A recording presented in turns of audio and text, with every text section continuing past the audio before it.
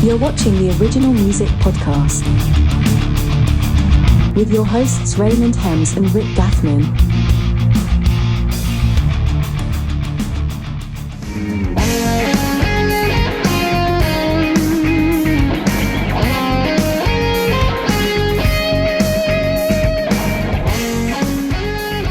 All right, here we go. Episode 43. Tonight we have Marty Manous, who is a monster guitar player out of the Atlanta area. And I'm glad to have him on. Marty, how are you doing tonight?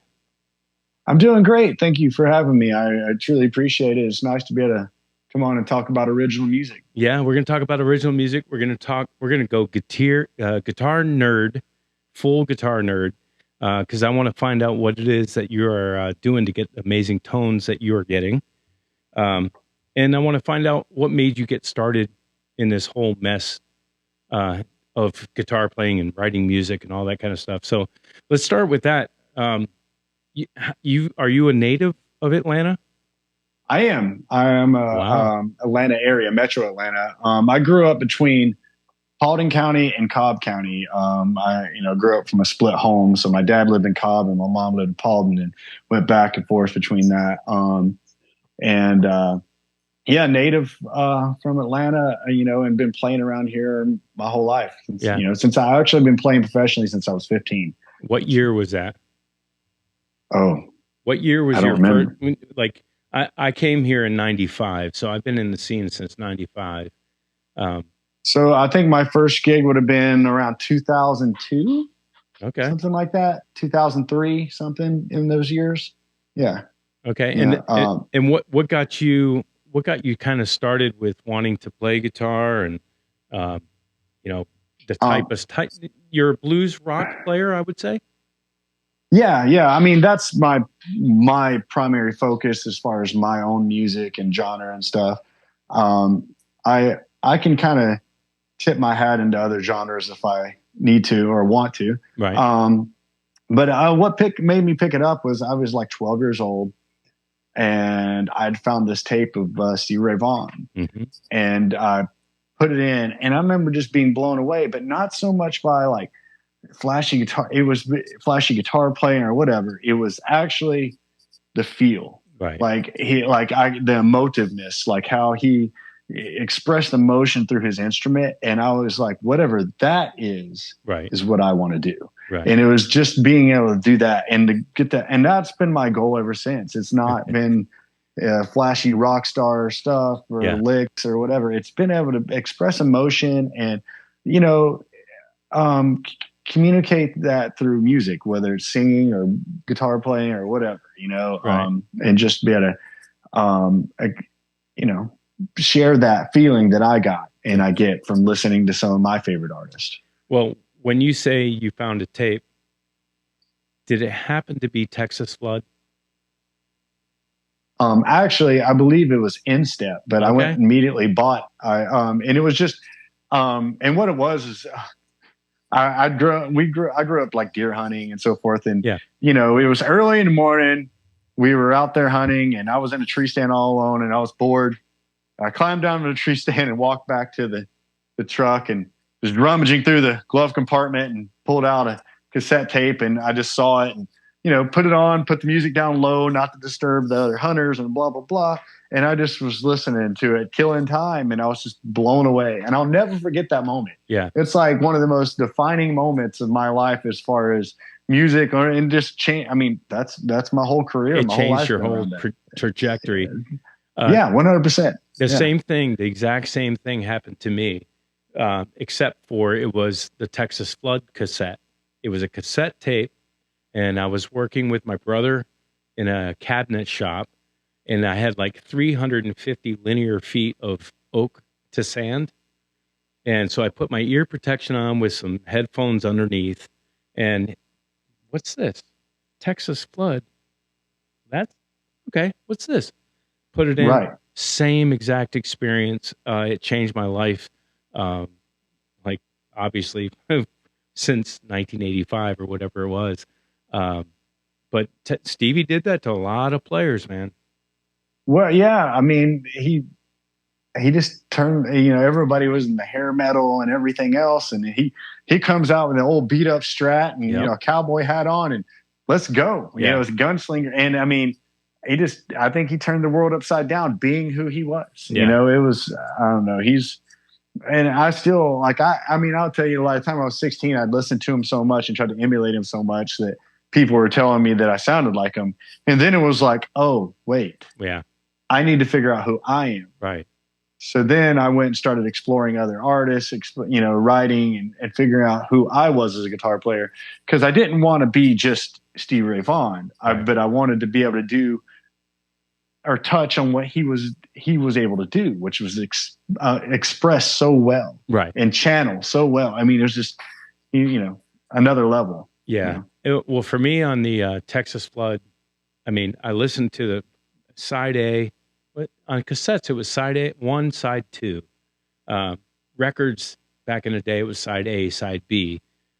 So I'm on side A or 1. I listen to it, then I get to the second side, and then Voodoo Child comes on. And I was a Hendrix fan already, and I was like, whoa. Right. So, really?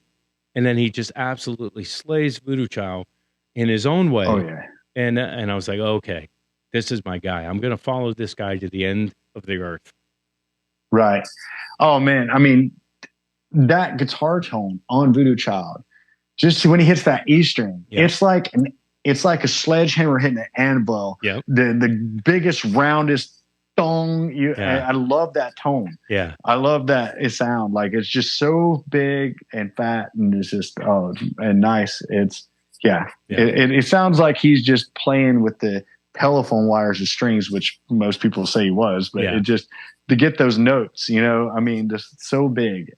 I was actually so we did this whole show where we did Steve Ray Vaughan all night, just for fun and kind of go back and tap back into my roots and re-inspire me. And I was listening to his albums again, like intensely, and dialing in some stuff. And I just was sitting there thinking, I was like, whoever engineered these albums is my hero on top of being Stevie, because this guy just dialed in guitar tones and everything is in the best place. Vocals sit in the best place. The guitar is just huge, but it's not stepping on anything else. The drums are there. The bass sounds great. I'm just like, those mixes are incredible. Yeah. Yeah. As far as a guitar oriented album, that's it. One of the best, Well, the funny thing too is that you have to understand that those amps on standby were hissing and making all kinds of crackles and noises and loud, and somehow you don't hear any of that. You just hear, the notes coming out of the guitars and stuff.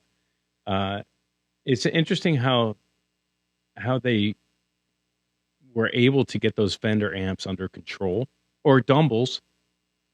Right. Yeah. Or what something people don't realize is a Marshall Major. Oh, okay. Yeah, 200-watt Marshall Major. Or there was a combo too he also used, which is called a Town and Country, that he used, and that was a big part of his tone that people don't talk about. Yeah. So those you're talking about are straight power Marshalls. There's not the JCM 800 with an overdrive channel. It's just these are just power, volume. Yeah.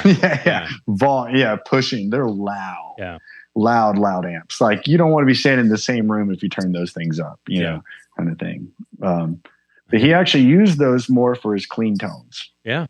He would use those in conjunction with other amps. Yeah. Like the Dumbles and so forth.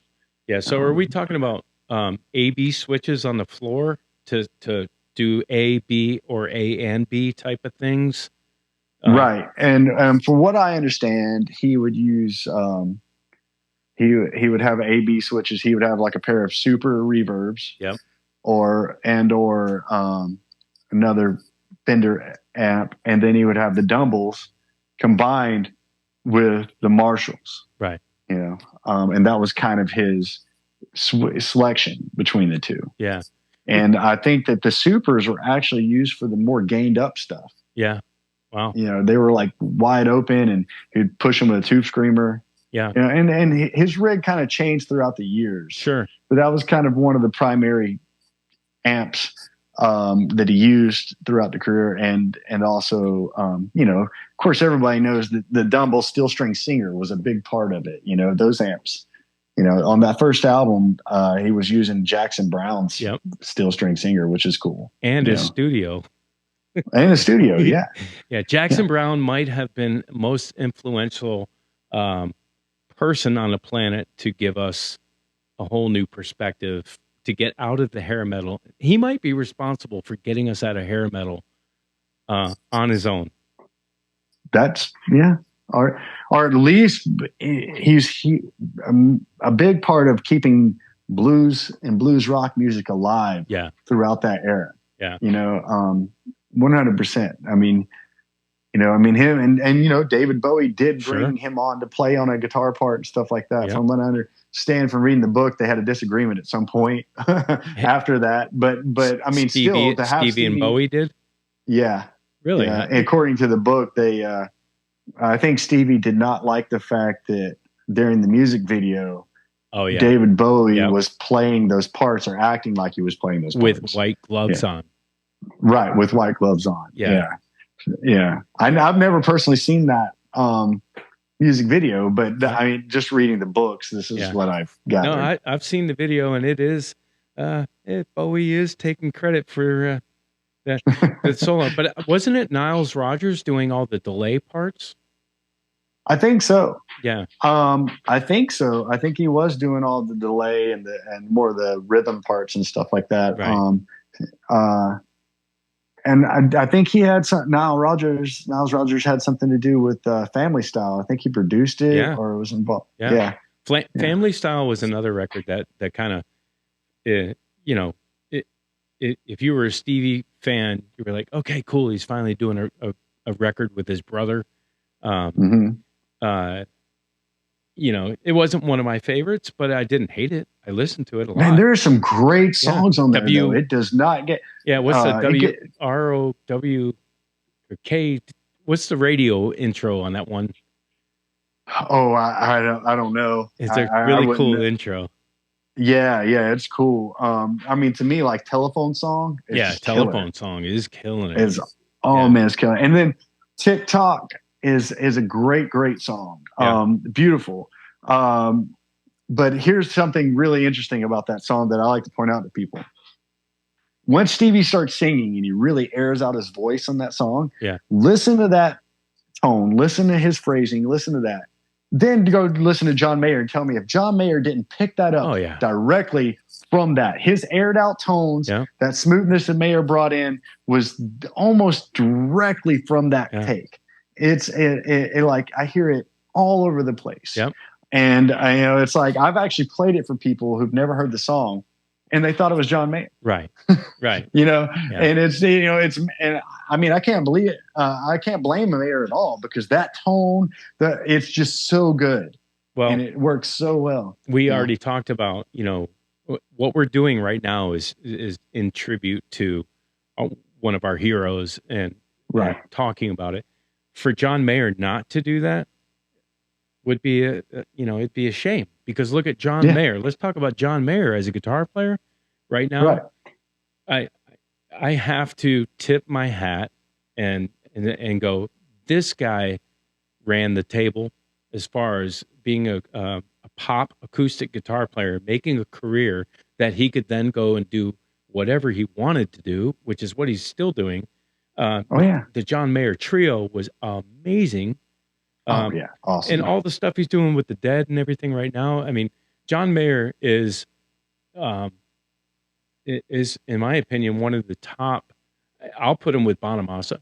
I'll put him with he might even have a bigger career than Bonamassa because of that early phase of pop songs. Oh, I mean, as far as global massive success, I mean, Mayer is one of the biggest artists right now on the planet. Like, without a doubt, he's bigger than Bonamassa because Mayer like transcends multiple genres. Right. You know, I mean, he's in pop. You know, he's tuned into the jam band thing now. He's tuned in to so much. I mean, and he's in the blues rock world, and he can play. He can pull it off. But yeah, he can play it. Yeah, he can pull it off because but Mayer, to me, his strongest musical point or attribute rather is his songwriting. Yeah, his songwriting is excellent. Yeah. And people talk about his guitar playing. I'm like, he's a good guitar player. His songwriting, but his guitar playing serves his songwriting. Sure. His phrasing, his playing, it's serving the song, Yeah. his tone, it's all making that song better. Yeah. That's what, and that, I give him a lot of credit for that. Yeah. I think he's a great guitar player. Don't get me wrong. Yeah. And I love the fact that he's inspiring so many players, to keep going Yeah. or pick up an instrument or stuff like that. But I think that, his songwriting, his phrasing, all that stuff is his strongest part of his musicality. Yeah. There's a song that he did called "Say What You Want to Say." It was like a outro credits on a movie that I saw, and I was like, man, that's a good song. Who is it? It was John Mayer. And it just like you were saying, a very kind of simple guitar part melody that just sat in the song just beautifully, like nobody else can do. And man, it's tasty. It's all taste and that's what he shines at to me. I love the trio. I love the fact that he did the trio, just the fact that he exposed so many younger generations to that style of music. Right. I kind of get excited about talking about it tongue tied, but you watch some of the videos and some of this crowd, they're like, you can tell they're like they've never experienced anything like that, Yeah. And you hope that they go back and listen to guys like Jimi Hendrix, Stevie Ray Vaughan, Albert King, all these great players, that came before him, and they discover that. That's what you hope, and you hope that he in turn allows other players to come up through that, because now he's opened these kids' ears up to that. Right. Is what you hope. Right. And I'd like to think he did. To some extent. I think he did too. There's has he been,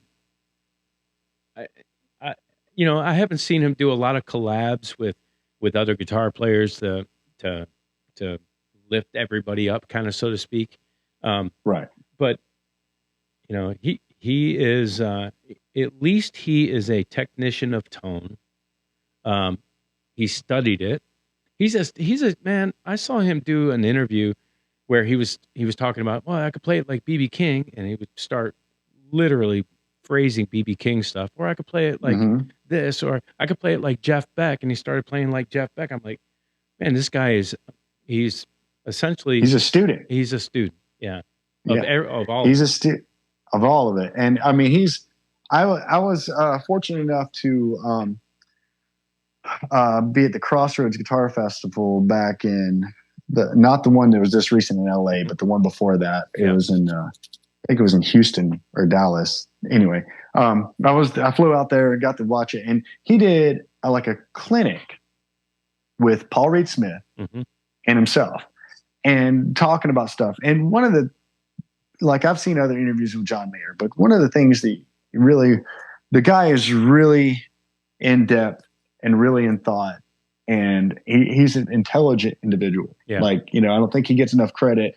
for how intelligent he is. He's very intelligent and very well thought out about what he's doing, what he's trying to do.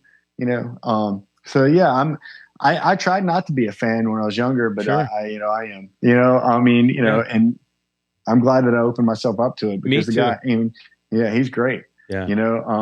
I enjoy what he does. And whenever he jumps to different genres, I still enjoy what he's doing. Yeah. Yeah. And he doesn't seem like he takes himself too serious now. So it's great. Yeah. Yeah. What's this layest thing with, he's wearing cans while playing live, and he's like, I can hear better. Leave me alone. Right. It's like, yeah, really, if your guy wants to wear in-ears, or if he wants to wear cans, why is that controversial? Yeah. It's silly. Yeah, I know. It's, It is. I mean, but there's always going to be some guy on the internet or some woman, right? Either one, some person on the internet that's going to have something to say in a negative light, right? Why about is something. That, you think? I don't know. I mean, it's a great segue. I've let it affect me throughout my career, and I wish I wouldn't have. Right. But out of paranoia of posting something and worrying about negative feedback or whatever it is, because there's always going to be people out there who have negative. But I think there's a lot of frustrated people in the world, just with either where they're at in life or with what's going on in the world or all the above. Who knows?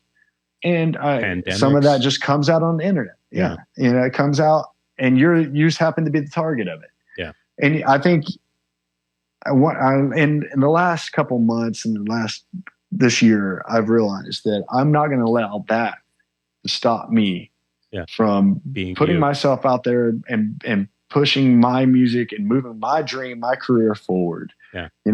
Because there's 8 billion people on this planet. For every person that's got something bad to say, there's 100 more that have something good to say. Right. So you just have to, but the negative comments seem to be the loudest one. I've even heard back to John Mayer talking about he's read some of the negative comments on his stuff, and it's like really hurt his feelings. He really took it to heart, and you just have to, ignore it, realize that, and believe in yourself. Know that you're working as hard as you can.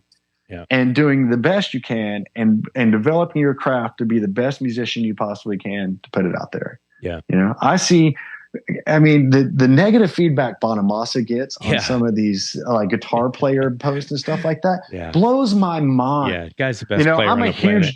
Yeah. Oh my God. I'm a huge Bonamassa. Yeah. Me too. Admittedly, I saw him at Smith's Old Barn. Yep. In front of 5 other people. Yep. Before he blew his career, just grew his career. And to watch what people say about him. Yeah. Oh, he's a spoiled rich kid and all that. It's like, no, he's not. No, this guy has worked his. I don't know if I can cuss on this show. You can say whatever you want. Off. Yeah. He has worked his ass off. 13 years old.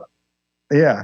And so to watch him build it, one gives me hope, but two, and this, it also seeing those negative comments, seeing how people are still tearing about, and then going to a show. I haven't missed a show of his in a decade. Yeah. You go to one of those shows and see all those fans out there loving it and him performing at the top level. Yep. And going, okay, so this big sounding board of the internet, and he's out there proving it wrong every day. Yeah. And saying, well, because those loud voices of the negative feedback are not the people coming out to those shows. Right. The people are loving what he's doing, and that's inspiring to know, okay, even this guy, right, who's, arguably one of the best in the world right now, right, is getting negative feedback, because there's always somebody who's got something. So you just have to, ignore it, and just say, I'm not going to allow. You have to realize that's on them, not on you, and move forward. Yeah, but it is hard to do. It's easier said than done. It is easier said than done, and it is hurtful for an artist to do something and put it out there for everybody to see, and then I think it comes down to, it's so easy to bang on a keyboard and not get punched in the face. Back in the day, you say that to my face, somebody's going to get punched in the face. And that's the problem, is that there's no more punching in the faces.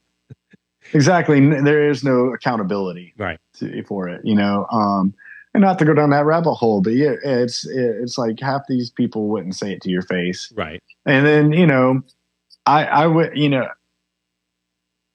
I wish them the best, and I hope that they find some positivity in their life. And, in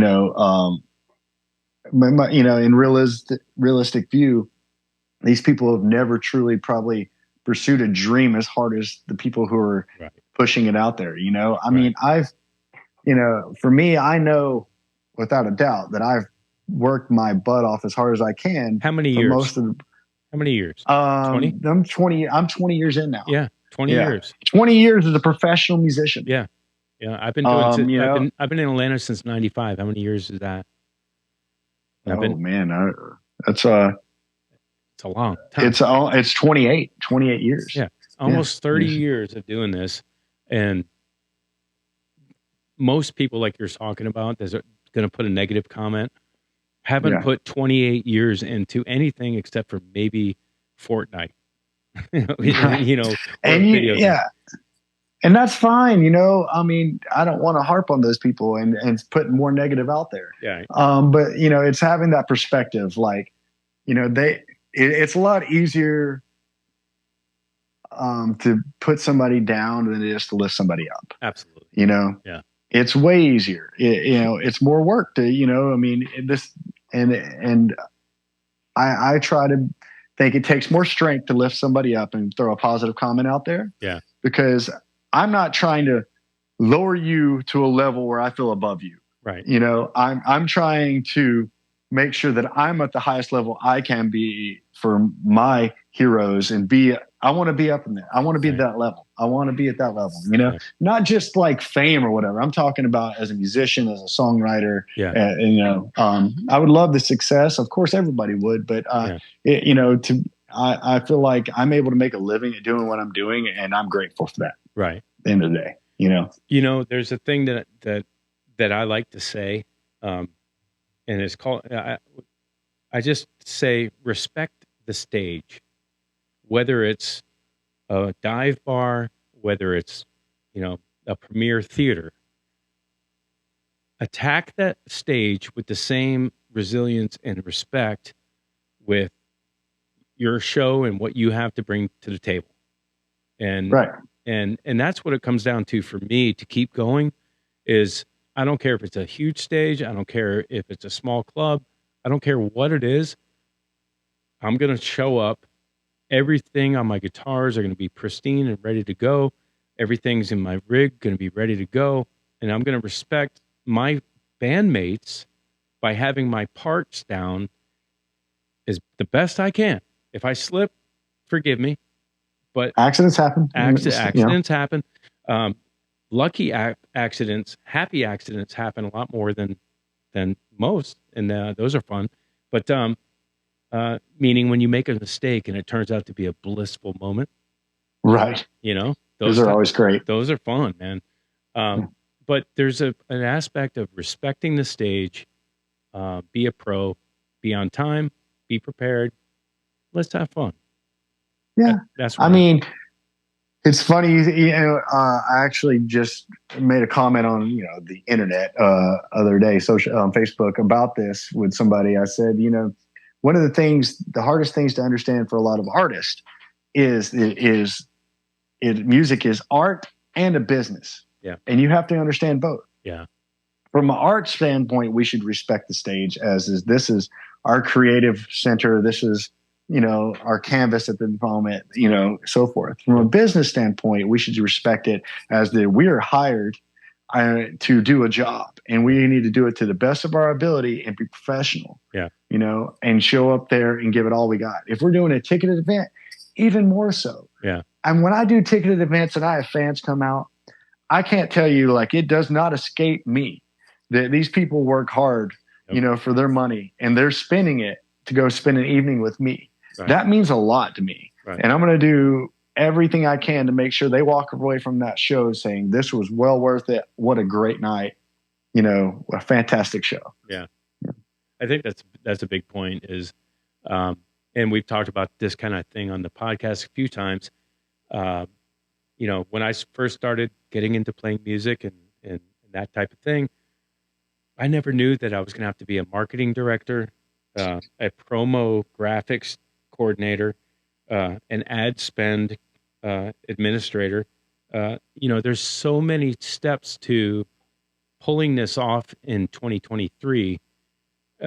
It's almost become second rate that, okay, I'm going to have a proper amp on stage and my guitars are going to have clean strings. I'm going to be ready to go. That's almost like, duh. Oh yeah. The music part of it almost becomes the second part. Like, the business has to come first a lot of times, especially when you're a self-managed artist, Right. doing everything yourself. And in this day and age, you have to. Right. You have to be a self-managed artist until one of two things. You get picked up by a label that's hopefully fair enough to work with you, which is highly doubtful. I mean, that actually works out. Or that you are able, which is the better option, the second option I'm about to talk about, is that you're able to build your career to a point where you can hire people to work for you and work with you to be able to take some of that load off your plate. Yeah. To be able to do this stuff. If not, until that point, you're doing everything yourself and hiring out what you can afford to hire out. And you just have to suck it up and put in those 80-hour weeks. Yeah. Yeah. Are there if you were to recommend an artist to, are you using booking agents or are you using management? I'm doing everything myself. Yeah. And the funniest thing about it is people actually believe I have a team behind me. Right. Because I work so much. Yeah. I just let it'll come out on this podcast, but people are like, man, you got a great team behind you. And I'm like, yeah, I do. Yeah. Me. Yeah. The one guy you can trust. Right. Well, and here's the thing is you'll get so good at certain things. Yeah. Like whether it's graphic design or video editing or whatever it is, that you'll get so good is when you shop it out to somebody else and it comes back and you can do better, it actually upsets you. Right. And I'm not stabbing at anybody or anything else. I'm just saying that when I can do the job better, now it comes to the point of like, why am I hiring? Right. That's true. And I hate that. I would like to find people who can work on my level as far as what I expect. And I'm willing to pay for it. Me too. If I can find people and I have found some that do really quality work. Yeah. But it always comes down to now for me, the question I ask myself is, okay, how much time do I have to commit to this versus how much money would it cost me to do it? Right. So if time is money. So if I can free my time up to focus on something else, if I hire somebody else to do this job for me, then therefore I can spend my time focusing on this other project and get more done. Right. And that's something that I'm having to find a balance for right now with everything I've got going on. I have to find a balance of what am I going to hire out and what am I going to focus on? Right. Well, it's funny you say that. As an independent artist in 3 different bands and you're an independent artist, wouldn't it be nice if there was like a one-stop shop of someplace you could go that would have a booking agent, that would have graphics and social media promo department, and basically I guess that's what the label used to be. But a location that you could go to that would have these assets in place so artists could be artists and be booked and actually be working. I mean, in theory, it sounds awesome. There's always some obstacles in the way when it comes to some of this. From a marketing standpoint now, when it comes to social media, in order to be successful with that, it has to be somewhat personable. Mm-hmm. They need to feel like that you're the one running the account, or at least active in it heavily. Right. So that's going to be time consuming no matter what. But it would be nice to have some people to help with a little more insider info and doing some of the heavy lifting when it comes to putting new content out that you really want to do. But I mean, if you watch other influencers like Dwayne Johnson, The Rock is a great one. Like it looks like that guy's just running his own account. Right. He's in the gym. He posts it up somewhere and starts talking into the camera and sends it out. Which we know he's probably got an assistant who's walking around with another phone that's filming this with a high quality microphone attached to it and all this stuff. But it looks like you know, and he actually, I think he does take the time to comment in his comment sections and so forth. I mean, and other artists do too. But, you know, so having that assistant, having somebody there to help with that would be wonderful, because I mean, it takes up so much of our time to have to focus on that. And then you've got all these other things to do as well. Yeah. And then when it comes to booking, now here's the thing about booking. That part of the music industry is wild, because you can essentially look at it like you have somebody booking, but if they don't have the connections in certain areas, they're not getting the door open. You can email these venues all day long, every day you want. Yeah. And you may get a 10% return if you're lucky. Yeah, the 10% rule. Yeah. Yeah. And so then it becomes a matter of how much time you got, right? Yeah. And then if it even worth your time to go play that venue. Right. Right. So a lot of times it's about who you know. Right. And when I found this out promoting my other albums, was something interesting. The reason you hire promoters is not to do the job of sending out your things and calling the DJs and everything else. You don't go out there for that. You hire a promoter for their connections. Right. Because when they make that phone call, the person will pick up the phone. Right. When I make that phone call, they're not picking up the phone. You know, and it's the same way with a good booking agent. So if I want to book this venue, you know, I look at it, I have two options. If I have enough money, I can go to that venue and be like, I'm renting your venue out and putting my own show out on this. I'll handle everything. Right. Right. So, okay, I can do that. Right. But then if you're not doing that and you don't have the funds to do that and you want to perform at this venue, then now you're dealing with, you know, door agreements and contract negotiations and so forth. Mm-hmm. But you have to get the venue's attention in the first place. Right. Right. So like you're contacting this venue and they won't pick up the phone. They don't know who you are. They don't care. Right. But if you got a booking agent that books 75% of the acts that come through that room, right, they're going to pick up the phone and be like, oh, you've got to hire Marty. He's a great artist. You know, he sounds great. He's going to, you know, he's got a good draw. He's building a career. Whatever they tell him. Yeah. They're going to pick up the phone. If I call, they're not going to pick up the phone. And that's why you're paying these people. Yeah. You know, and so we can do the job of contacting the venue. Yeah. But we can't make them pick up the phone. We can't make them answer the email. Yeah. You know, and that's I think that's something a lot of artists have to learn, and including me. I had to learn that the hard way. And it took putting 2 albums out and hiring promoters and wondering why I'm spending this money, because knowing I could do it myself, then realizing why. Right. Oh, light bulb. I'm not paying these guys to do this job, because let me tell you what happens when you hire like a radio promoter or something like that is that they send you a bunch of stickers, and then, you know, you put them on the CD, and then you put them in the envelope along with your Radio 1 sheet and all this other stuff. And then you mail it to them. You do all the legwork. Yeah. All they do is send the email, make the phone call, send the text, whatever. Yeah. That's all they do. Yeah. You do all the work. You pay them for their connections. Yeah. And once you realize that, you're like, oh, okay, it's about who you know. Yeah. This is how this works, you know? And I think it's like a hidden secret that nobody talks about. Yeah, I think that has also been going on since the time of Elvis.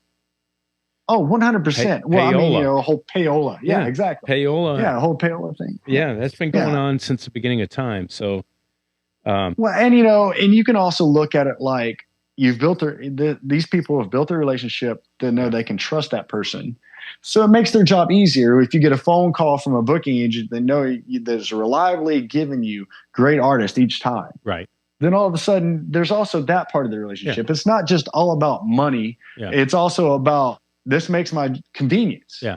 Right. Yeah. This makes my job easier. Yeah. You know, so, I mean, convenience is also a factor. Yeah. You know, it's called business. As you said it earlier, you know, it is a business. And you can't have, a C quality project on stage in an A+ quality club just because somebody made a mistake.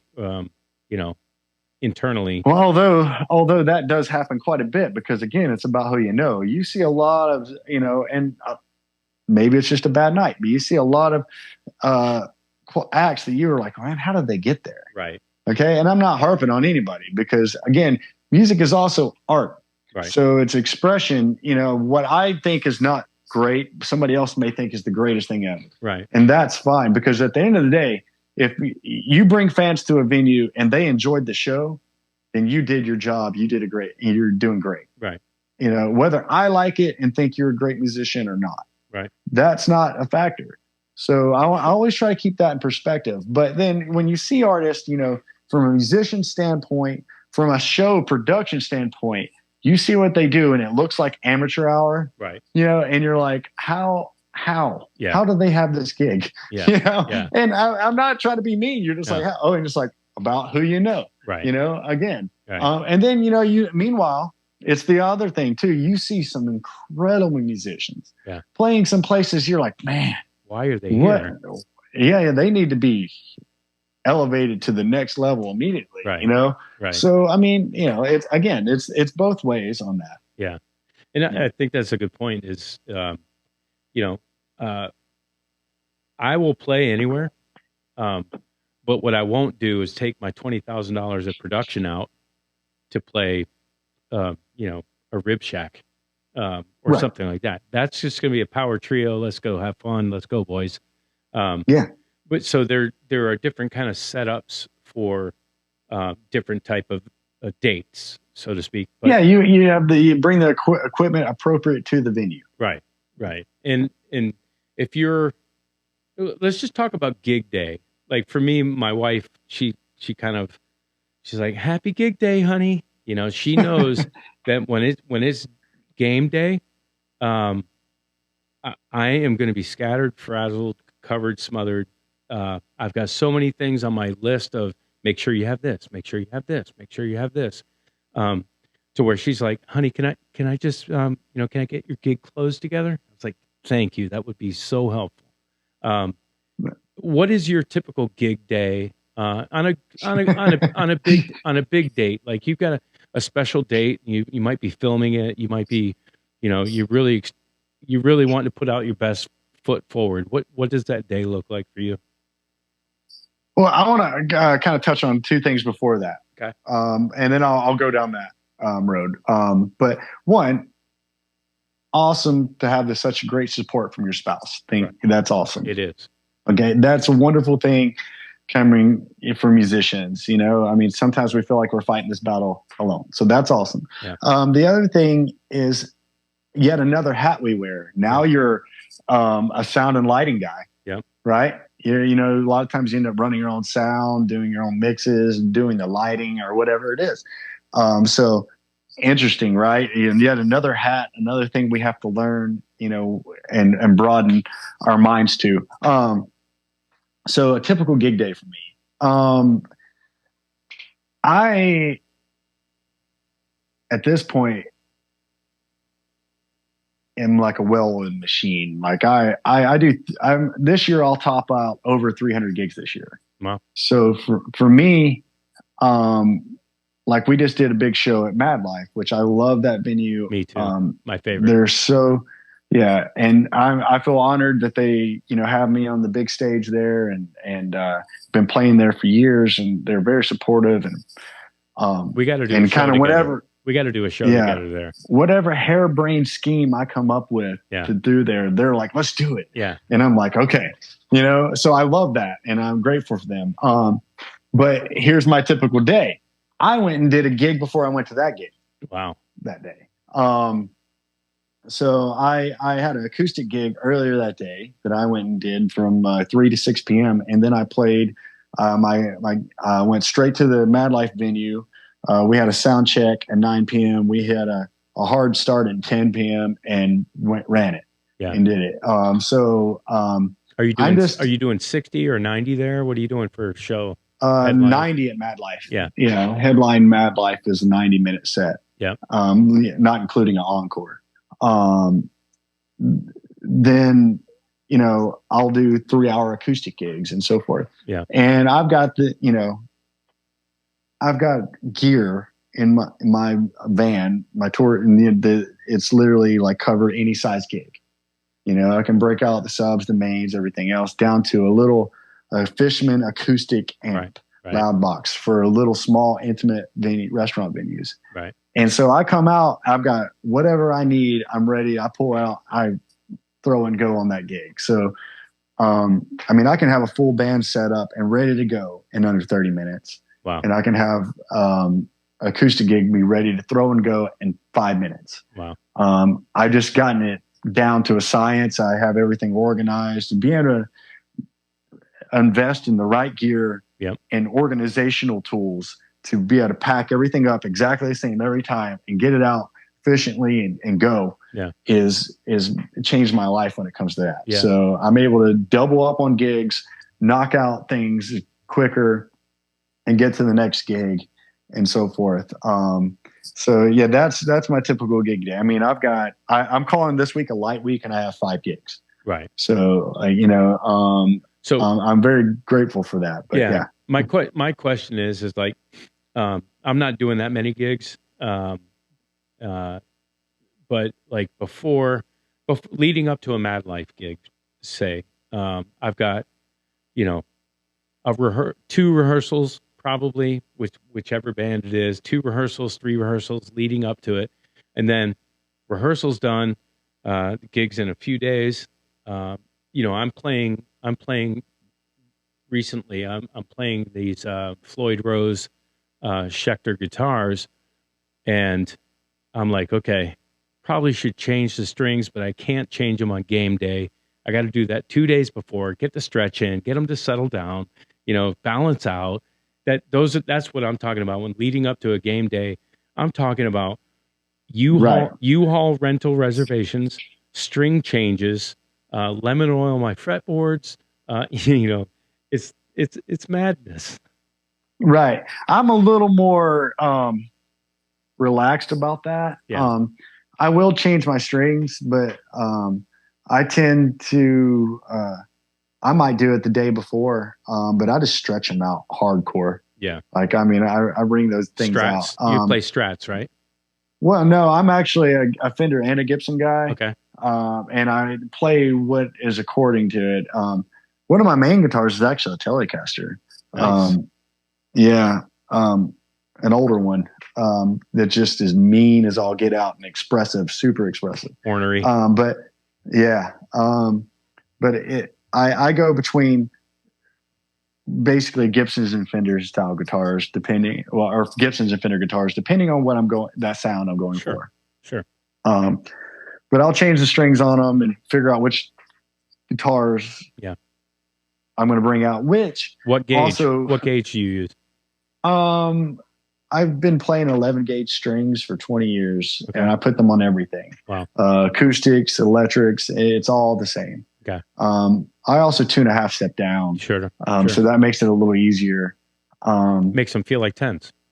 Yeah. I started doing it. I didn't do it for the feel. I did it for my voice. Sure. It fits my range better. As I started learning my voice and developing it, where it went, set in there.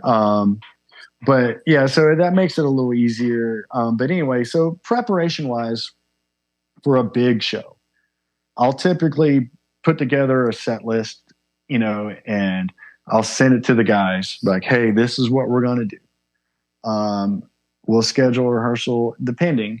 If we have a few shows leading up to it, we may not do a rehearsal. Right. Yeah, exactly. Because we can run this stuff and make sure it's refreshing our mind. But if it's something that requires a little more detail, we'll schedule a rehearsal, do a run through. And I call it rehearsal, not practice, because you're going to show up, your parts, respect the band, like we were talking about earlier. Yeah. Respect the band. Everybody knows their parts. All you're doing is making sure that, everybody's on the same page. You didn't hear something different, or, your timing's not a little off on something or whatever. Yeah.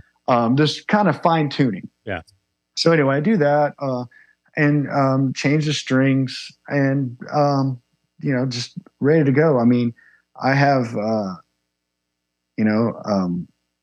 my gear pretty much always ready to go. So, I mean, set up this we'll show up and do it.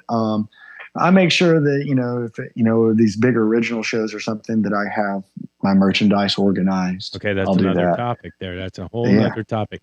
So now we're talking about T-shirts. Okay, well, how many women's mediums, smalls, how many larges, how many XLs of the adult men's? And I mean, that we go back and forth on merch because you need to have merch. If you're doing this for Relio, you need to have T-shirts, you need to have hats, you need to have. I mean, I sell pyramids for my Giza is Gone show. Nice. It's just that's something. Cool. It's just something different. But who makes the decision, and what do you like?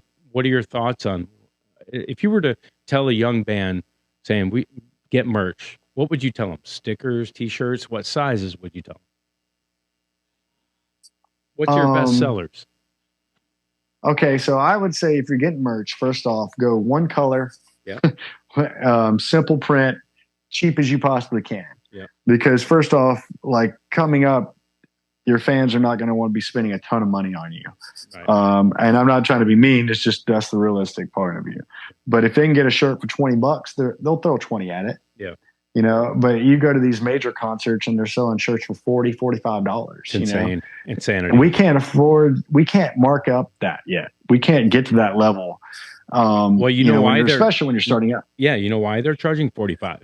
And some of it's venue cuts, right? The venue, but that's not always the truth, right? Sometimes they're just asking for that. Some venues take it, some don't. Sure. It depends on where you're at and what the deal was negotiated too. Right. I mean, I've heard stories about Clapton negotiating back end bar deals where he gets a portion of the bar. Yeah. So how much pull do you have, right? If you're at Clapton, you get the cut from the venue, not the other way around. Yeah. Yeah. So it depends on what your leverage is. Sure. But as far as, the other part is just pure cost of everything has went up. Of course, we're talking about inflation here, but like the cost of a T-shirt now, unless you're getting thousands and thousands of these bad boys printed, you're into it, what, $7 to $10 per shirt? Yep. Minimum? 10. Minimum. Yeah. And I'm closer to 10 now. Yeah. And then, so now you got to think about that. You're hauling this thing around so I think $20 is fair for a shirt. And I would just go, simple and, black is the most common seller. That's going to be your number one. Yep. And I would buy comfortable shirts, quality, invest in quality shirts. But, as far as sizes go, I wouldn't worry about women's tees. Yeah. I would just go all regular general T-shirts because women will buy a small if they want a little more tighter fitting shirt, right? That will fit them and so forth. And as far as sizes go, all the way up to, you got to think about all the way up to triple XL, right? But I wouldn't buy a ton of them, right? It all depends on how big your order is too. I mean, you ordering 1,000 or you're in 550? Or you're ordering, where are you going with? 48. 48 shirts, you're going to get 4 of each size, essentially, right? Kind of a thing. Yeah. The majority of my sizes that go first are large. Yeah. Large is the majority. Women tend to go for mediums and smalls a lot, if they want the tighter fitting shirts. So, that's where I'd sink primarily my money in is the mediums and larges. But yeah, simple too. I would just say simple. Like my main seller is just a black tee with my logo on it. Right. That's it. And so it's a white logo with a black tee. Yep. It doesn't get any cheaper than that. Yep. I'm trying to keep my expense down where then I can keep the expense down for my customer too. Yeah. How often do you switch out logos at all, or do you at all? I've never switched out my logo. Okay. So it's a branded. It's the branded logo. That logo is, I love that logo. Yeah. I think it sums up pretty much what I am, Yeah. So ever since I had it done, which my producer on my first album is the one who designed it. Wow. And he came up with that idea, and I was like, that's perfect. So let's I go. just, let's go. And I put it on every album and on t-shirts and everything else. And, you know, I love it. So yeah, I don't switch out logos or anything. I've been happy with that. As far as that goes, yeah. Are you a hat guy? Are you sell hats? Do you do? Let's go down the road of CDs. Yay, interesting, nay, or man. Okay, thumb drives. So I was literally about to stop bringing CDs to any show, right? And to walk away from them altogether and abandon the boxes that I have in my garage, right. And just be done with it, right? But I recently played a show where I sold over $300 in CDs, right? In a matter of like 10 minutes, right? And I was like, if I didn't bring these, this is right. $300 left at the table, you know? Yeah. But I went months without selling CDs, but it was a specific show that I did with another artist, and that fan base still buys CDs. And I was like, okay, there's still a market for this. Right. People, and part of it is people want something to take home from a night that they enjoy. Right. And then they also, if they really like what you're doing, they just want to support you. Right. So, you know, so what I try to do is I offer a download code from my website. So when you buy my CD in person, you got a download code to go download it as well. Right. So that way you can put it on your phone or whatever you want, you know, and have it that way. And of course you can stream it now. I mean, streaming pretty much wiped out CD sales for the most part. Yeah. We'll go down that road. Actually, we'll go down that road in a minute. Yeah. So, but CDs still get, you know, purchased to some extent. Yeah. They especially if you sign them. Yep. That's a big thing. You know, it's a collector's piece at that point. Right. You know, and some people still listen to CDs. The older demographic still like CDs. They like something tangible. Then, you know, I get that. Yeah. You know, so yeah, CDs are still a thing. I'm not fully giving up on them. I think you definitely keep a low inventory. Yeah. But you have them with you. Yeah. You know, have them with you, present them as an option. Yeah. As far as hats go, I haven't dabbled in hats yet, but I want to. Yeah. But hats are expensive. Yeah, they are. I was surprised when I started pricing them recently how expensive hats are, and I was like, "Oh, okay." Yeah. But I'm actually working on a new album right now, so I'm going to re-up on all my merch and expand it. I'm going to do hats, koozies. I already do guitar picks and T-shirts, and I'll have CDs. And I'm going to offer the guitar picks. You just give the. I mean, are those giveaways? No, I actually no. So you get one with a CD or something like that. Yeah. So I'll offer like a bundle with them, or like you can buy them individually. Like you get a pack of 3 or 4. I can't remember how many it is for $5. Right. Or like, you know, if it's like a show and somebody comes up to me afterwards and they really, you know, are like, "Man, I love what you do. I'm a big fan." I'll give them a pick. Yeah. The thing is it's not the actual pick that I use. Right. They're just picks with my name on. They're still a good quality pick. Yeah. And I've actually, you know, when I'm around the house and they can't find a pick, I'll use those. Yeah, there you go. But they're not the preference. Yeah. What do you like? Pick to use. What do you like? So again, we're talking about influences earlier. Yeah. I'm such a guitar nerd, such a tone hound. I know you are. And so, that I use this very specific pick. It's a Jim Dunlop Jazz 3. Yeah. But I use the Eric Johnson ones. Okay. And here's the thing. They sound different. And I know everybody's like, "Oh, you're crazy." They sound different. Yeah.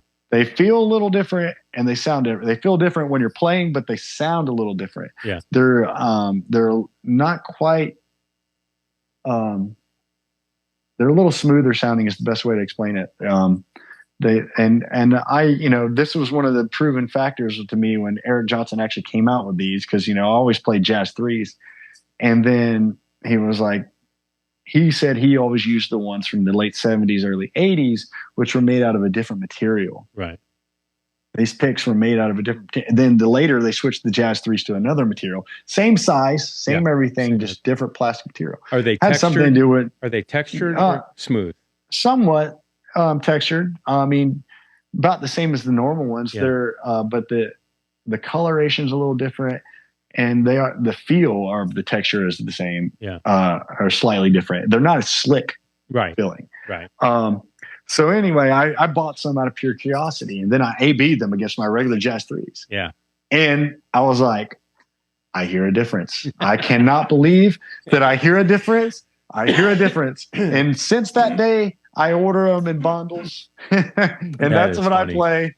That's funny. And it's just what I do. And so it's funny when somebody gets actual pick that I use, I hand that out to them. It's got Eric Johnson's name on it, not my name. Right. I just saw Eric Johnson his last show at Variety Playhouse 6-8 months ago. I was there. And what a treat, man. That week I got to see Eric Johnson. I got to see Winery Dogs with Richie Kotzen. I was there too. And then that was the loudest show I've been to in years. Well, you know what I did? That show was uncomfortable. No, I snuck upstairs to the balcony, and there was nobody up there, and I sat centered. Upstairs, and it was like, oh, this is beautiful. It was so good. But there was another band I saw at the same week, and I was like, man, it might have been. I saw.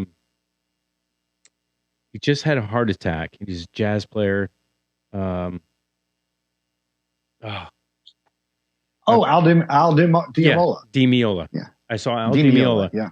It was all in the same week. And Di Meola, I was like, I was lost, dude. I've been playing guitar for a long time, and I'm like, where is the one? What is going on? Are they tuning? What's happening right now?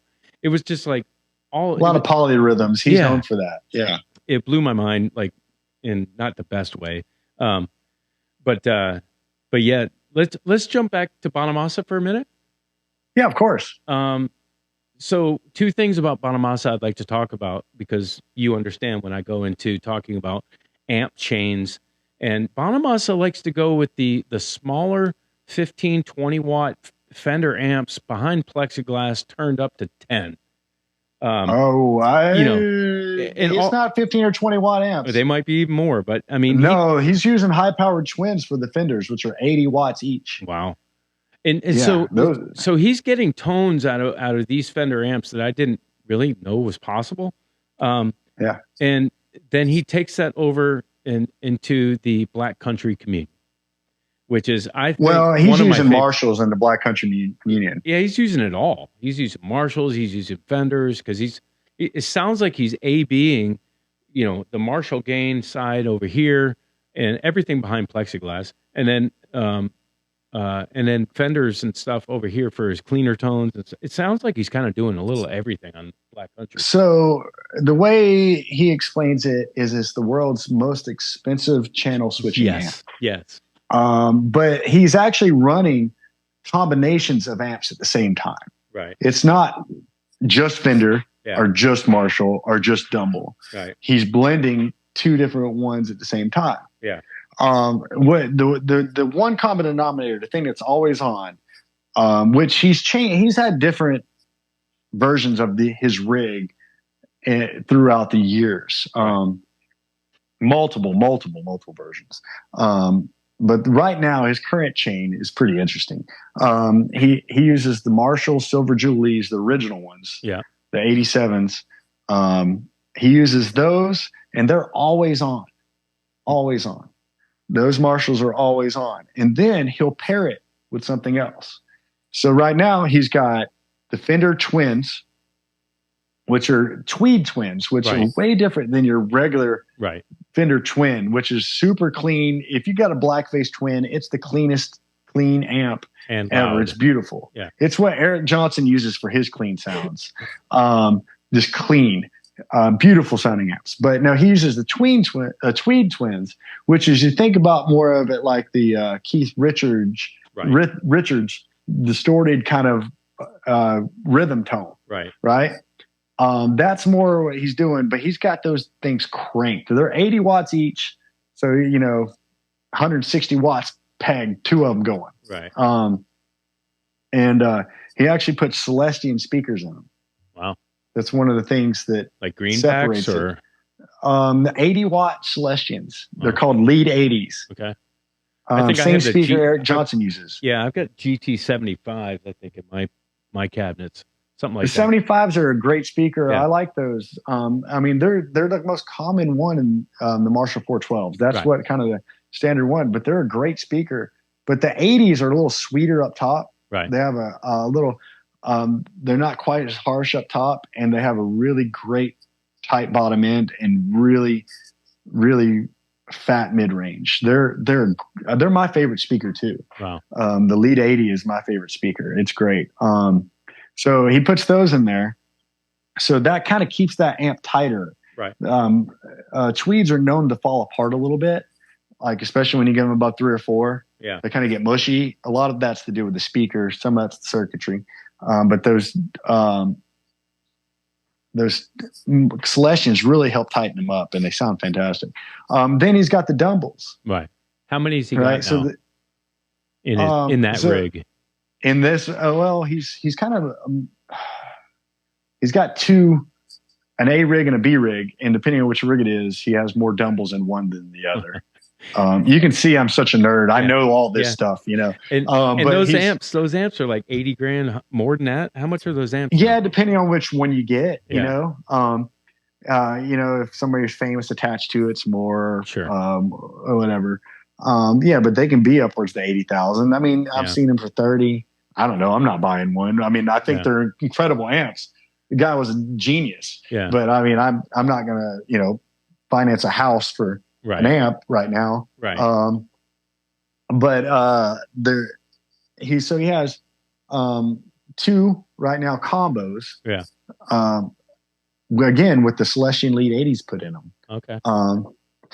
And he said recently that he runs his Marshall's amps are going through EV12Ls, and everything else has got the Lead 80s on it.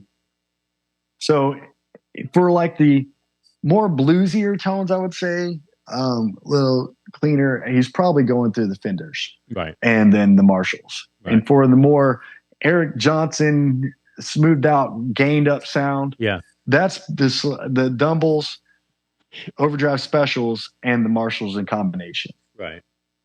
Yeah. So all in, what do you think that guitar rig is worth? 300? Oh, I mean, you got 300 grand on the stage? 20. I mean, not in guitar rigs, maybe. Well, we're not even talking about the actual guitar. When he pulls out a burst. I'm just saying, I say guitar rig, like the rig. So in amps, 23, let's see, 10, 20. I would say probably about 200,000. Right.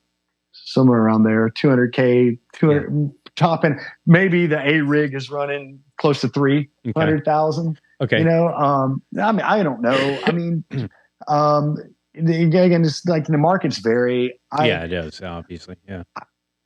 I mean, but then like for me, like it's not about the money; it's about the tone. I agree. Yeah. But then he pulls out a 59 burst and plugs into that rig. Now, what's he playing with?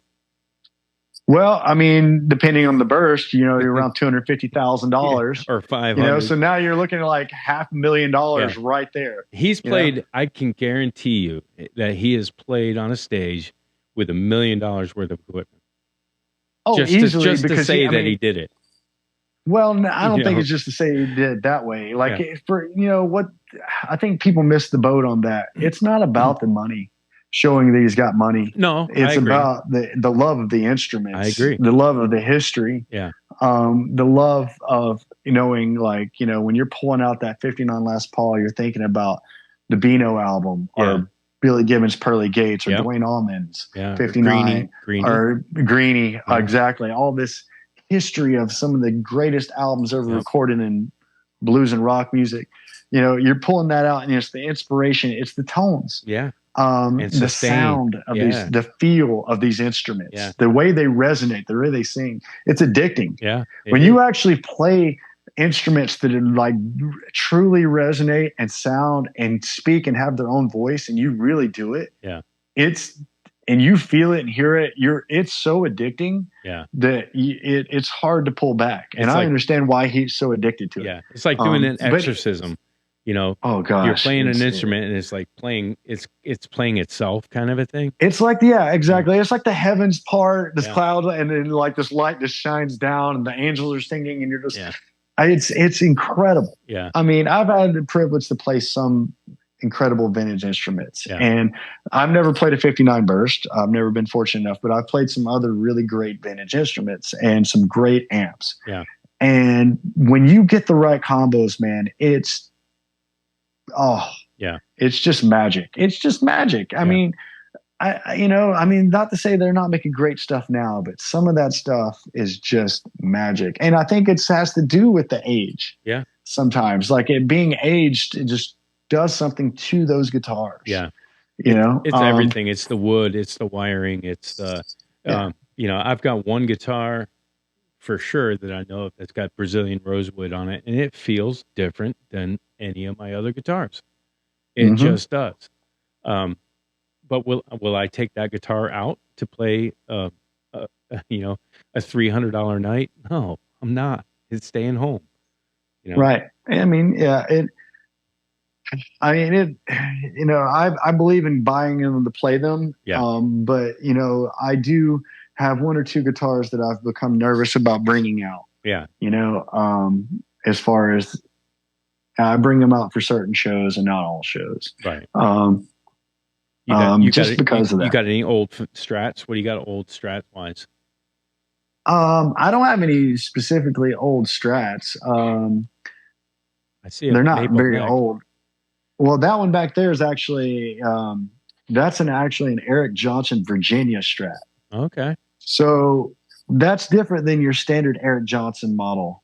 I don't know if you know the story about Virginia. I know the song. The Strat. Yeah. Okay, so the actual Virginia Strat was the one that he used on a Via Musicom and the Tones album and everything else. And then the famous legendary 1988 performance on Austin City Limits, which is just, to me, one of the pinnacles of guitar and musicianship. But so that guitar was named Virginia, and there was a lot of things magical about that guitar that kind of came together.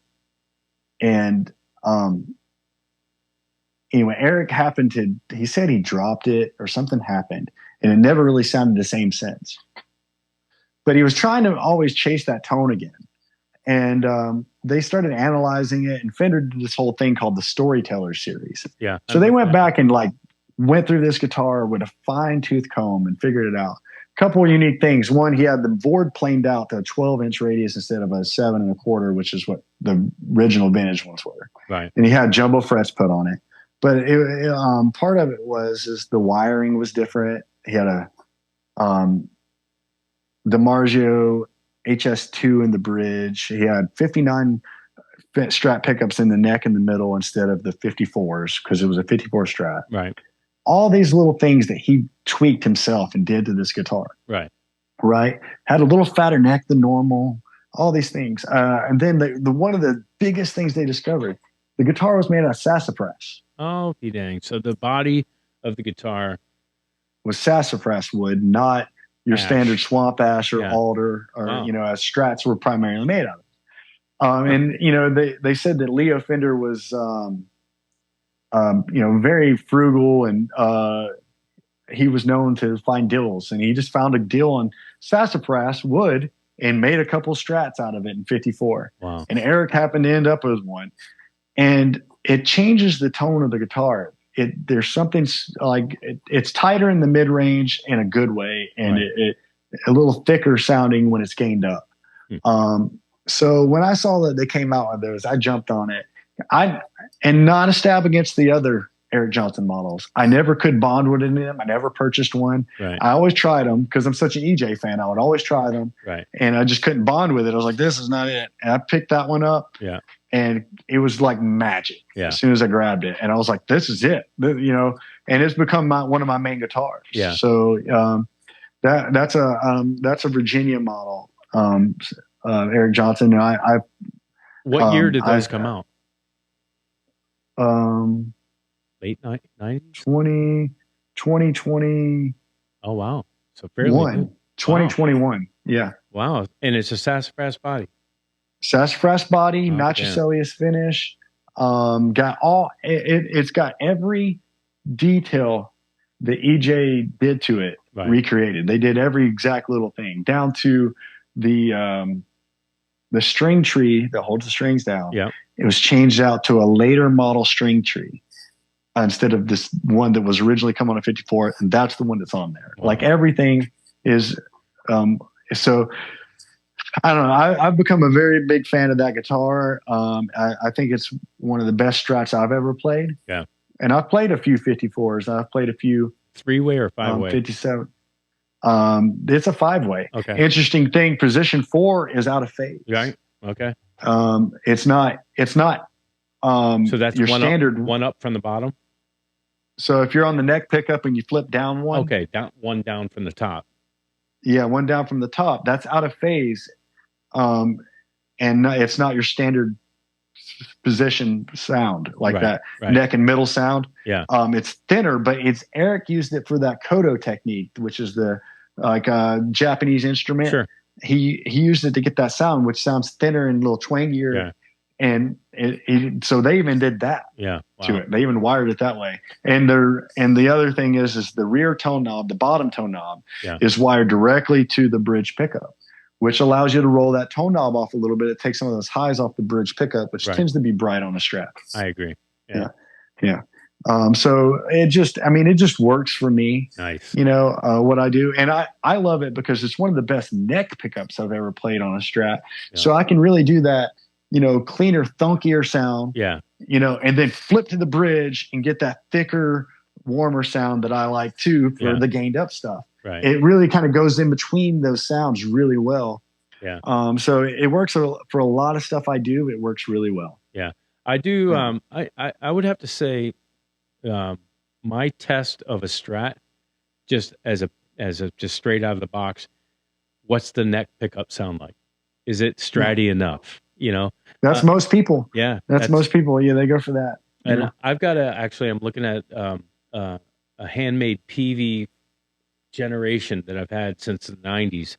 And when I picked that guitar up off the shelf and went to the neck pickup, I was like, that's the best Strat neck pickup sound I've ever heard. And so I bought the guitar just because of the way that pickup sounded. It was crazy. It's a challenge to get the neck and the bridge pickup on a Strat to do what you want it to do. Right. As far as when if you want that thunkiness, Stratty, Hendrixy, Stevie Ray Vaughan thunk out of the neck, and then you want the bridge pickup to be able to do some of the more gainy rocking stuff, right, without being shrill. To get that balance is really hard. Yeah. And one of the things, the secret is wiring that rear tone knob. But the other one is having the right bridge pickup and having the right neck pickup combo. You really gotta chop it out a little bit. You know. What about pickup height?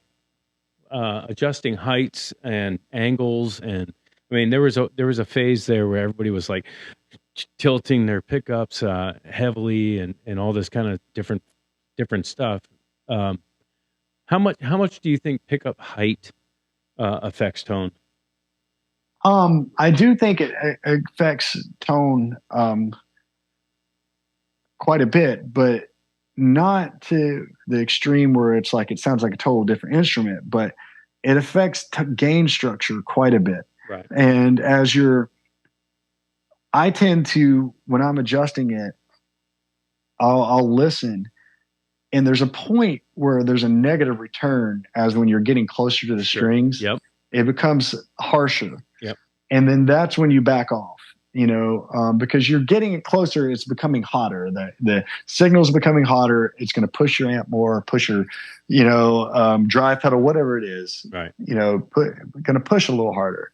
And there's a point where it starts to become, you can hear a shrillness come in, and I just back off from there. Right. I don't know where that is as far as measurements go. There's people measurements high. I use my ear. Right. And I just I feel it. And when I find it, I get that sweet spot and I just leave it. Right.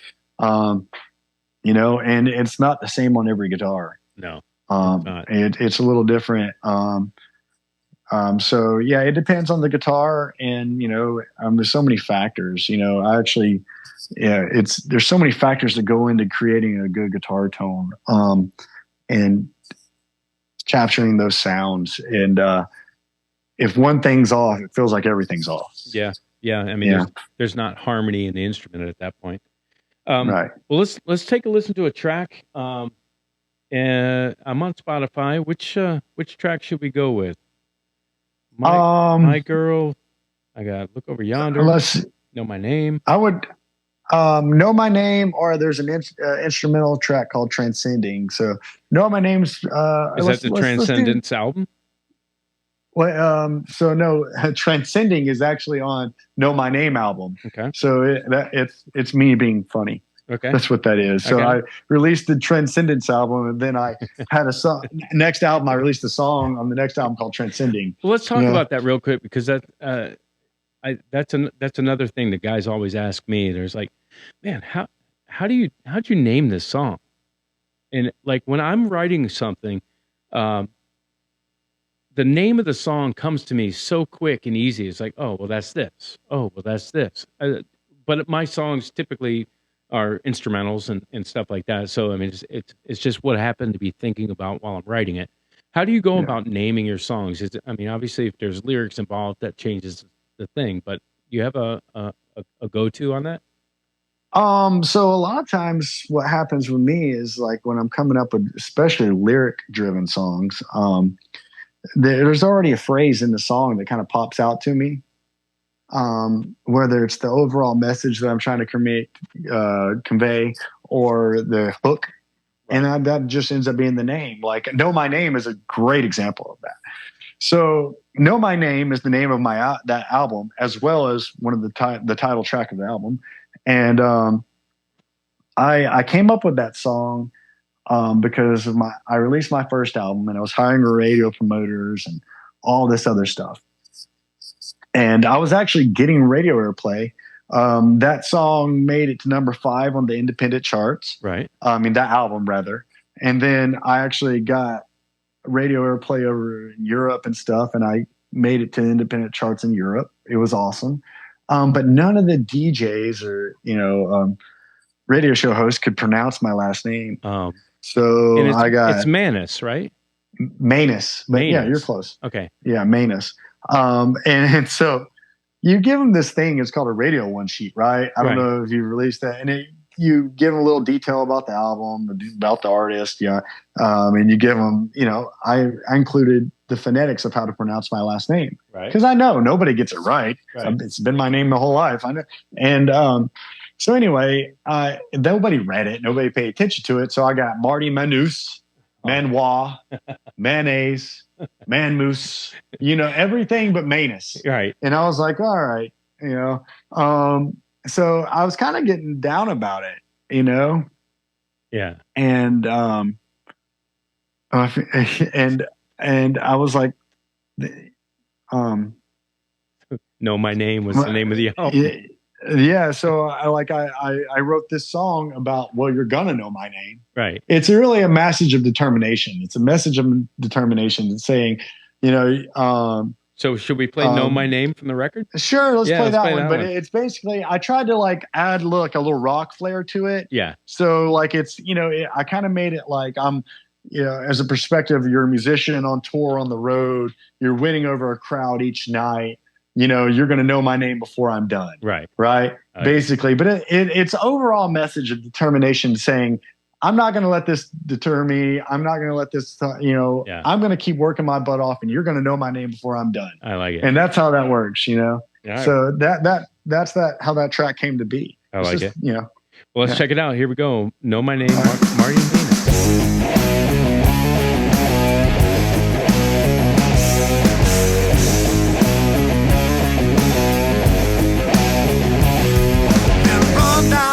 how'd you give me that runaround?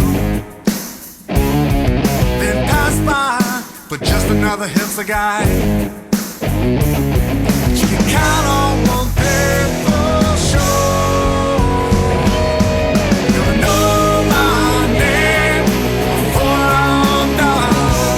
Gonna say my name before I'm through.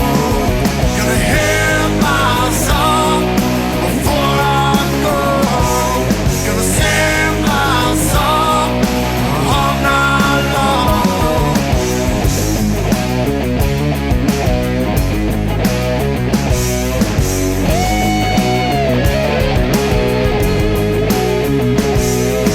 Flash that smile, lets me know you like my style. Walk this way, lets me know you wanna stay. And you climbed in my bed last night. You're gonna know my name before I'm done. Gonna say my name before I'm through. Gonna hear my song before I go.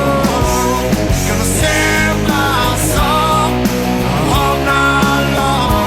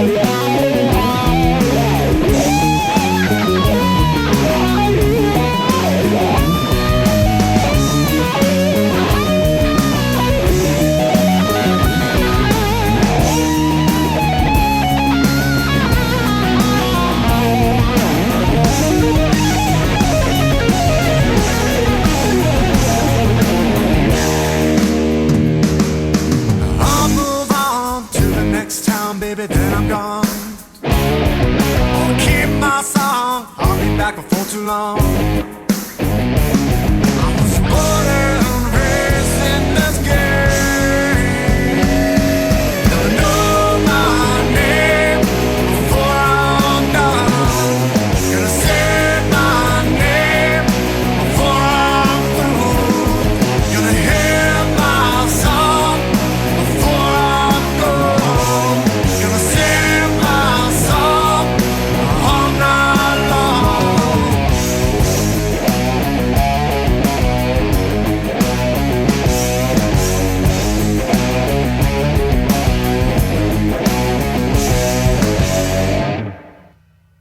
That's what I'm talking about, Marty. That is nothing but attitude, and I think the like heavy riff or oriented rock just speaks to me. You know, it's just Yeah. I don't know, no. When you record riffs like that, are you doubling? Or are you keeping it, one track of that? What's your process recording? That one's doubled. Yeah, as it that should riff be. is doubled. A lot of times I do double them. It depends on what the song kind of needs. Right. Each song kind of speaks a little different. Excuse me. That one is doubled, and it's I think they're panned a little bit. Yeah. Yeah.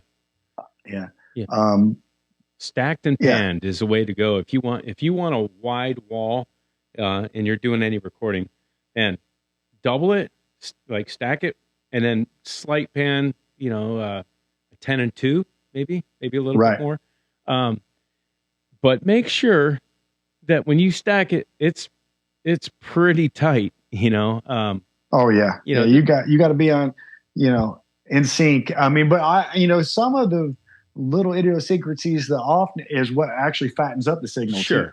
Yeah. So it's interesting. You want it to be tight. You want to be together, but that little bit fattens it up. Yeah. You ever heard the story about some of the early ZZ Top where they just they weren't getting it right. They weren't getting it right, and then they went to lunch or something, and the engineer just shifted them a little bit off of each other, and it just widened it up. Like a kind of a chorus effect kind of a thing. Yeah, they said they were even like barely dinking the strings slightly out of tune on the headstock, just like slightly each one to make it slightly off in the first take. Yeah, and it just fattened it up, and they found their sound. Yeah, you know, it's funny you bring up Billy Gibbons. So my idea of tones and how I think about tones or what I go for is like I think like a Billy Gibbons tone like that. ZZ Top's Just Got Paid, fat, like fuzz, articulate, overdriven guitar sound, right? For riffs. And then I think about the smoothness violin sound of like Eric Johnson and or Joe Bonamassa now and guys like that. And then I also think about the Steve Ray Vaughan and Eric Johnson clean Strat funkiness. Yeah. All right. So I like those are like the three tones that I'm always going for in that realm, trying to make them my own. Right. But those are like what I'm always going for with stuff, or, even John Mayer with the clean tone Strat kind of thing too. Yeah. What do you think of the Silver Sky?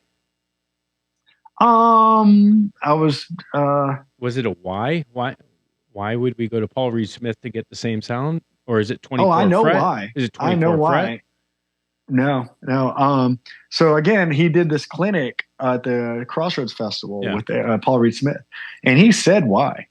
And I don't want to say this, I'll say it, but I'm a Fender fan. I'm a Fender guitar fan. I actually have a great story about how Fender just treated me really well as an artist here recently, and so I don't want to say anything bad about Fender when it comes to that.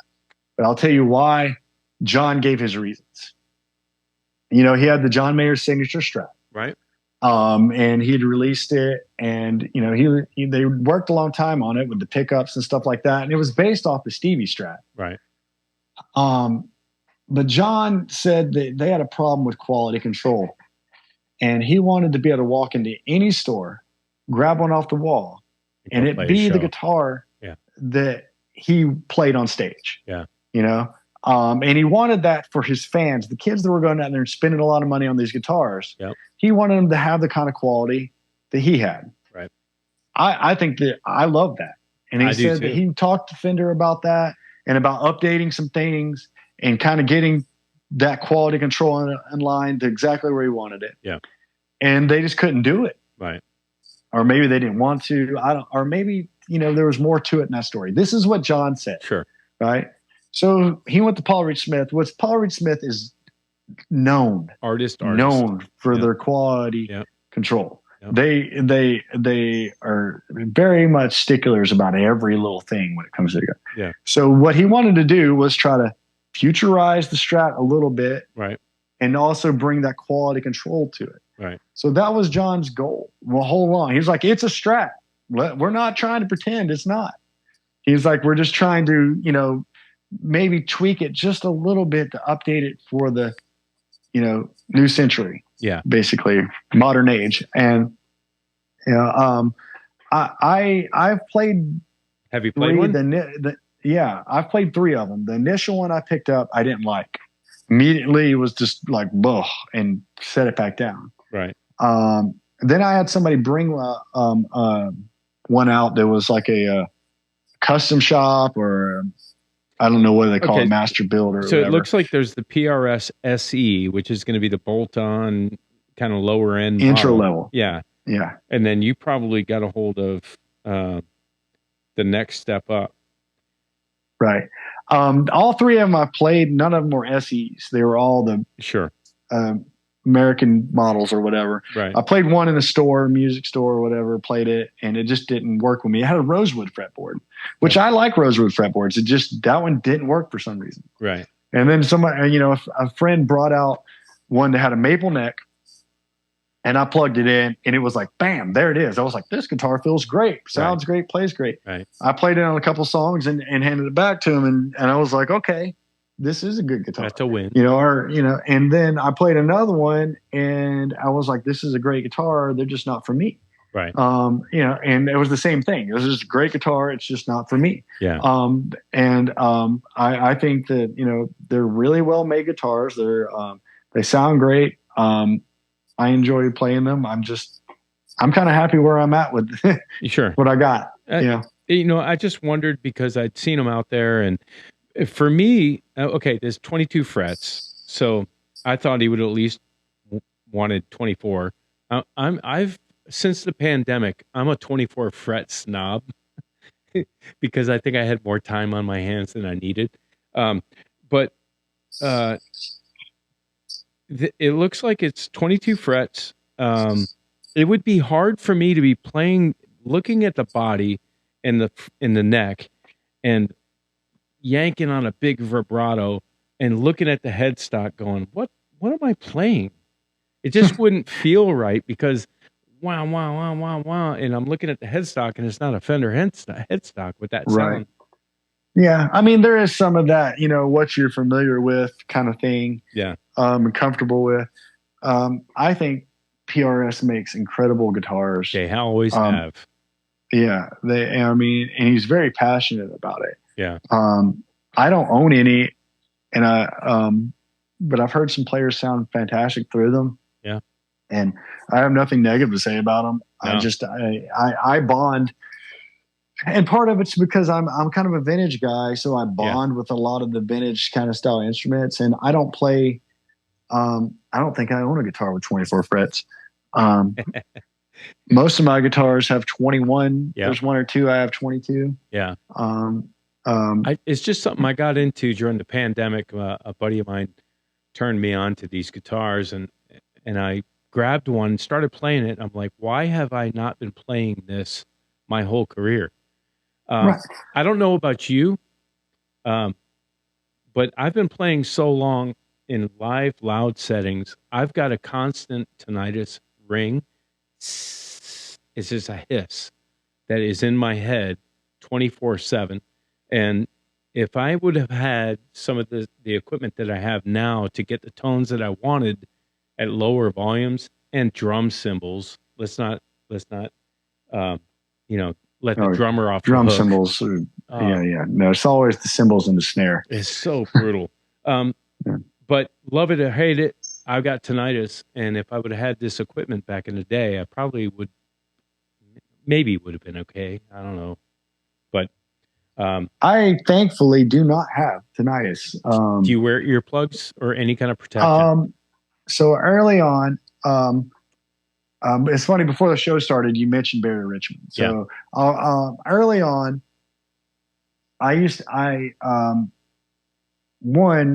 somebody recommended I get hearing protection. So I went and had professional molds done. Yep. And wore those. But I used to wheel around 2 100-watt Marshalls and a 412 cab and ran stereo into that. And that was my primary rig for everything. And we were loud. We were a ruckus rock band and had fun, and I loved it. But Barry actually told me, he was like, "You have a great guitar sound." I may have been, this was 15 years ago. I don't know. Barry was like, "Great guitar sound. You're a great guitar player." He's like, "You got to figure out a way to get your sound out of a smaller rig." Right. Lower. And I took it to heart. Yeah. So I still have the big rig, but for all these little club dates and stuff that I do, I say, "Honey, I shrunk the kids" kind of thing. Right. And I dialed my rig down to 2 small amps, and I put them behind plexiglass. Yeah. And I use those, and thankfully that's it. And I try to stand as far away from the damn drummer as I can. Yeah, yeah.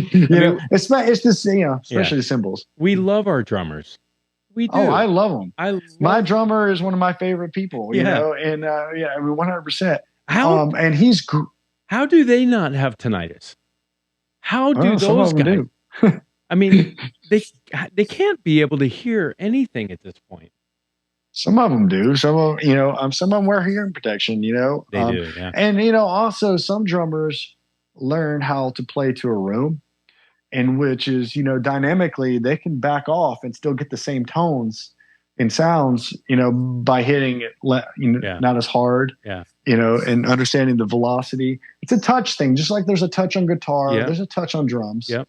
you know, it's playing your instrument.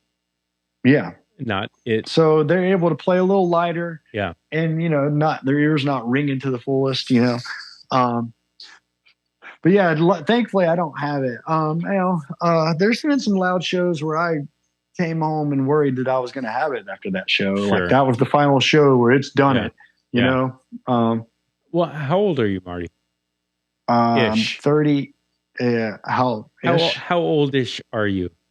I'm in my mid 30s. Okay. I'm in my I pain to say this. I'm in my mid 50s. So I got 20 years on you. And when Barry Richmond says something, the guy is a guru. That guy is like sensei. If he's Yoda, Barry Richmond's Yoda. If he says to me, man, your tone is great, but you're shredding the ears of everybody in the audience, I'm going to take that to heart. And you did. And that's acknowledging wisdom. It's such a beautiful thing as I get older to, like, I just had Hannah Murphy, is an acoustic guitar player, singer-songwriter in the studio for a podcast right before you. And she is so good. And she said that she actually had met you at a show and yeah, I know. I was about to say, I know Hannah. Hannah is so good. She doesn't even know how good she is. And that's awesome. Yeah, it is so awesome. And for her to come here, do this in studio, I'm like, how can I help you? I had a photographer. We did photo. We did logos. Like, what can I do to help you? That's where I'm at. Awesome. That's where I'm at in my journey. Is I just want to be a mentor to help people, young musicians that are really bought into this thing, to not make the same mistakes, or not be prepared for whatever it is. You got to have a logo. You got to have this. You got to have that. You got to have this. Let's go. Let me help you. I'll help you. Marty, I'd love to do a show with you. It's all, if we don't join up together, we're nothing. I mean, it really comes down to, like, what Joe Rogan is doing for comedy in Austin is what we should be doing for the music community here in Atlanta. Well, I'll tell you, one of the scary things that's happening in Atlanta is the live music venues for bands are dying. Yep. They're dying. I hate to say it. They are. I mean, whether it's cover band gigs or whether it's actual original music venues, all of them, they're going away. Yep. And I mean, thankfully, there's still a lot of gigs out there to be had. But a lot of it's going acoustic stuff. Yeah. Cause you can play in a corner somewhere with a little amp or whatever.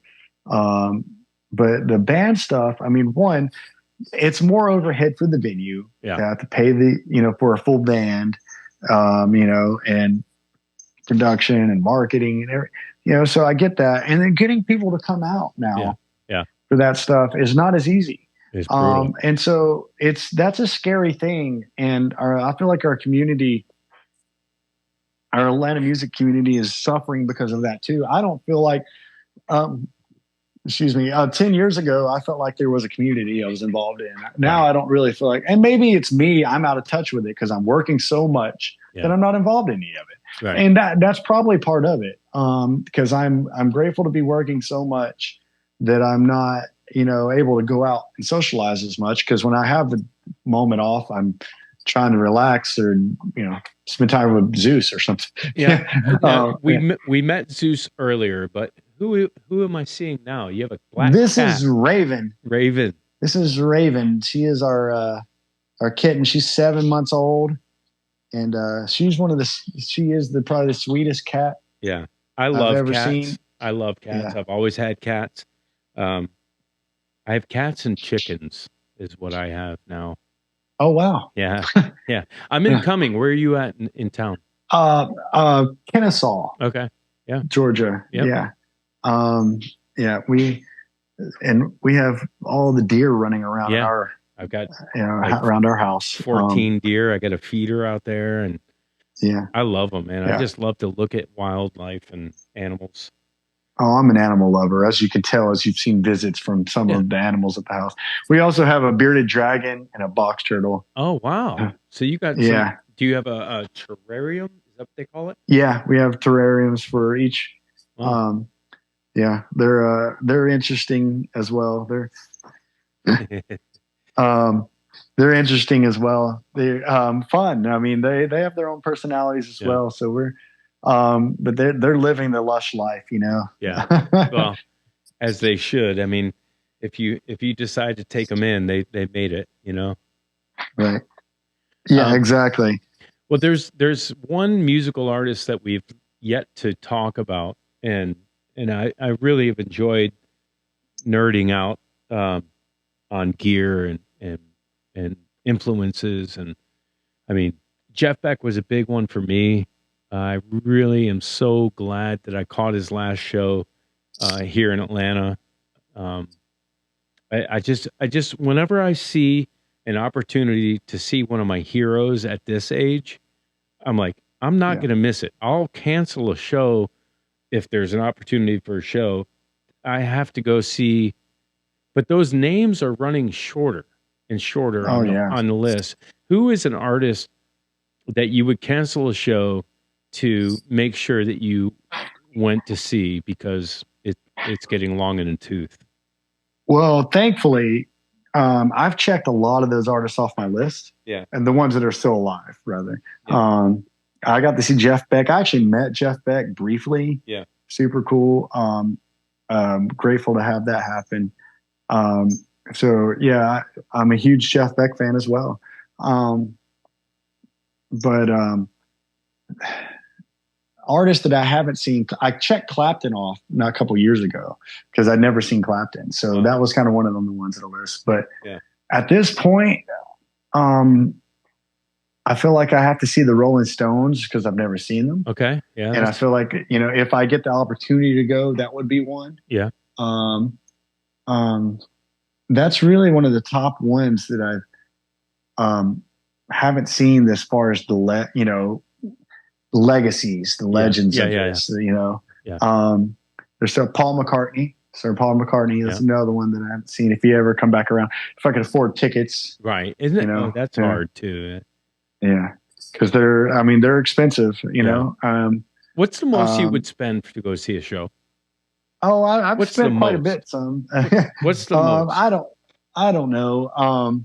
It depends on what kind of seats I could get and stuff like that. I may spend $300 to $500 if I can get great seats. Yeah, and that's for an individual ticket. So, you know, I if it's an artist, like if it was the Rolling Stones and I could get, you know, close, you know, within 20 rows or something like that, I might, you know, eat ramen for a couple weeks and and do that, you know. Right. Certain artists like that, but as far as, you know, it's very limited. I firmly believe that, you know, these artists should be making money and they should be charging, of course. But it's just a certain point where the tickets are ridiculous. Right. You know. And I mean, I understand there's a lot of mouths to feed on those big tours. Yeah. So, you know, I get it. Yeah. You know, I get it. So I think there's a balance somewhere around there.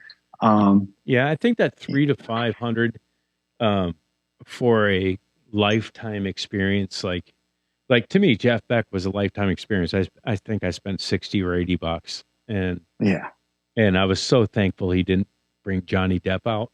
So that was a win. But his drummer on the last tour just blew me away. The girl from Finland or somewhere, and she was amazing.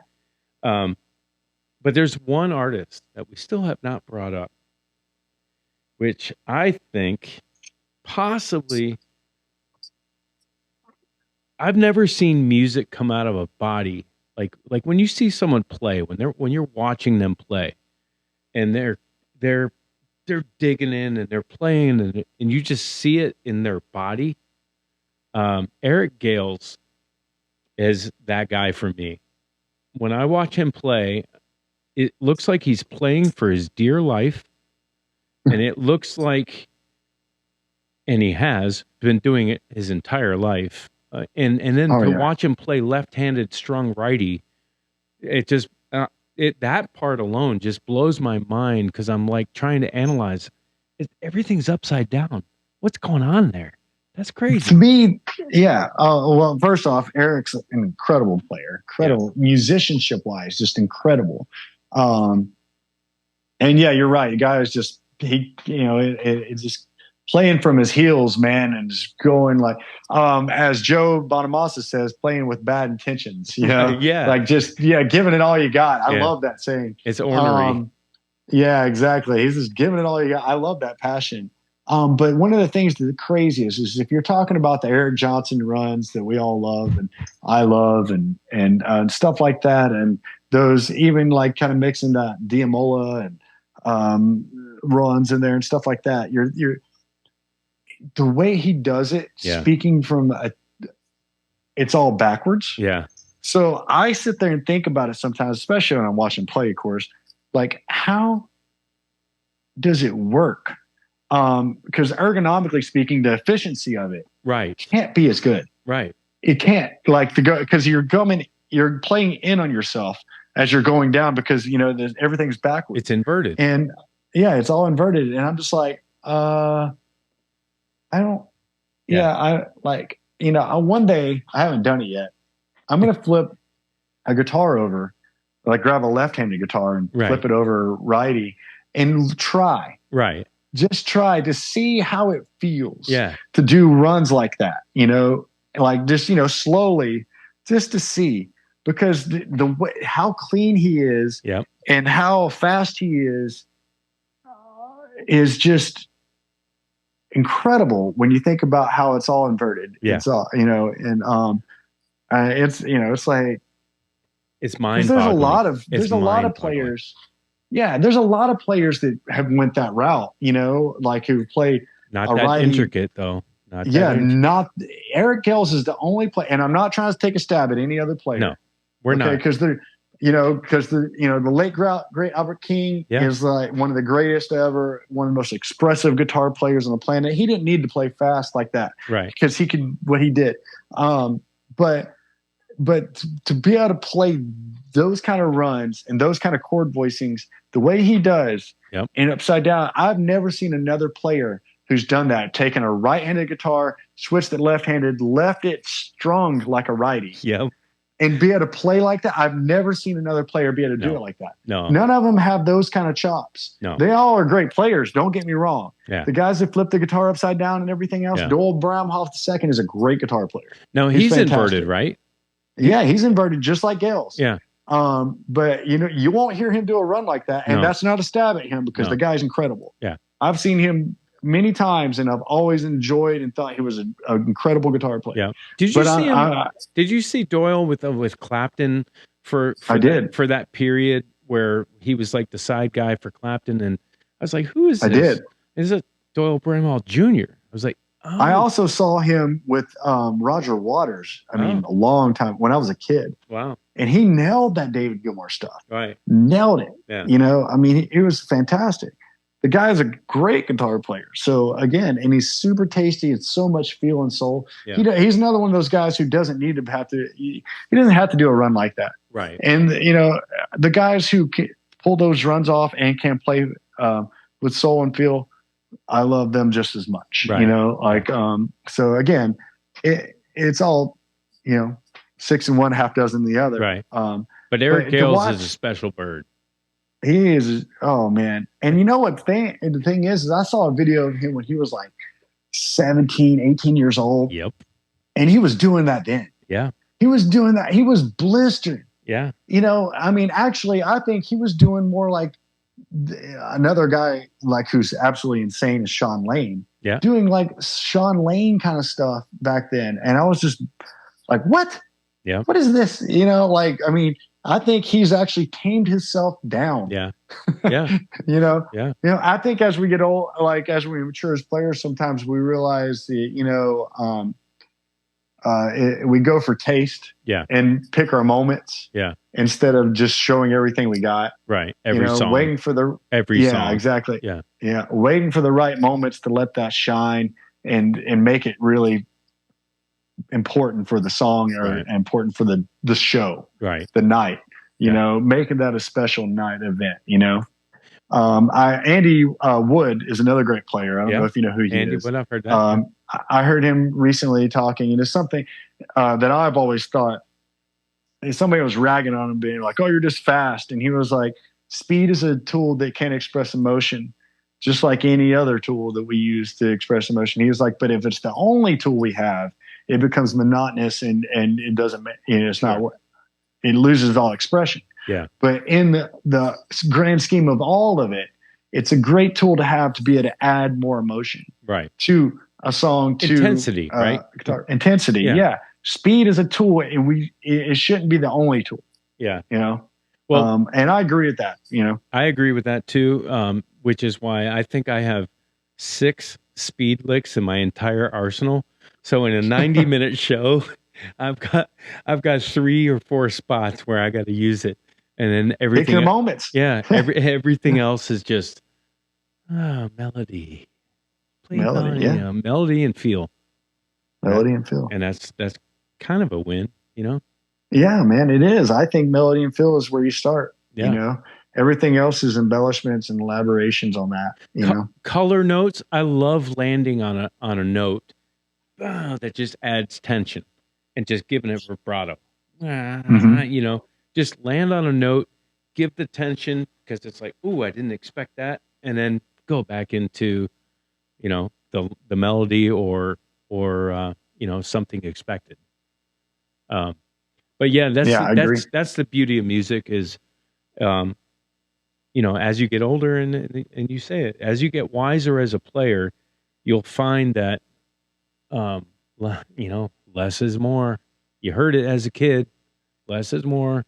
I was just listening yesterday to Dark Side of the Moon, and I listened to it with a different mindset. I was playing a racing sim. I'm driving my race car, and I put the album on, and I had to hit pause on the racing sim and just sit there and listen to that record.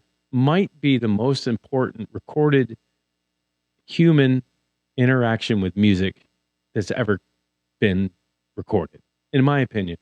The other night, I'm just like, I've heard this 1,000 times, but I've never heard it like this.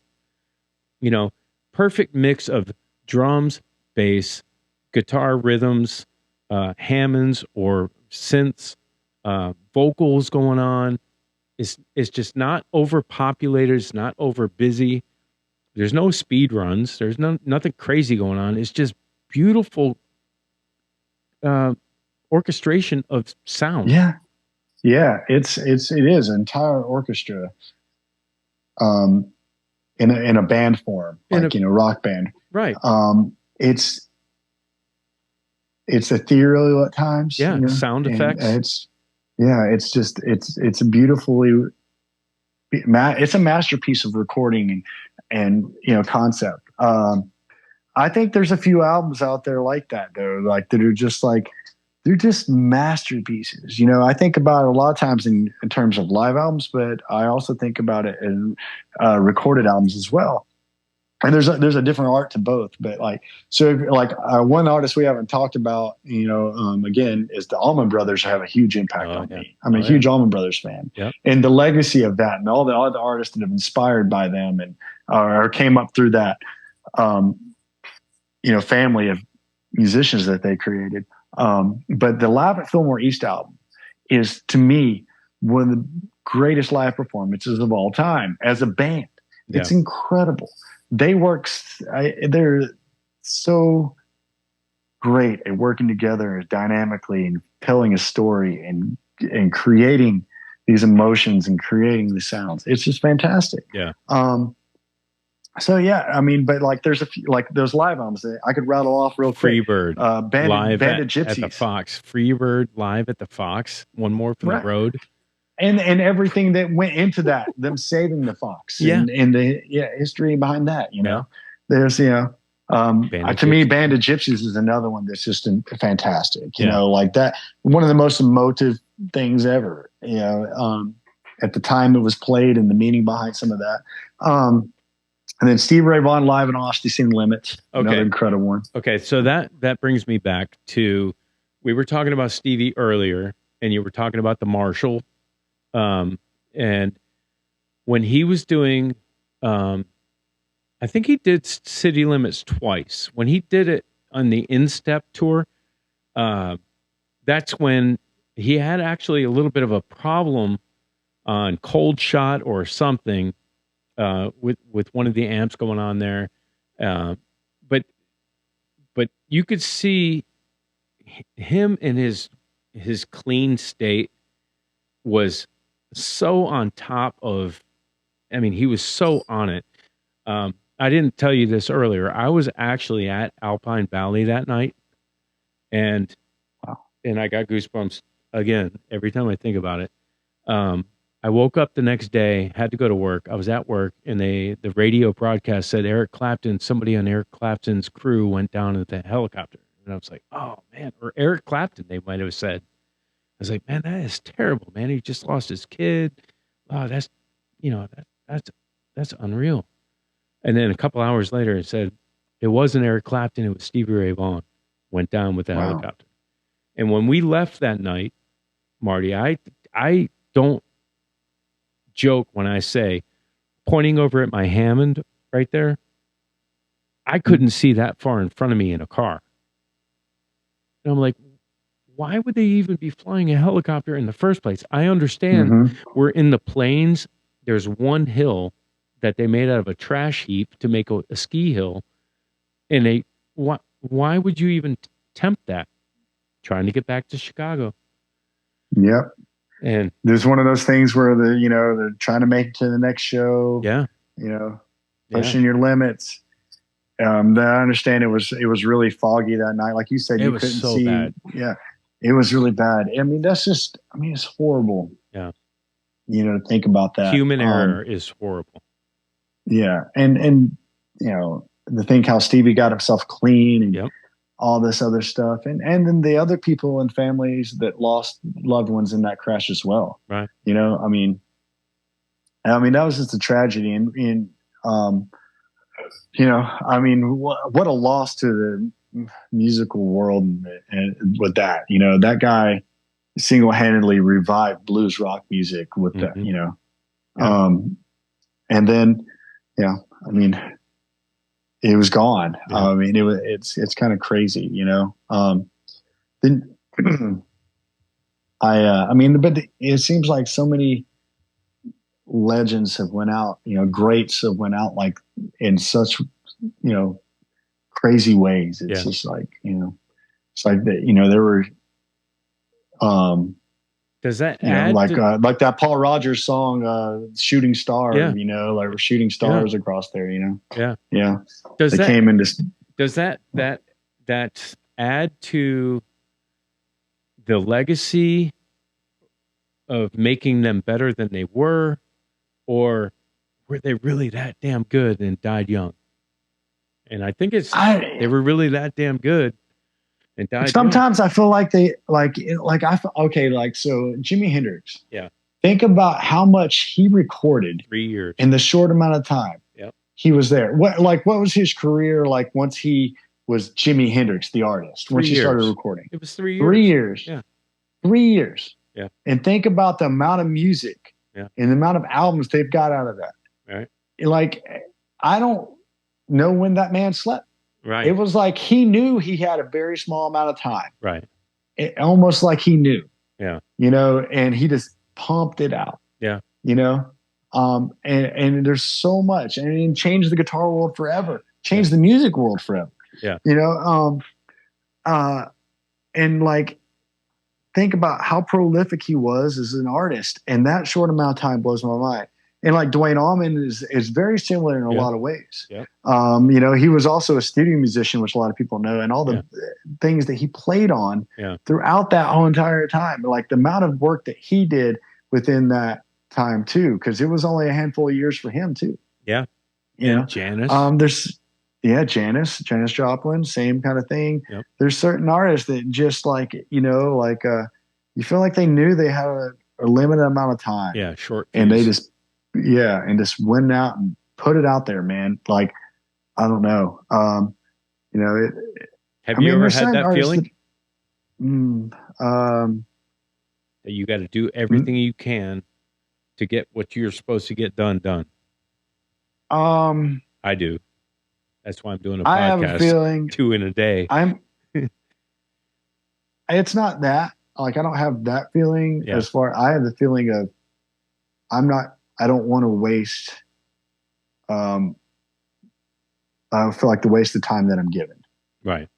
So a very similar kind of concept, but I don't want to waste the time that I'm given. I want to be productive in a lot of aspects of my life, in all aspects of my life, and enjoy life, but also be able to, you know, say that I worked hard and built something and I accomplished things. I'm a goal-oriented person. So to say I accomplished these things and put my music out there and work, you know, and, you know, I don't want to wake up in 40 years and realize I didn't chase a dream. I didn't work as hard as I could toward it. Right. You know, what could have been if I worked harder would be a regret. Yeah, exactly. So I feel like there's a fire under my ass because of that, you know, for that reason, you know, and, you know, sometimes it's a chip on my shoulder, you know, like people say I couldn't, so I'm going to. Well, know my name. Know my name. Yeah, exactly. The ultimate chip shot.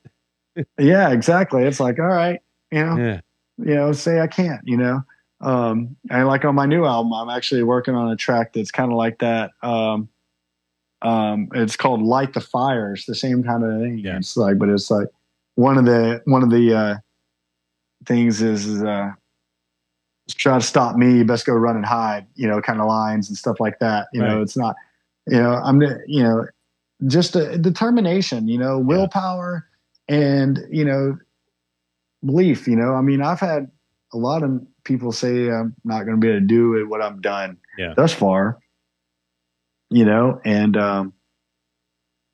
that's always been a goal. It's like, all right, I'll prove you wrong. Right. You know? Yeah. And that, you know, I mean, I think there's something to be said about that, having determination. I think it's a good thing. You know, I don't think you should be arrogant about it. I spent the time educating myself and becoming the best I could be and using trying every which way to make it happen in a professional way. Right. You know, that, you know, so whether it took the research or whether it took the education, whatever route I needed to go to get me to that part, that's what I did. Right. You know, well, I tell my guys, and I said it to them recently, you know, I might not be the most prolific musician. I might not be the most prolific marketing guy. I might not be a lot of things, but one thing I will do is I will outwork you. Period. I like that. That's something I say. I'll outwork you, and I'll stay up later and I'll get more done off my checklist. And at the end of the day, at least, you know, I'll have something done. Right. Yeah. I mean, you know, be the hardest worker in the room kind of thing. You know, I believe in the value of hard work. I 100% do. And if I feel like I'm not working hard enough, I'll push myself to the next level to do it. Right.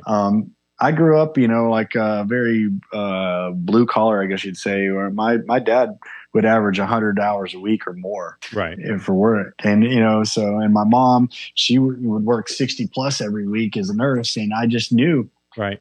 And that was part of life. So for me, it's like, I took that idea of work ethic, you know, and applied it to what I do. Right. You know, as far as music industry goes, I was like, well, if I'm going to do this, I'm going to work as hard as I can like that. Right. Put that kind of hours in, you know, what can I be, what should I be doing now?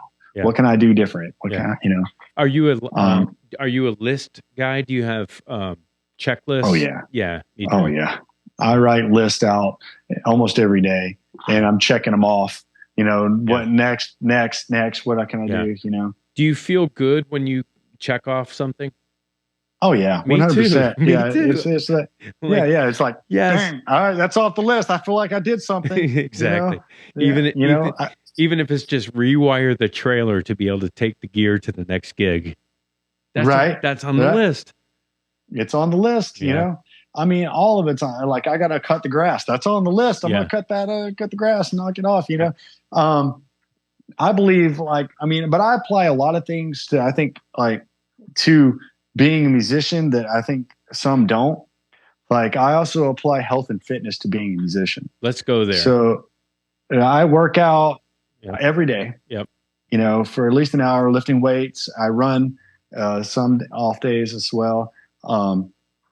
Diet, everything. Yeah. I apply that to being a musician because I believe we're also in an image-based industry and just blah blah blah. Yeah. But I believe that one, as a singer, that's the hardest thing I've ever worked at, is becoming an actual good singer. And I wouldn't say getting to that point. You do it, dude. It's been hard. You pull it off. It's been hard. But getting there. But your body's an instrument. Yeah. Right. So I've went through health battles. Through stress and everything and so forth, but that affected my voice, acid reflux, so forth. So you have to take care of your body to be the best singer you can be, even the best guitar player you can be, or best musician, period. If your back's thrown out or you can't hold your guitar up for 3 hours to do a set, you're not there, Right. So having the stamina to be able to perform for long periods of time and everything else. So I focus on my health, and that's part of my job. I look at it like it's part of my job. Right. Like, I get up in the morning, I work out. That's part of my job. Now I'm going to the next thing that's part of my job. Right. Yeah. I think that's an important part that, the whole being in a rock band, thing was, drinking, smoking, partying, blah, blah, blah. And it's very important I'm an ice hockey coach, so I'm exercising every day, whether I want to or not. But it's the same type thing. I can go on a stage right now at 54 years old and play a 90-minute show and be okay. Yeah. No problem. It is what it is. But there's a lot of 54-year-old guys out there that are, playing that they're not focused on being able to be as healthy as you can and optimize that. Yeah. So are there any other talents outside of music? Like, I had a guy on the other day that was a metal works guy. He made Damascus knives and did forge work. Oh, wow. Forge work. Yeah, it was crazy. What do you do outside of music? That some people may not know about. At this point, not a lot. I'm so busy working in the music industry. Yeah. There's not a lot. I'm fairly knowledgeable now on personal training and health and fitness and so forth. Yeah. But I wouldn't say that's a talent outside of that. I grew up playing baseball. Okay. I actually played baseball the way, and so, like, I was, baseball would be a talent, but I haven't played baseball in a couple decades. Was that a dream as a kid to be a pro? 100%. Yeah. That was it. I thought I was going to be a pitcher, and it switched over. So, actually, my parents thought he's either going to be a musician or he's going to be a baseball player, because I was so into both that was it. Right. But as far as talents go, I mean, I enjoy cooking. I'm actually a fairly good cook. Yeah. So, I do that. But I'm like a healthy cook. Right. I'm all the time, cooking healthy meals and so forth. What's your go-to? If I were to come over right now, what would we have? A steak. All right. Definitely a steak, grilled, sauteed green beans. I would probably go with some red potatoes baked. Nice. Something like that, like a nice healthy meal. Yeah. Like some, simple but quality. That's kind of my go-to stuff like that. Are you I like grilling. Are you a green egg guy or a pellet guy, or how do you? No, old school, like it depends on what I'm doing. If it's, I actually, so busy, I have a gas grill, but I do have a old school charcoal grill, like an old Weber. Yep. That's a really good quality that you can get different charcoals to cook with. Right. Yep. So if I've got time, I do it that way. Sure. But then, just in general, if I'm throwing stuff on the grill, like, cause, just, we need a meal prepping for the week or whatever, I'm using the gas grill. Yeah. Sure. So stuff like that. Cast iron skillets though. Yep. Definitely. Yep. Definitely doing that. Also ceramic, like tile based pans and stuff. Sure. Too. Those are great. And I'm a lot of times just like either sauteing something or grilling it. And then it's great when you can get a old school mesquite kind of taste going on with the old charcoal grill, but it's having the time to do so. Yeah. Getting the coals just right, everything else. Yeah. So yeah, talents like that. But I, at this point, man, I'm so busy and so wrapped up in this. I don't have time for other things. Yeah. It seems like, I would like to have more time to pursue other things. I'm a big nerd. I do love. You like tone, that's for sure. Oh gosh, yeah, and we can go down that rabbit hole if you want. I know you were curious about how I'm getting some of those sounds. Oh, we didn't even talk about your amps, did we? No. But I'm a huge Marvel nerd and comic book nerd. Oh, okay. I was reading the comic books before this stuff got popular, which is fine. Like, I mean, it's amazing. I'm so glad it is because I get to watch all these crazy movies and stuff. Right. But yeah, I love Marvel comics and stuff like that. So did you grow up with comics? I did. I grew up with I started off with like the Teenage Mutant Ninja Turtle stuff. Oh wow! Okay. And then it went on to like Batman, of course, which is DC, of course. But then all right. Can you clear something up for me? Because I'm not knowledgeable, and I would like to be.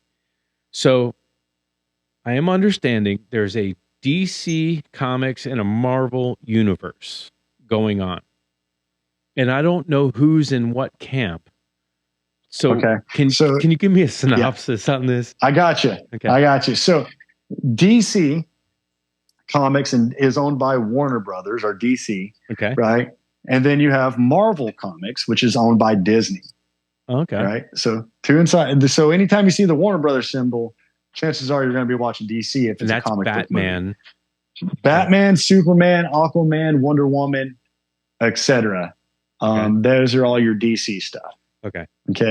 And there's a lot more DC characters than that. The Flash, Green Arrow, right? Stuff like that. There was all those characters. But then when you go to Marvel World, that's where you have the Iron Man, Captain America, right? The Hulk, Spider-Man. All those characters are all Marvel. Thor, that's Marvel. Yeah. Okay. Stuff. So I'm probably more familiar with Marvel stuff. Right. Yeah. I mean, and I love them both. The thing is my personal opinion, Marvel just set up a plan, Disney Marvel, and built this entire universe and built this story where each movie connects. And yeah, I love that. Right. That's one of the things that I love it's almost like, the Lord of the Rings and how these stories go and tie each other together and all this. I think it's amazing. Or Star Wars or whatever, how all this connects together. That's the beautiful part what Marvel saw. And what happened with DC is that they were making these great one-off movies or trilogies like the Christian Bale Batman movies and so forth. Right.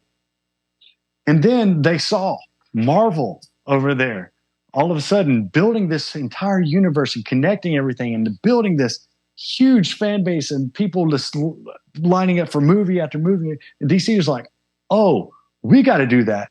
And they threw everything together real quick, disconnected and jumbled up and just like, so the DC just, like, in my opinion, threw it all together real quick to try to make it work, to try to build that universe. And they didn't take the time. Right. And so they lost a lot of fans in that way because it just felt thrown together. Right. You know? So anyway, that's it. Guardians of the Galaxy, also Marvel, by the way. I just had to throw that in there. Okay, so Guardians, that and Deadpool. Like Deadpool was this thing that came out of nowhere for me where comic book movies became funny and edgy. I'm like, yeah, well, that makes sense. Let's do that. Right. But there's not. And the Deadpool, the comic, was also that way too. He was also very edgy, and you know, so they kind of capitalized that. But yeah, it's yeah, I mean, and but yeah, I mean, there's a lot of comics are so in depth, and there's so many different storylines, and they're so cool about different characters, and they came in different periods of time throughout our history, right, to represent certain, you know, changes in culture, right, you know. So it kind of ties into it as that way too. Yeah, I think that's cool. Yeah, I mean, they definitely like the Captain America thing, and the Wonder Woman merging. I don't know who did those two, but that was a cool kind of a connect in the 40s. You know? Yeah. Oh yeah. Like they had crossovers is what they call that. Yeah. Different comics and so forth. Yeah. Yeah. I mean, there's been a lot of really cool stuff like that throughout the years. And I'm at Captain America. That's my favorite guy. So yeah, that's I kind of nerd out on that one more than the rest of them. But yeah, so that one, I enjoy going to movies. I enjoy going to concerts and stuff like that. Yeah. I wish I could say I had more outward lying talents, but it's been most of my time doing what I'm doing. No, I understand. You're doing you. Do you think there's a correlation between the love of sci-fi and the creative aspirations of creating new stuff in the studio? I think so. Maybe it's the creativity of it, the imagination. Yeah. You know, I mean, that makes sense. You know, I never thought about it, but yeah, it makes total sense to have that. Because I think that is the case for me. Listening to you talk about this, I'm like, oh wait, I like all that stuff too. Maybe we're just sci-fi nerds that have no scales. I don't know. Well, yeah, I mean, yeah, exactly. It's just it's the creativity of it and the imagination, visual aspect. I mean, I even look at in music as some of that's the visual aspect of it too. Like, you're painting a picture, you're setting a mood, you're expressing emotion. Yeah, you know. Well, dude, the cinematic part of it. You know, we have to do a show with Giza.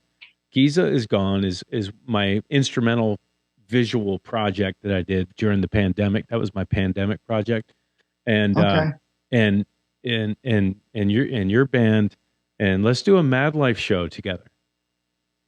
We'll see what we can do. Yeah, because I think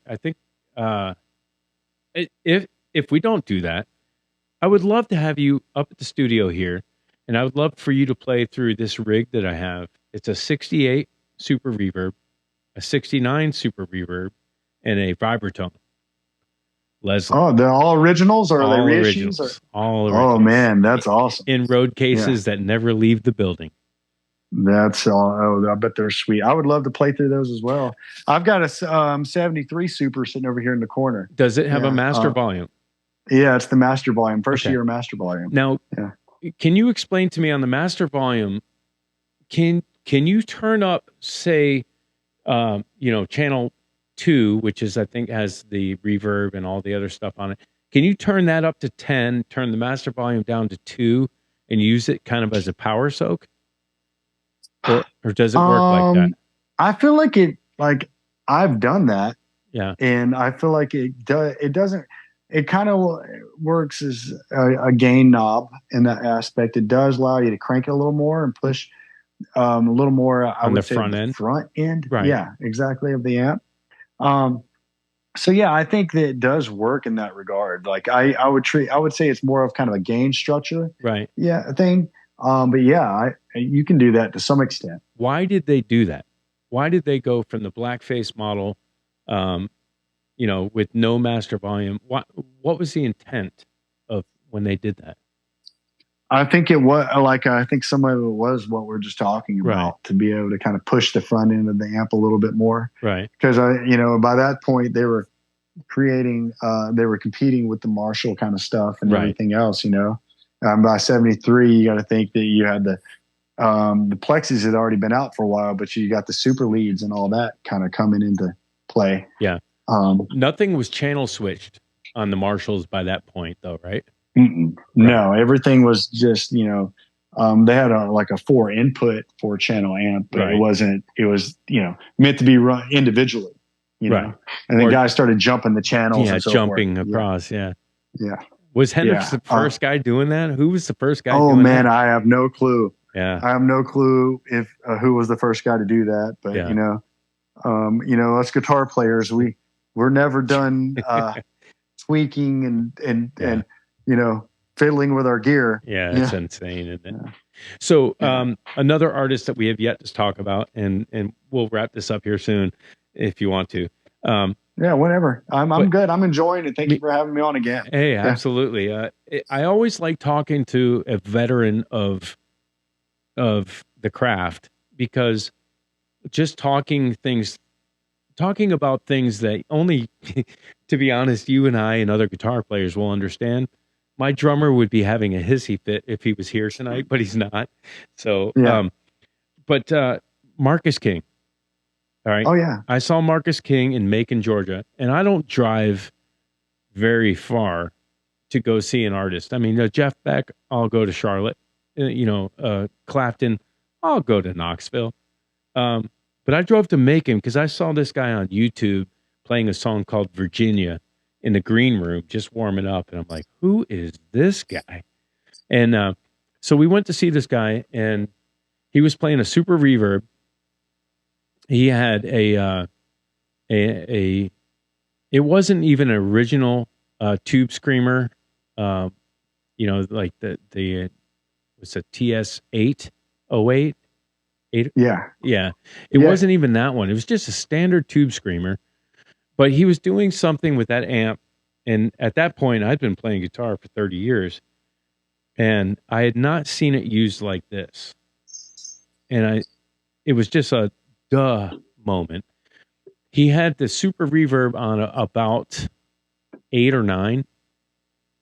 And he had the tube screamer with the gain, probably light gain, tone up the middle, but the volume was turned to like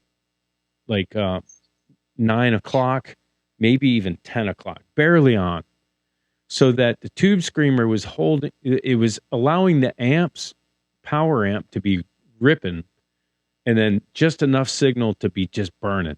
And he had that super reverb burning like I had not heard my super reverbs ever sound. Have you ever done that with your Fender amps? Crank up your amp, turn down the volume of your overdrive pedal, and give it just gain to taste. Interesting. No, I have not. Me neither. I've definitely cranked those amps and just let them go, let them eat. I'm a big Derek Trucks fan, and he's a super reverb guy. Right. And I mean, I know those settings and everything that he runs, and also Jimmy Herring, fan of him, and so I would just crank it up and let him eat that way and just go. Right. I wouldn't attenuate it, so to speak, or with the. That's interesting. I have never thought about doing that. Me neither. I'll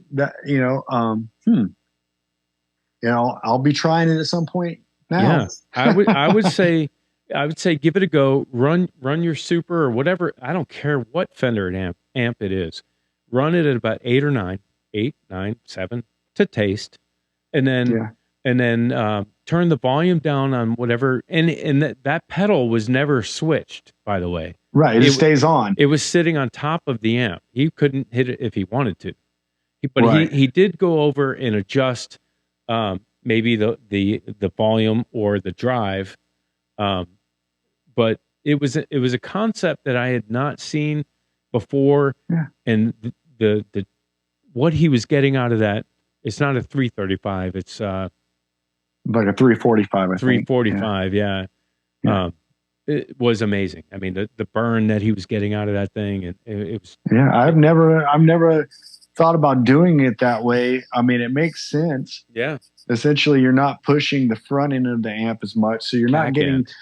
Yeah, when you're pushing the front of the amp, sometimes too much, you get this like high end part Shrill. of it. Yeah. Yeah, it's a little shrill. So he's pushing the 6L6s. He's driving the 6L6s to death. Yeah. It actually makes a lot of sense. I'm going to try it just out of fun. Derek doesn't use any pedals in front of it. I know. Yeah. It's just, there's a secret behind what he does. He uses like tongue sole tubes. But he also has car stereo audio speakers in that thing. Wow. They're pile driver pro speakers, 10-inch speakers. Yeah. And that was another one of those happy accidents, how he did that. Sure. Yeah. Like he blew up his amp when he was like 13 years old. And the only place open to replace it was a car stereo place. Yeah. Well, Boone, North Carolina, probably 1985, 6 or 7. Solacito's Pizza, a pizza joint. I go in there with a buddy of mine that played guitar. He's like, there's going to be a band here tonight. It's like, cool, let's go get a pizza. We went and got a pizza. Derek Trucks with his Atlanta Brave baseball cap and his band proceeded to just blow my mind to see this. It's just like seeing Bonamassa when he was 13 with Bloodline. Yeah. When he was playing with Bloodline. When you see young talent like that, Hannah Murphy, that was just here earlier, girl's brilliant. When you see young talent like that, it's like, man, why am I even trying to do this when you see greatness like that? But at the same time, it's like, thank God that look at what's coming. We have another 40 years to watch this guy. And Derek Trucks, you said the Magic's in the pile drivers.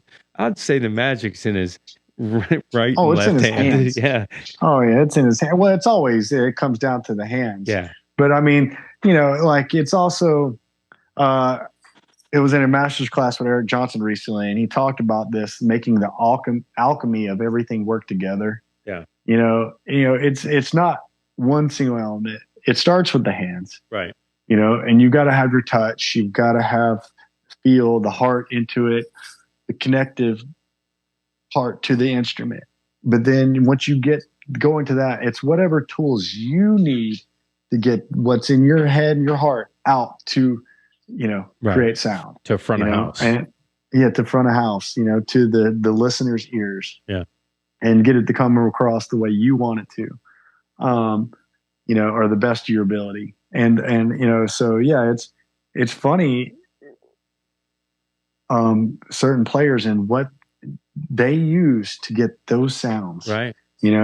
How they came across that combination of certain things. Yep. That just works. Yeah. Yeah. It's just them. Well, like the Marcus King thing, I think that's wisdom passed down from his dad, who's a great blues guitar player as well. Right. And just being around, it's just like us talking about it. I hadn't seen it. You hadn't thought of it that way.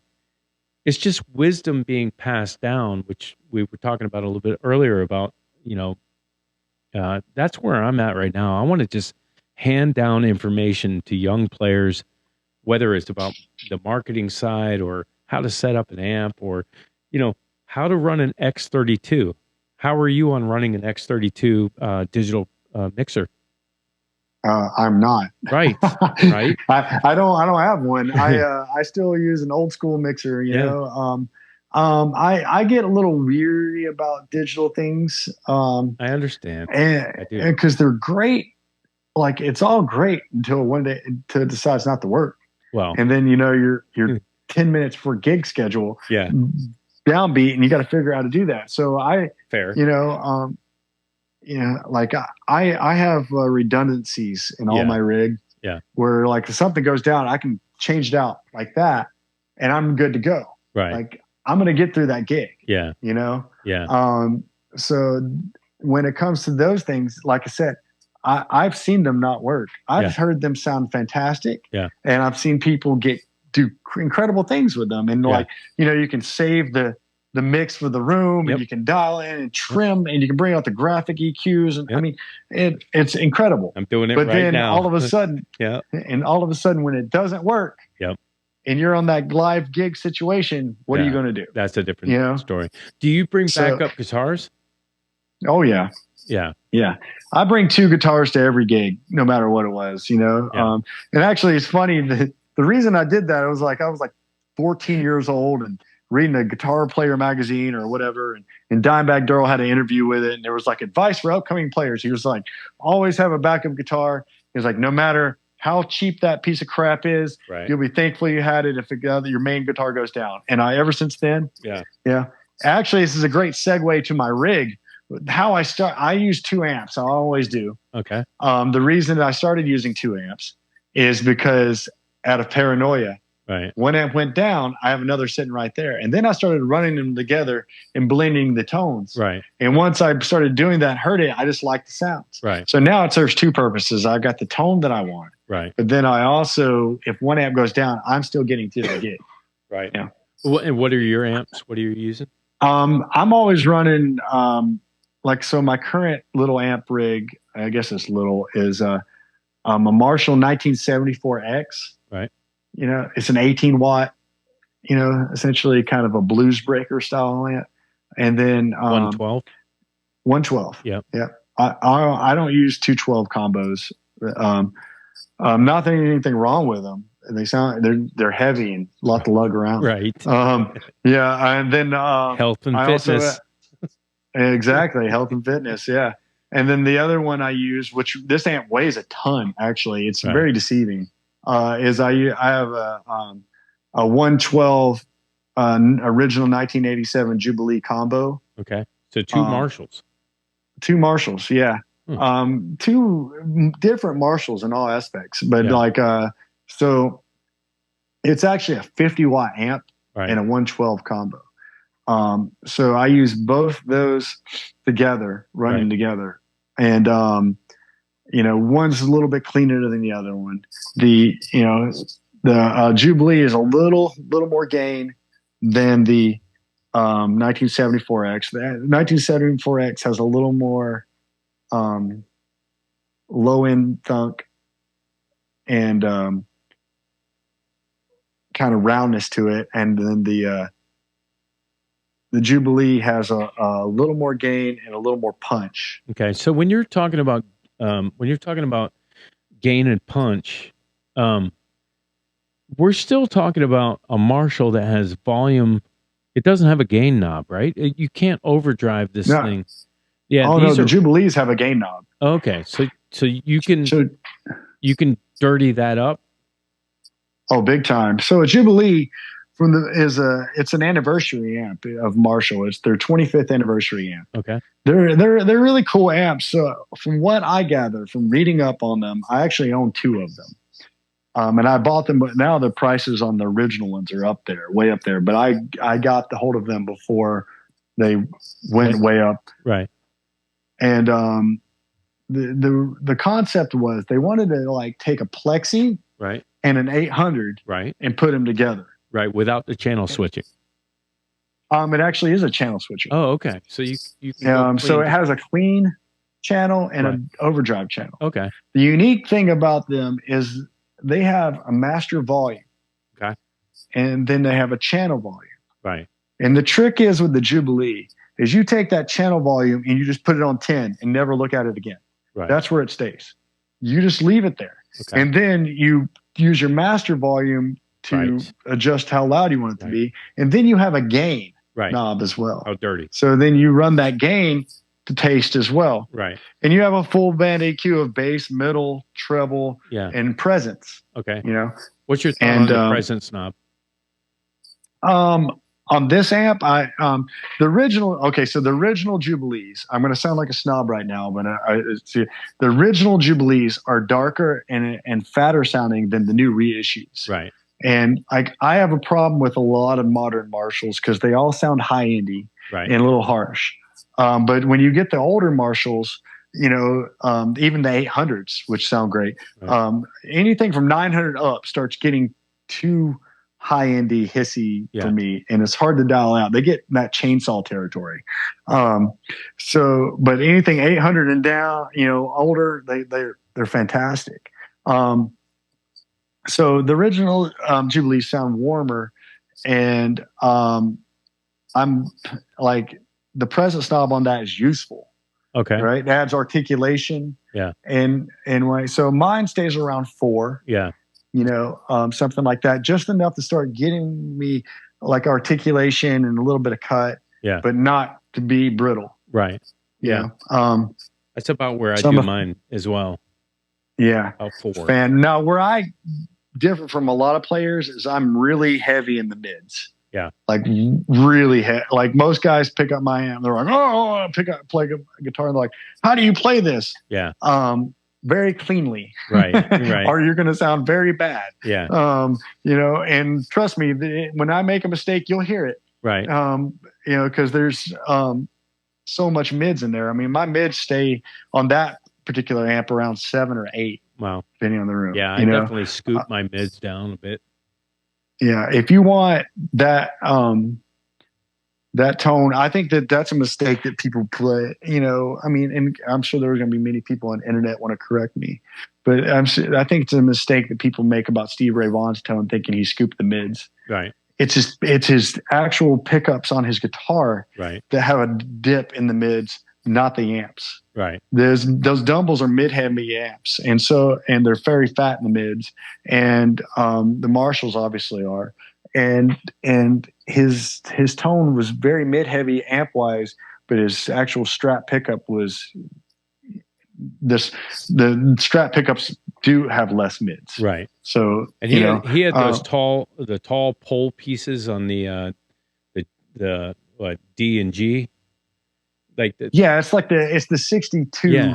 I think is what year those pickups were. Yeah. Or 59s or 60 is between 59 and 62. That had to affect that mid-range frequency, right? Oh, 100%. Right.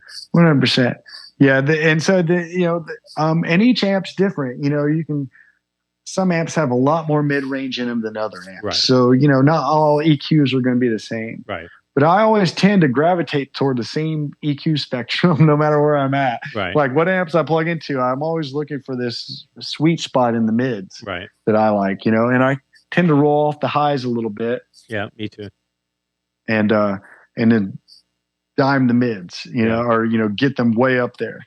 And a lot of players, they scoop the mids out, but I mean, for me, for like what I'm going for, it just works really well. I want that big, fat, rounded sound. It depends on if you're going for a rock chunk.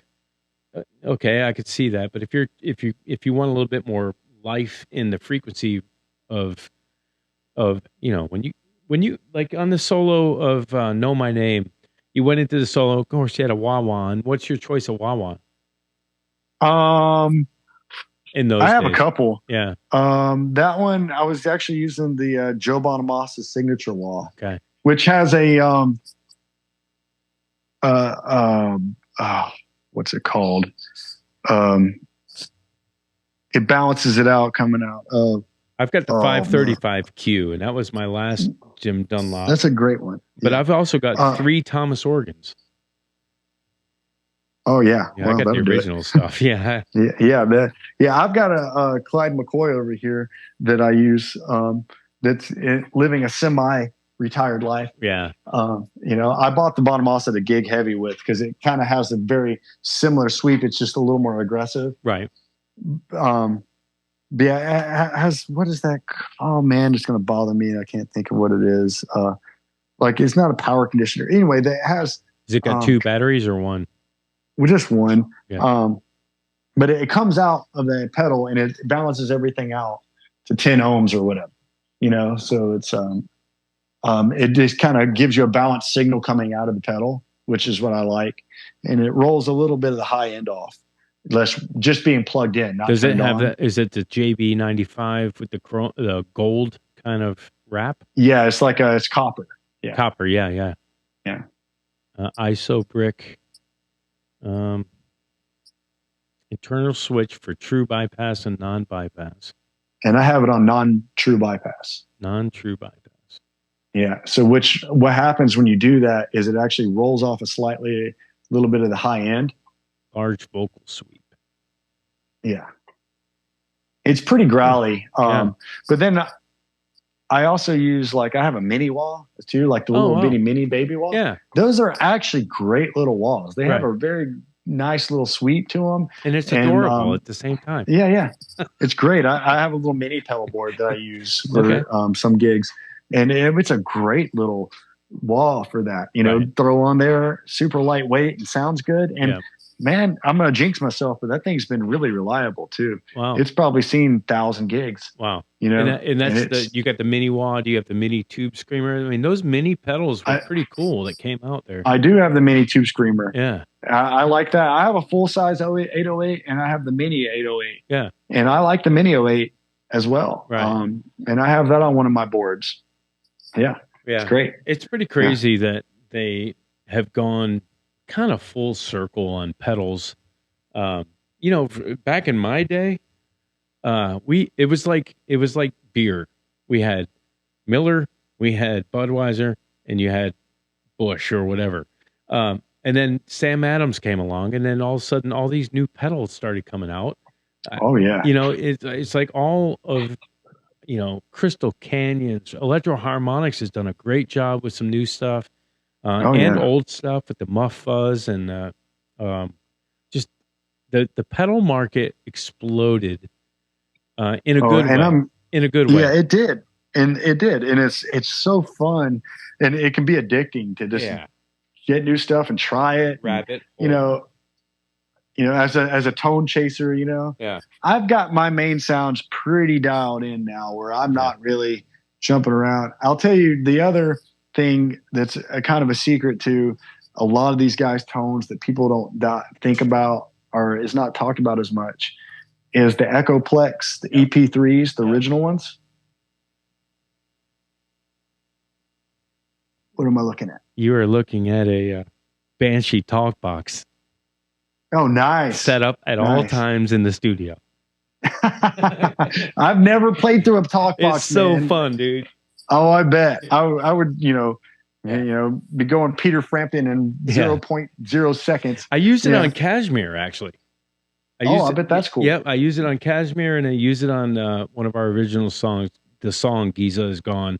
It's got this Egyptian melody thing, and it works perfect on that. Again, that's awesome, man. Twice in a show. That's it. Yeah. That's it. Right. Yeah. It's a cool added extra texture, different little color to add throughout. Just to show I care. Right. So the Echoplex, original Echoplex, right? The EP3s. Yep. Well, there was an EP2 and so forth, but the EP3s is one that ended up being mainly used, right? For most of these tones. But you can link that particular device to so many artists with incredible tone, or at least my favorite artist. It's insane. So, I mean, you can go off the top, Jimi Hendrix, Eddie Van Halen, David Gilmour, Jimmy Page, Eric Johnson, and ZZ Top's Billy Gibbons. And then with the craziest one that took me forever to link to, who's obviously one of the main guys, is Stevie Ray Vaughan. Wow. I didn't think he'd used it. I thought he was the one guy. And I found a drawing that his guitar tech did Caesar of his rig, and that had in the diagram Echo 3 EP3 in the diagram there. He had it turned almost off where you couldn't hear the delay. He was using the preamp to run into the amp. And that's the way so many guys did it. Yeah. They didn't even use the delay as much as they used the preamp. Right. Because the preamp is like a mastering quality preamp. Right. That boosts your signal into the face of the amp before going into the face of the amp. Wow. Yes, exactly. So it gives you a gain boost. Wow. But it also only boosts certain frequencies and fattens up certain things. So it's kind of like a crude tone filter in a way. Right. And so that's a huge part of a lot of these sounds in combination with all this other stuff. Well, now you're talking signal chain. You're talking signal chain now. And within signal chain, it makes such a difference. Yeah. It's so insane, like to have this and not have it.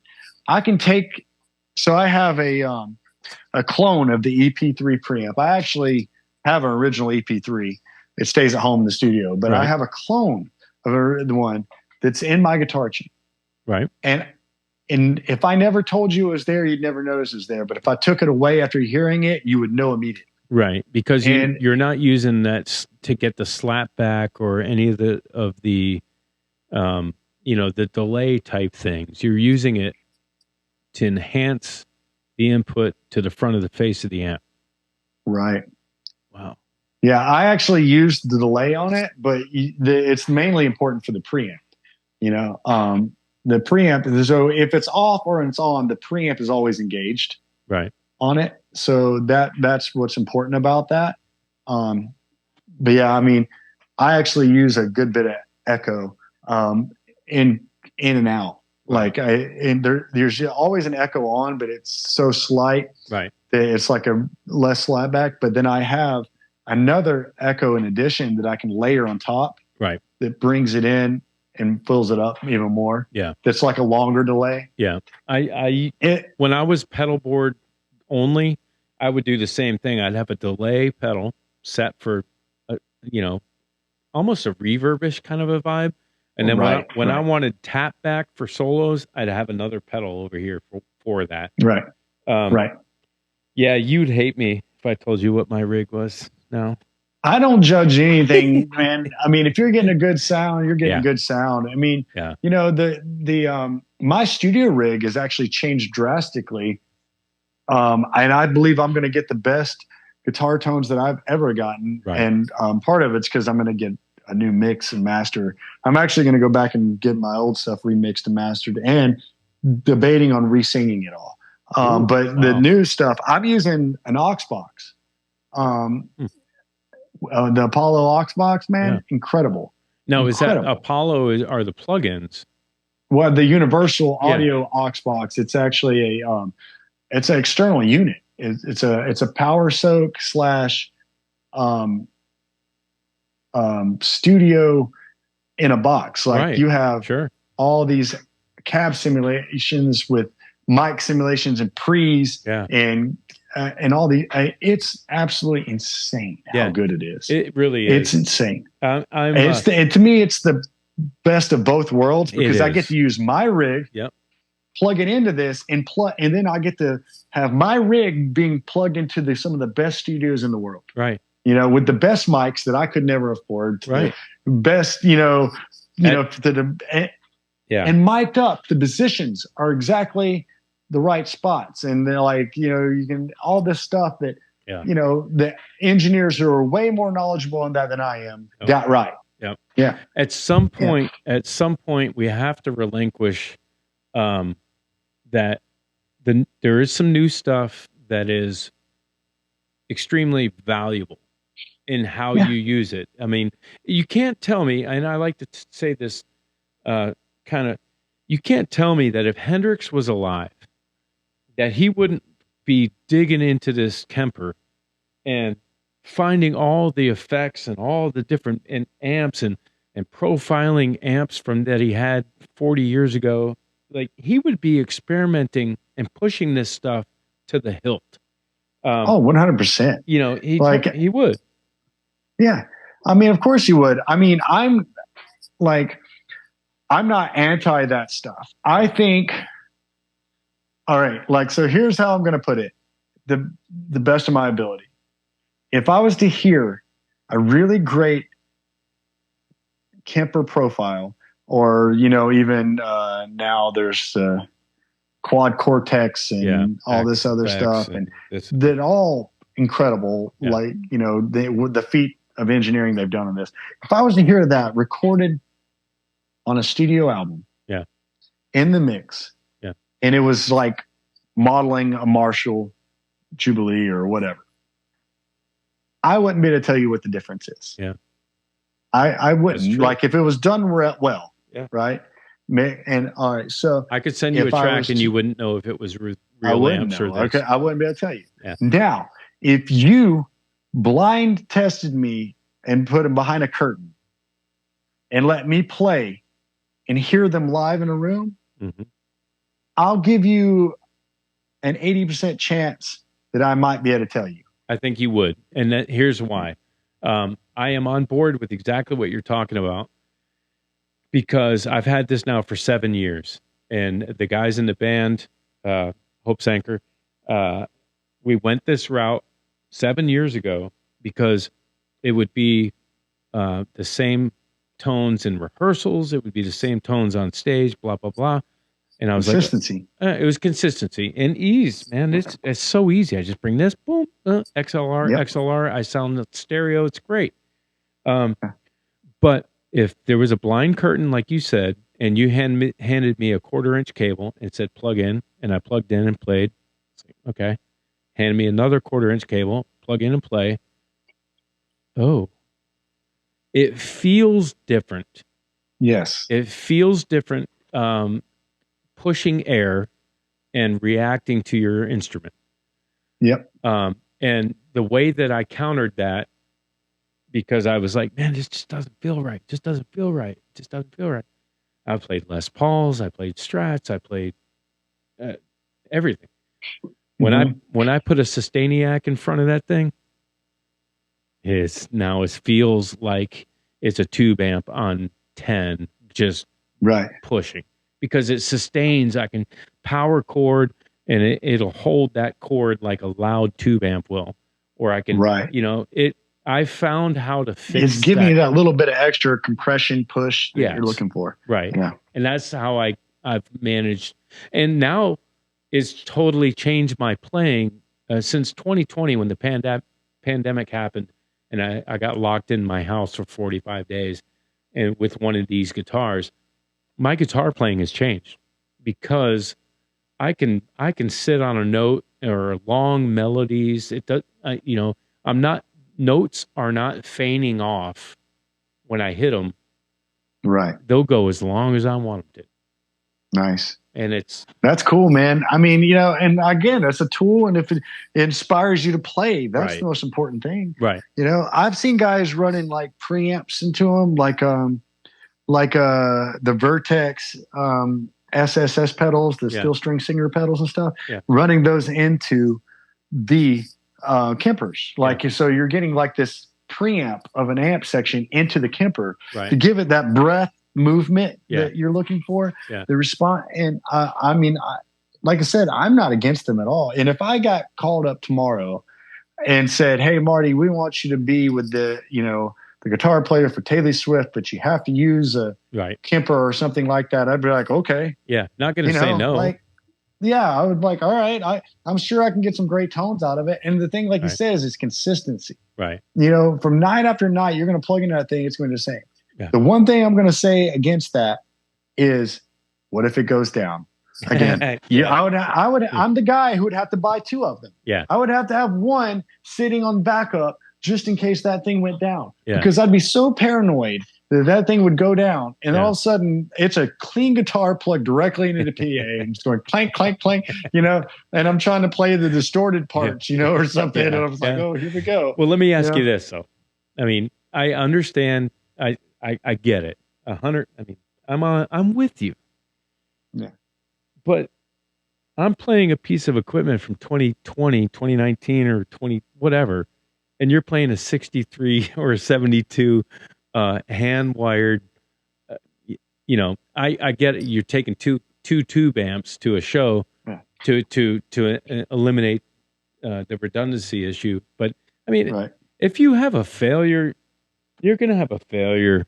Hopefully you're on a show with another band that whatever has a Marshall. gear it is. So, I mean, I would just make sure those things are so expensive though, to have a backup is, necessary. But, I mean, to some extent though, some of the quality, okay, I'll give you an example. I have a 63 Gibson SG Junior. Yep. All right. It's all original. Pots are original. Pickups are original. Nothing's ever been touched on that. Right. Okay. I absolutely love that guitar. Right. And pots are super clean, expressive, Yep. everything. All right. The quality is awesome. Right. I have that Virginia Strat. Right. Which I love that guitar. And one of the best sounding Strats. Again, we talked about that. Everybody. that volume pot on that guitar lasted me a year. Oh, and it failed. All right. Now, this is a guitar that's over 50 years old. Yeah. Have the original pots and, amazing.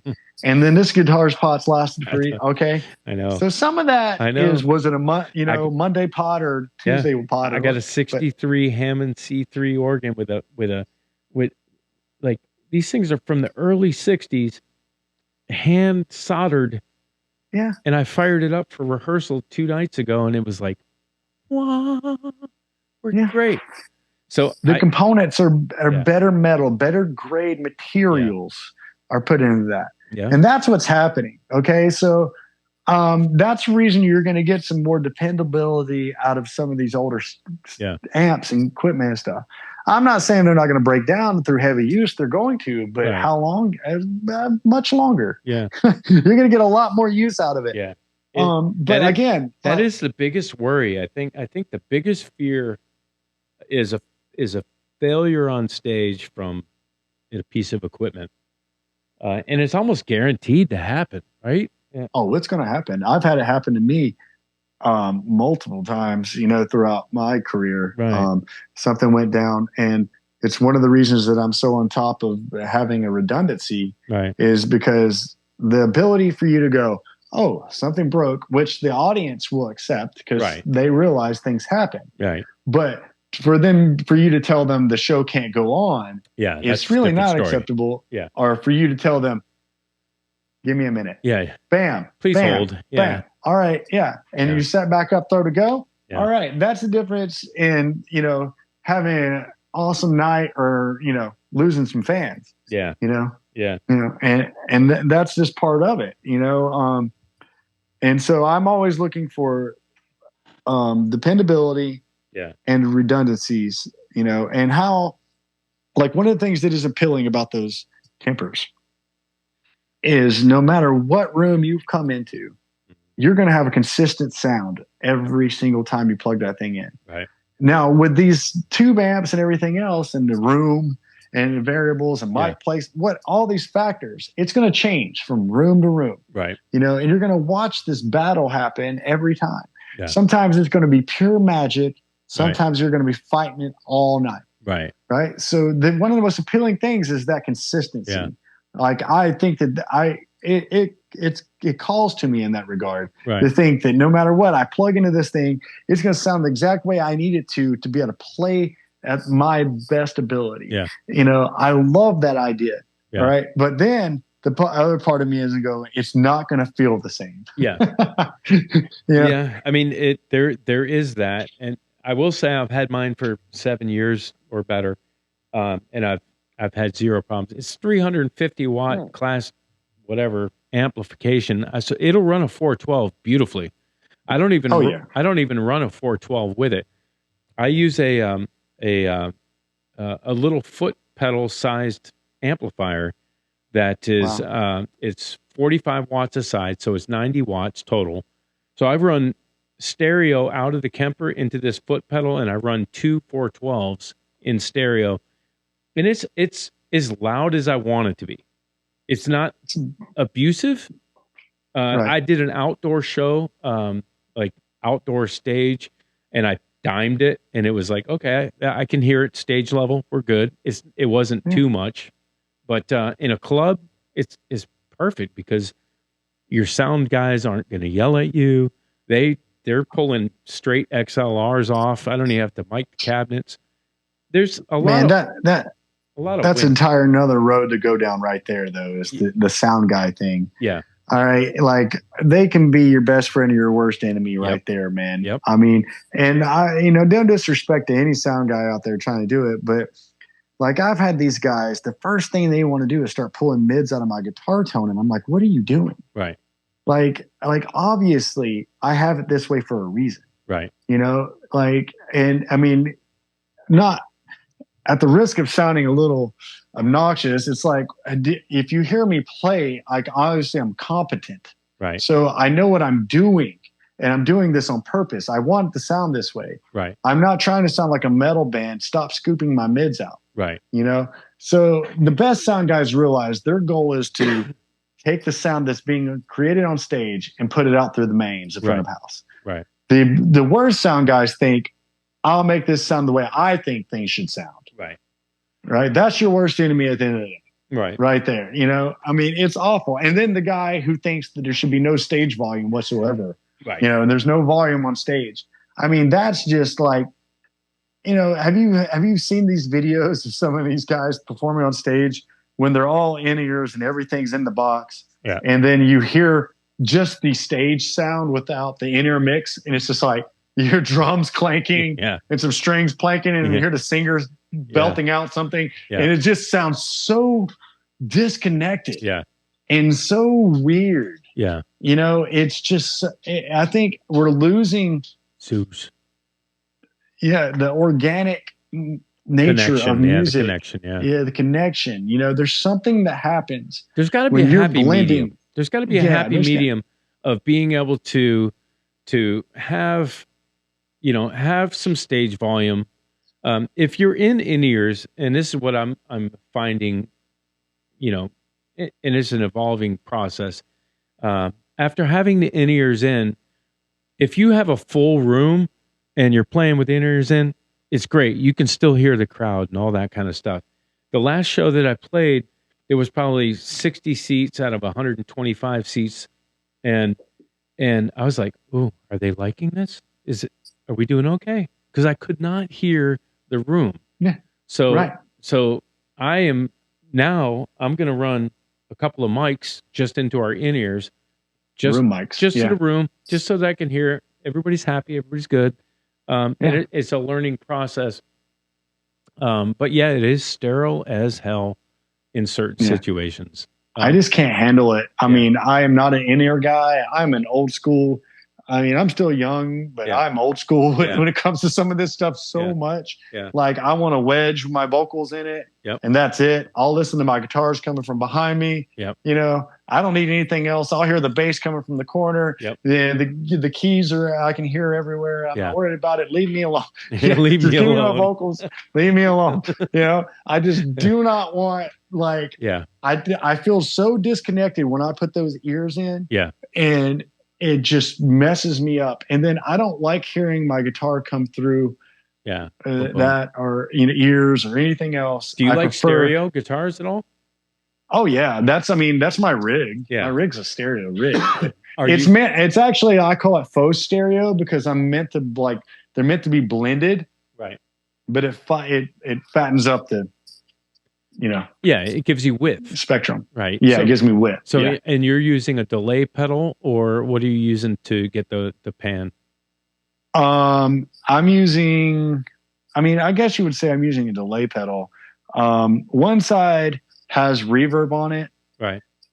And then the other side's dry, but both sides have delay going too. Okay, so you're running kind of I've heard of guys doing this, and I never really understood, where they have a dry rig and a wet rig.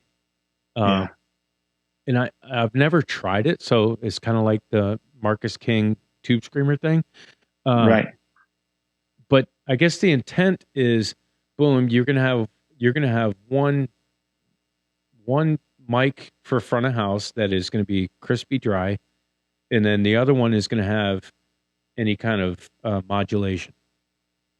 No, not all everything hits both amps besides the reverb. Oh, okay. So one amp is reverb, and then the other one is, but both have delay. Delay. One has reverb. Why not put reverb on both? Too wet? Yeah, I'm just looking for a little more articulation. Okay. Out of it. You know, just I'm a ping pong and in guy. some situations I do run reverb on both. Yeah. You know. Yeah. Depending. And the delay hits it. So it depends on, sometimes it depends on the room. Sure. Too. You know, and how boomy the room is. Yeah. But, you know, but a lot of times it's just, I'm looking for a little bit more articulation and a cut, right. You know? Yeah. So that kind of thing. And also the Jubilee's funny about taking reverb. You have to put, like, really reverb sounds best through the effects loop. Yeah. Yeah. It doesn't mind on like an Echoplex delay in front of it. It does pretty well at that. But the reverb tends to get a little it's amplified. So we didn't talk about my Marshall rig. I use my Marshall rig for 12, 15 years probably. I have a JCM 2000 DSL 100 great amps. with the deep button. And the deep button is what sold me on the amp.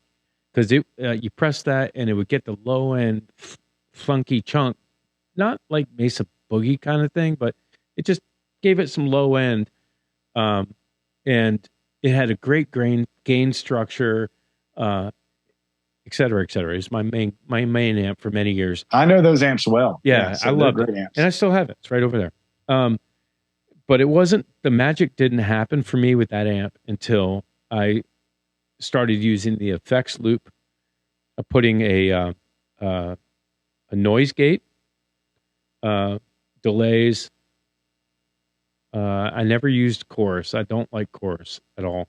But my modulation pedals would be through the effects loop on my pedal board. On the top row would be the effects loop chain.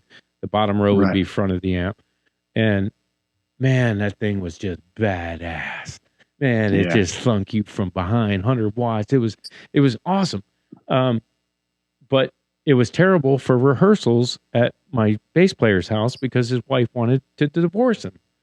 And and so that's when I switched over to Kempers. And it makes sense. You know, and it was really kind of a necessity of keeping this man's life alive. So that's what I told my wife. I had to save Harry's life and buy a $3,000. Right. I got to expense this to save his marriage. Yeah. Yeah. I get that. It works. Yeah. I actually have a JCM 2000 TSL. Oh, the triple one. Yeah. Yeah. I have one of those. That was my first Marshall, actually. Yeah. Yeah. They can they can get gainy, man. They can get gainy. Now, coincidentally, what we were talking about earlier with the modern Marshalls having a little more high end. Yeah. Those do have a little more high end. They're not as bad as the newest stuff, but they do have a little more high end.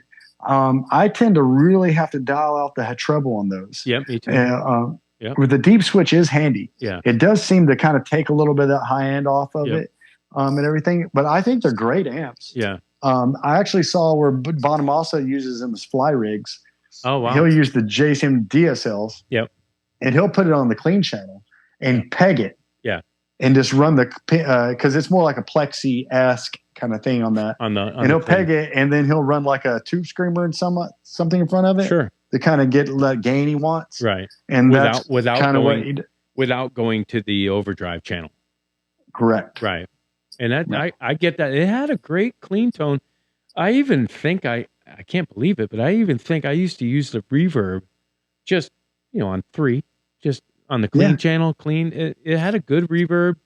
I think they're great low amps. But I'll tell you, in my older age, I learned, and any young guitar players, you do not have to put the gain on 10 to sound good. In fact, you should put it on 4, 5. Yeah. It should go clean. And if you leave headroom on that channel, lightly crispy if I go full volume. And then boom, overdrive is your solo patch. There's no boost on that amp. There's no boost. No, the second channel is meant to be a little more gainy. Right. Yeah. So what do you do? That's one of the things that was actually in my effects loop that I just talked about. So it was noise gate, it was my delays, and then it was I think it was an EQ pedal that allowed you to go up, a few dB. I would use that. I would use that as my third, my up and above pedal. Okay. Yeah. And I did that through the effects loop to just use the power amp and push it. Right. Right. But I like that. Yeah. So I would, it's the configurations. We talked about rabbit holes, and that's all this is. All of this. Oh yeah. It's one rabbit hole to another rabbit hole. Yeah. I tend not to use boost pedals and stuff. Not that there's anything wrong with them. I actually have one on my main pedal board. It's a a boost. But I rarely. I'm talking about. It's like the band is roaring, and I can't cut enough. I can't hear. For a lead sound, like solo on top. I'll hit it then. Yeah. Just to hear it, but like I tend to not like them. Yeah. Because they push the front end of the amp more, right. which gives you a little more of that sizzle that I'm not looking for. That's the 12AX7 section or the yeah. And I tend not to on an effects loop though. On an effects loop, that would be pushing exactly taken out of the 34s way. or the 6L6s. I've always been scared to run boost and stuff through effects loops. I recently learned that you can do that and it'd be okay. I've always I didn't. But what I do is honestly, I just use my volume knob on my guitar. Yeah, that's so I've got like an OD pedals. Actually, when my main like smooth lead guitar like soaring, sound is a Dover Drive, which is it's a great pedal by Hermedia Auto. Love pedals. Anyway, do you know Dave Honorato? I do not. Dave Honorato. Yeah. He's got Dojo. He's got a luthier business. I've known Dave. I know that name. Yeah. I've known Dave since the 90s. He's the only guy I will take my vintage Gibson stuff to. Nice. Any of that kind of stuff goes to him. And I've got a 76 or 77 The Paul. Man, I used that. Oh, yeah. That was my guy, man, for a long time. Those are good guitars. Loved them. Those are cool. Yeah. So it was so bad though, man. The frets were gone. It was so cankered up with just dirt and debris that he had to totally go through it. But he had a boost pedal. I thought that might have been the one. But yeah, Dave Honorato, if you ever need real guitar work done, let's get you. I'll keep that in mind. Yeah. I have a Les Paul. I only had 2 guitars for 15 years, 2 electric guitars. Right. And I've recently, in the last couple of years, acquired some more, thankfully. But my main Les Paul that I had for those years, and I still have it, I wore the frets off that thing. Flat frets. There was nothing left. And I got so paranoid about having it refretted. Yeah. That I actually took it to Glazers. It's got bindings? Bindings on the... Yeah, it's got the binding. Yeah, it's the standard. Yep. So it's an 89. Okay. 89 standard. And I took it to Glazers, which is what Joe Bonamassa, Keith Urban, all these guys have him do it. Joe Glazer and his other apprentices and so forth did it and had them refret it. Yep. And I mean, it's perfect. It's absolute. What did you put in it? Jumbos? I went back with the a little fatter fret. I think they're 6100s. Yeah. Fret wire, a little fatter fret than what was originally on it. And just had them. They plek it. If you know what the plek machine is and stuff. And I mean, it's just perfect. And it lives a semi-retired life. It stays here in the studio. And I record with it and so forth. I don't really bring it out to shows much anymore. Yeah. Just kind of paranoia. Yeah. Something will happen to it, and now I'm grateful I have a lot of other guitars to mix it up with, you know. But forever, I just had to. Dude, I've got a 57 reissue that I went to the Gibson Custom Shop and picked the wood for the neck, picked the wood for the body. Awesome. I got Brazilian rosewood before it was banned, and I think I got it in 01 or it was a long time ago. And man, I was taking this thing out, playing these shows. I'm like, what am I doing? This gold top is worth more than all the liquor at the bar. What am I doing? Right. Right. You start getting paranoid. You convince yourself to be scared real quick. Yeah. And we all know Gibsons. If you knock them off a stand, the headstock. Yeah. You knock them off a stand. We're talking about tears. That's what I got paranoid with my Les Paul. Like, it's all original and everything. And like, I started getting paranoid that something was going to fall. Some drunk was going to knock it over at the bar, whatever. Yeah. And I was just like, I've got, And I believe 100% you can take a Strat or a Tele and beat somebody half to death with it and still be in tune. Yep. So that's part of it too. Yeah. Like they're just not as fragile. Yeah. You know? Well, I started doing things like getting, like I've got a cheap Squire Telecaster that I took and I put a Dirty Fingers Gibson humbucker in the bridge and a nice hot neck pickup, Tele lipstick type neck. Right. And I started using that. So I'm at $300. I'm at $400. Yeah, you're not worried about that. Yeah. Right. And I'll beat somebody with it if I need to, you know? Right. Yeah. I get it. I mean, I get that, you know. There's something about being able to play, you know, we bought those nice guitars. We got them because we want to play them. Right. So I believe we got to bring them out. Right. But you just got to be selective where you take them. Right. Mad Life, I'm going to Mad Life with my good stuff. But Right. Yeah. You in nice venues, you know, you bring them out, you know, but you know, Joe Schmo's, you know, gulp and puke. You know, you don't. Yeah. How many of those gigs have you played? You think gulp and puke gigs? How many? I think that my saying is I've played every dump in Georgia twice. Right. You know, I don't know how many I've done, and I'm grateful for every one of them. Not to sound like a cliche, but like, you know, I've provided for my family with these places, so it's like I'm 100% thankful for them. But I've been in some terrible places. Yeah. And I've also played some dumps that are some of the friendliest bar owners, club Most of them are. Yeah, exactly. I mean, so I don't know, you know, how many of those but way too many. Yeah. You know, way too many. And but at the same time, I can confidently say I've paid my dues. Yeah. You know, multiple times over at this point with playing clubs like that. And you know, and if the money's right and the clubs looks like it's going to be fun, I'll still go play one. Right. You know, like, you know, I mean, sometimes the funnest night you can have is one of those juke joint style places, you know? Yep.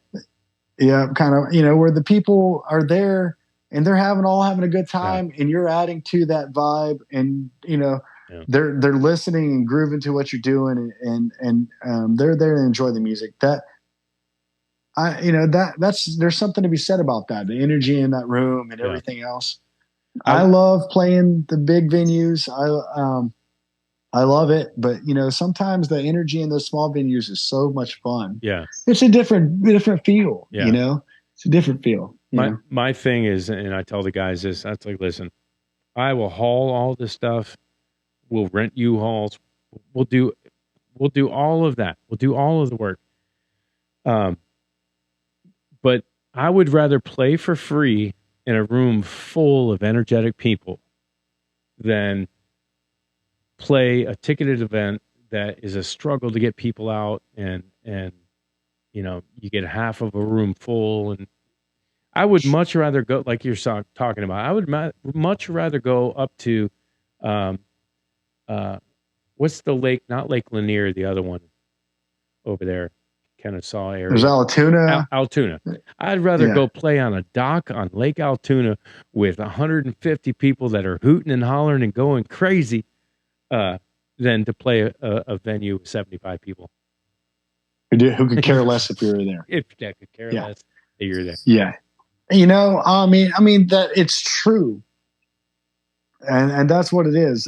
You know, those venues, you're like, you have those nights where you're like, why am I even doing this? Right. Yeah. You know, and then you have those nights where it's like, you know, people are truly enjoying it, and you know, everybody seems to be on a great wavelength and vibing and having a great time, and you're like, you know why you do it. Yeah. You know, that's why you know why you do it. Yeah. And it's funny because sometimes you never know when those nights are going to happen. Right. Most times. Most times you don't know. Yeah. And And the only way to, find out is to get out there and do it. Right. And hopefully some point, we're talking about redundancies and quantifiable, and you want to find a way to make that consistent. Right. Yeah. And move to that level. I think it's one of the brilliant things that Joe Bonamassa has done. He knew where he belonged, and he got himself there. And what people don't realize about him, and this is a good segue for that, is he owns everything he does. Right. Everything. It's his own record label. He does all his own booking, promotion. It's all in house. He has a team. Sure. Obviously, he's on a payroll, but all of that is him. Yeah. In his company, and with his manager and his producer. And that's merch. That's the semi truck. That's the roadies. That's the renting the venue, the Fox.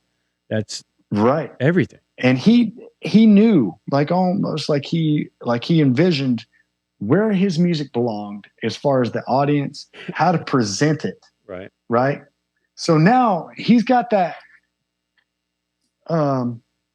consistency of this night we're going here, we're creating, with this room and this fan base, we're creating this vibe every time, or this feeling. Right. Or close as you possibly can get. Right. Reproducing that kind of sound, and that kind of feeling, and that's kind of the goal. You want to get to a place where, you're playing those rooms where you're connecting with the audience, and it's the right room for you. There's that great story about that classical violinist who's playing in Grand Central Station. Yep. And everybody ignored him. The next night he's playing at Carnegie Hall for sold out seats. Right. And it's being in the right place and presenting your art at the right way. Yeah. There's a lot to be said about that. Yeah. And how do you recognize where that is other than trial and error? Exactly. Instinctual, you're going to have an instinctual feeling after you get out there and do it for a while. You're going to be like, this is where I should be. This is where I shine. Right. This is what I should be doing. As far as venues go, thoughts on front of house guys thinking that a room that seats 150 should be the volume of a room that seats 3,500. Oh yeah. Yeah. What does that do for your listeners? Runs them away and they blame them on you. Yep.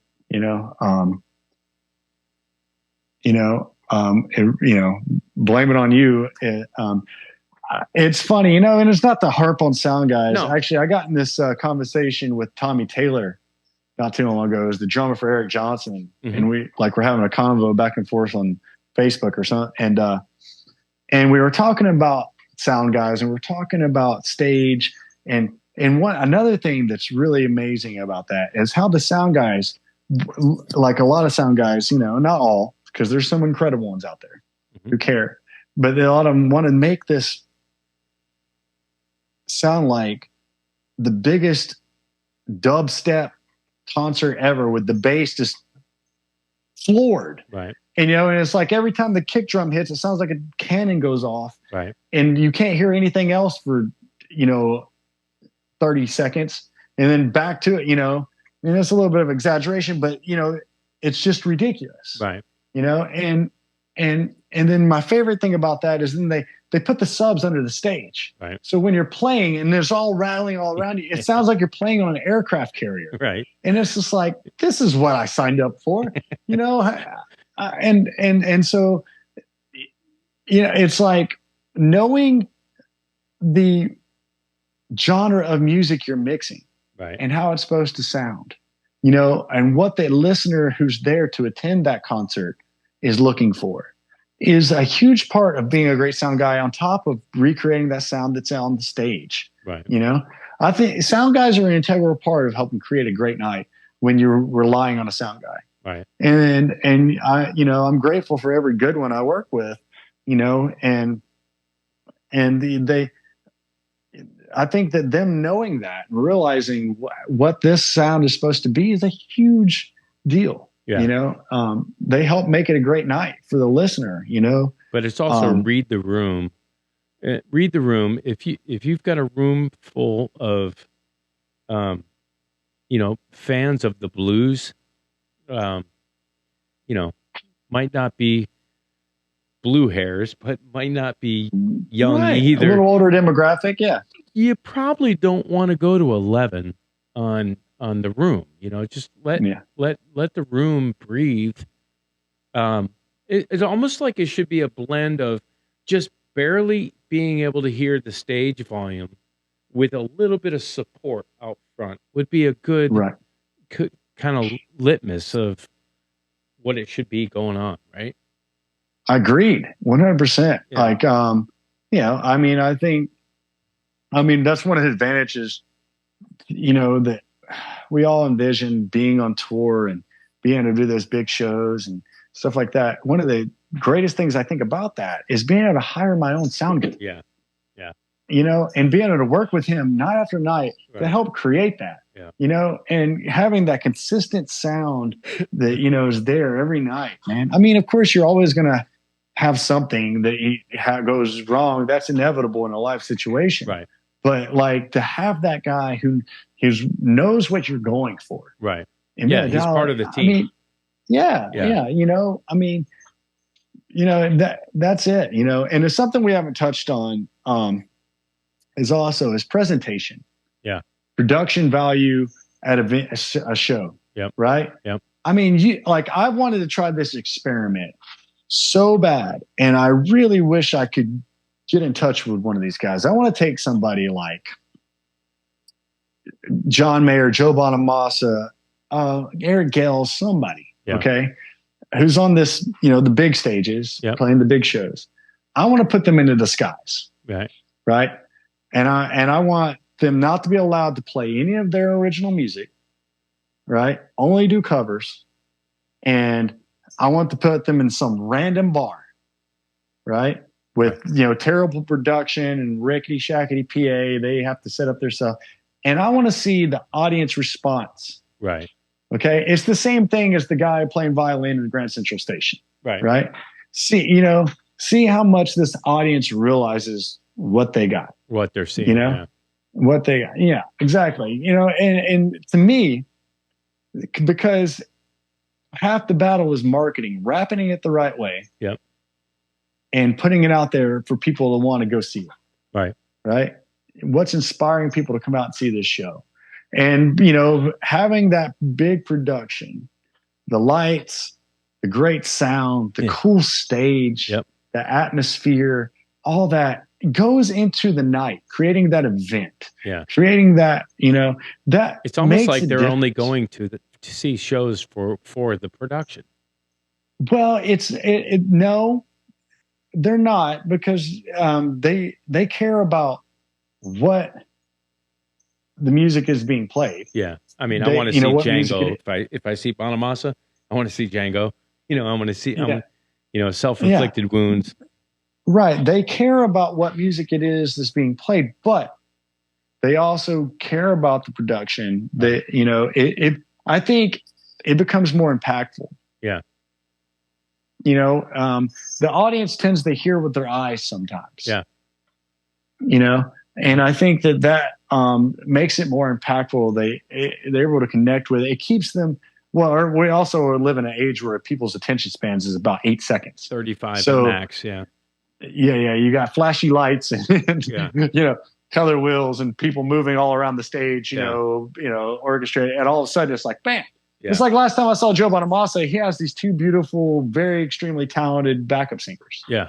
And they've got these coordinated moves they're doing, and they're so fun to watch. They look like they're having the greatest time ever up there. Yeah. And that's part of the show. And all of a sudden you're like, man, I want two backup singers up there doing that because it adds more movement on the stage. It adds more liveliness, and not to mention they're putting their beautiful voices on top of that with these harmonies and stuff. Right. They're but yeah, exactly. So all of a sudden you're like, that's cool. Like, so as me as just a viewer and listener of that show, I'm like, wow, that's cool. I enjoyed watching them on top of, Joe doing his thing and commanding that stage. Meanwhile, he's got Anton Fig and Reese Winans on stage doing his thing with the horn section over there and behind the JB horn section over there.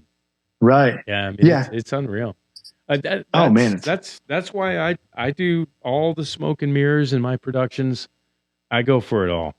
I mean, video synced. Mad Life, they handle all the lighting. Those guys are amazing. That's awesome, man. Like I said, I got 6 speed runs, man. So I got a lot of work. I got to use all the smoke and mirrors I got, from my crazy guitars to, I mean, I just put out there, the best I got at that moment today. That's all I can do. That's all we can do. It's all you can do. That's all we can do. I think that's important. Yeah. I think that's important. You give it your all that at that moment. Yeah. You give it what you can. I think the true music listeners will connect with that. Right. The true people who appreciate music and are there to enjoy a show, they're going to connect with that. This guy is giving it his all. This woman, whoever is on stage, they're giving their all. Right. And you can. I think that transfers. Yeah. It's very easy to see if someone's mailing it in. Yeah. It's very easy to tell. Yeah, there's a few major artists out there who are doing it. Yeah. They're cashing that check. I mean, I get it. We all get burned out at some point, but you got to put yourself in perspective and go, hey, you know what? I'm lucky to be able to do this. Is that why? And I've often kind of wondered this over the past decade because I've seen multiple artists do it, and I don't know what it means other than a big payday. But they sell their catalog for hundreds of millions of dollars, but yet still continue to tour playing said catalog. What is that all about? So, all right. I got twofold on this. Okay. I think it depends on how that contract is negotiated. But first off, when it comes to performing live music, royalties are different and laws are different than it is when it comes to releasing recorded music, studio recorded music, or even live recording. Any artist can perform any song at any given time live and not have to pay for it. That's what happens then is the venues are paying a licensing fee to have music in the venue. ASCAP fees, yeah. ASCAP, BMI, so forth. So even if you sell your catalog and you don't own it, you could go perform your music for free. Now, where it would go, like without having to pay anything, the venue, of course, is paying a blanketed license. So then whoever you sold your catalog to would be making the portion of that royalty for that. The publishing side. The publishing side of live performance royalties. Right. But if you sell that and they're receiving it, but if you go to record a live show and then sell it, then you're going to have to get the permission and pay them for publishing to release it after you've sold your rights to your music. Gotcha. Okay. So then, go ahead. Yeah. So the artist that I'm thinking about off the top of my head, the latest one I heard was Bruce Springsteen. Just sold his catalog. Yeah. They're all doing it. Right. Is it a cash out? Is it? I think it's a cash out. It's not. The thing is like, they're looking at it from the term of, okay, I'm in my 60s, 70s. I can sell this catalog for $500 million. Yeah. Right. All right. So am I going to make $500 million off of my publishing rights before I'm gone? Right. Right. How, maybe, but it would unlikely, but maybe. But the thing has always been with publishing is it passes down legacy. So like you can pass your royalties down to your descendants, your children, so forth. Right. Right. They just have to renew the publishing rights 75 years after you pass away. So 75 years after you pass away, you have to renew your publishing rights to keep the copyright for that music. Wow. but you can still keep it. So so I think it's just a cash out. Like I got $500 million I can pass on to my family now instead of that. Right. You know, I mean, you don't have control of the legacy of your music anymore, which some artist integrity, you know, goes into that and go, I don't know if I could relinquish that, you know? Yeah. Because, you know, I don't know if I want to see my music being used for a Tampax commercial or a Pepsi commercial or whatever it is, you know? Right. But then, you know, some people that don't care, they're like, oh, that's cool, you know, whatever. Right. I mean, you know, I think it comes down to the artist age. Who are some other artists that we've heard doing this? ZZ Top did it. What? Actually. Yeah, they did it. And I mean, there's been a few other. I want to say Sheryl Crow, but I'm not positive. But I think she did it. There's been a many artists that have done it lately. Yeah. It's kind of like, whoa, every time you hear it, you know, but it makes sense in that regard. Like, you know, I mean, it's just a big cash out. And it seems to be legacy artists. Yeah, it is. I mean, they're just because they're the ones who are. But the Stones like done you're it? Buying futures. They're buying the potential of that catalog. Think about the Beatles. I mean, could you imagine owning that catalog? Yeah, who Michael Jackson did exactly. Yeah. And that catalog would be ridiculous. But the other side of this, that I want to point out, that's not like the. You know, I like to talk about, but nobody listens. I listen. Okay, I appreciate you. The streaming side of our industry. Mm-hmm. We're now seeing the movie industry go through this battle. Okay, with the strikes and everything else. Yep. The music industry is not as organized and not well put together, unionized like the movie industry. Right. The movie industry is suffering and hurting hard right now, because actors and writers are not being paid what they should be paid to do these streaming series and to do stream movies and so forth. Right. Because the truth is the companies like Netflix and everything aren't making the money to be able to pay them that. Right. Because the amount per stream is not that much what, you know, you're making off of that movie. Okay. So what you're telling me right now is that when I stream, oh man, that brings me back to a thing from way earlier. But so when I stream, say the morning show on Apple TV, because that's something I'm watching right now, they're getting screwed on the streaming payment, just like musicians are for 0.0033 cents per stream on Spotify to play music? Yes, in a different way. So from what I understand at this point, so the best example is like a writer for some of these sitcoms on Netflix and so forth like that. Right. They may get a contract signed to write a series for Netflix, right? And they have a year to write this series, whatever.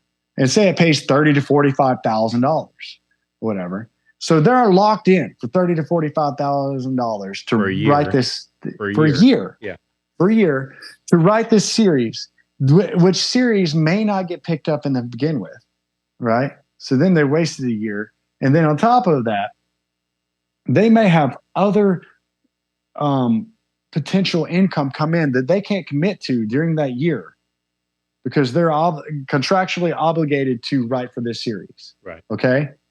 So they're missing out on potential income and not making that much, comparatively speaking, for a year to write. And then used to the big cash cow for writers was when a TV series got picked up for syndication.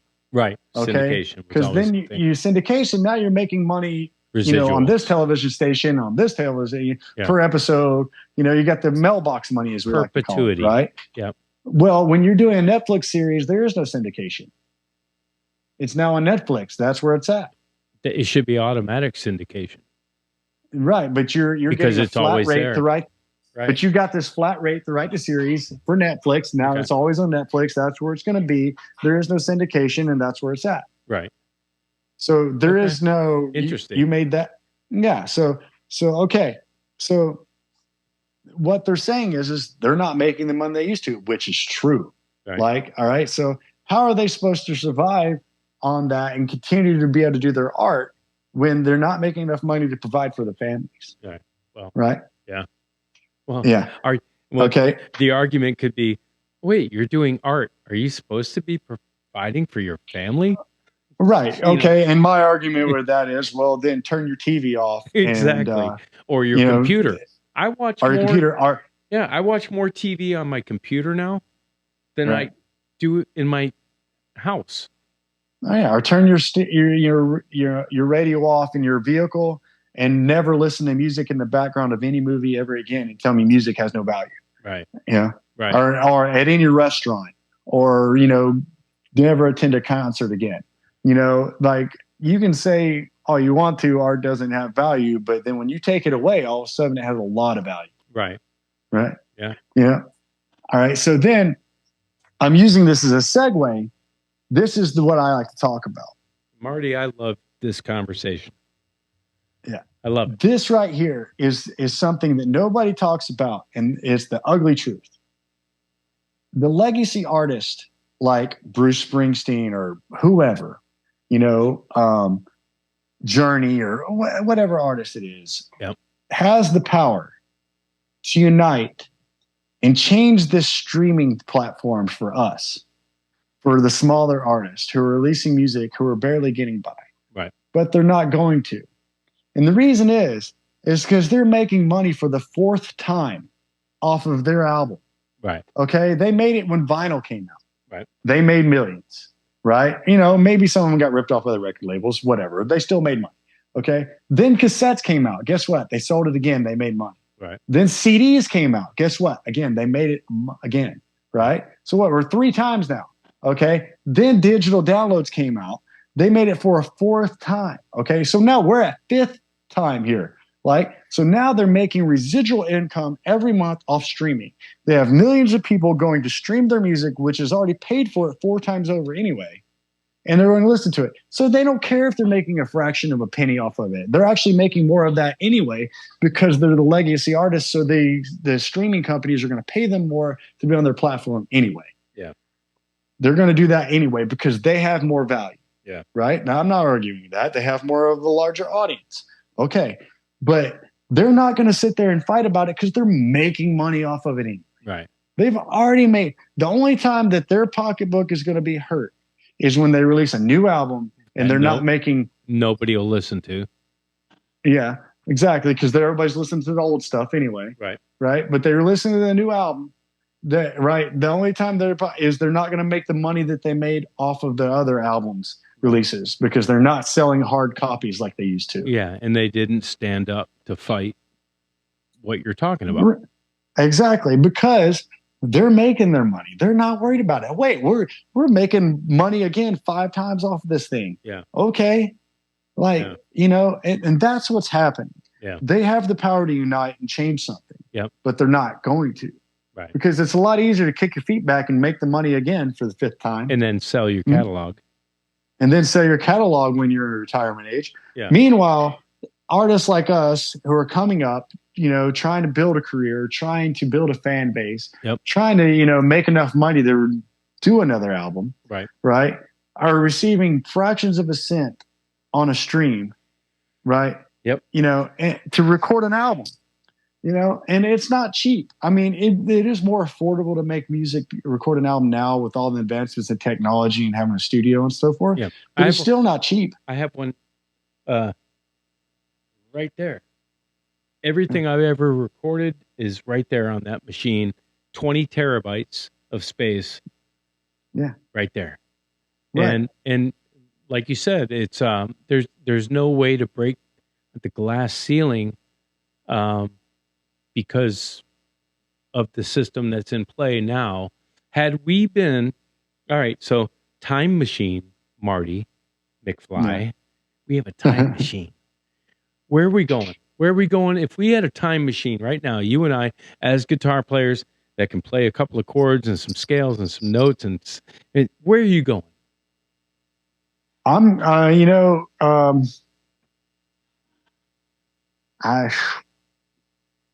70s or 80s, I'm man. going to where 73. Guitar players ruled. 73. Yeah.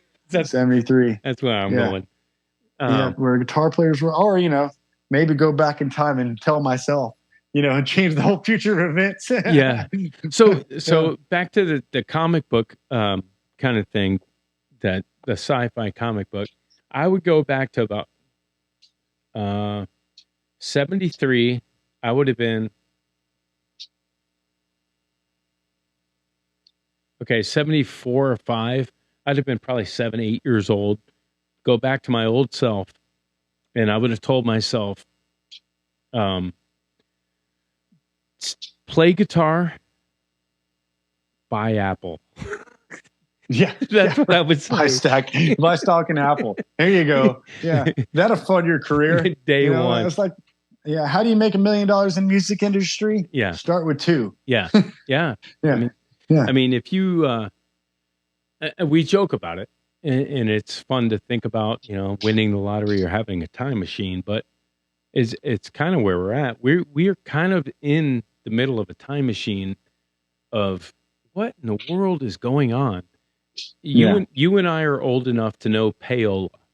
You and I are old enough to remember LP vinyl records. Everything is vinyl's back. Well, as a fad, it's back as a fad. Yeah. But right. but Napster literally did start the whole thing of, oh, wait a minute, music's supposed to be free.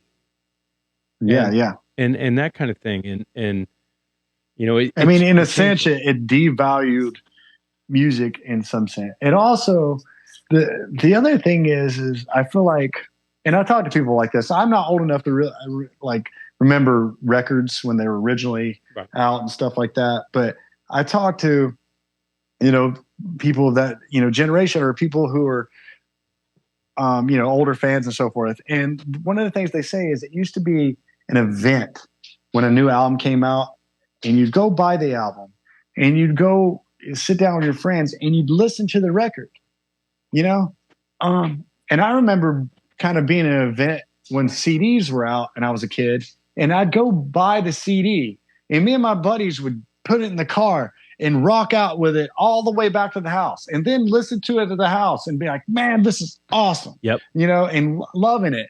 And I don't think that that's a thing anymore. Yeah. So I rushed out to the other room just to show you this. Wow. Okay. Right. I bought this record when it came out, and it looks like it came out in manufactured and distributed by Casablanca.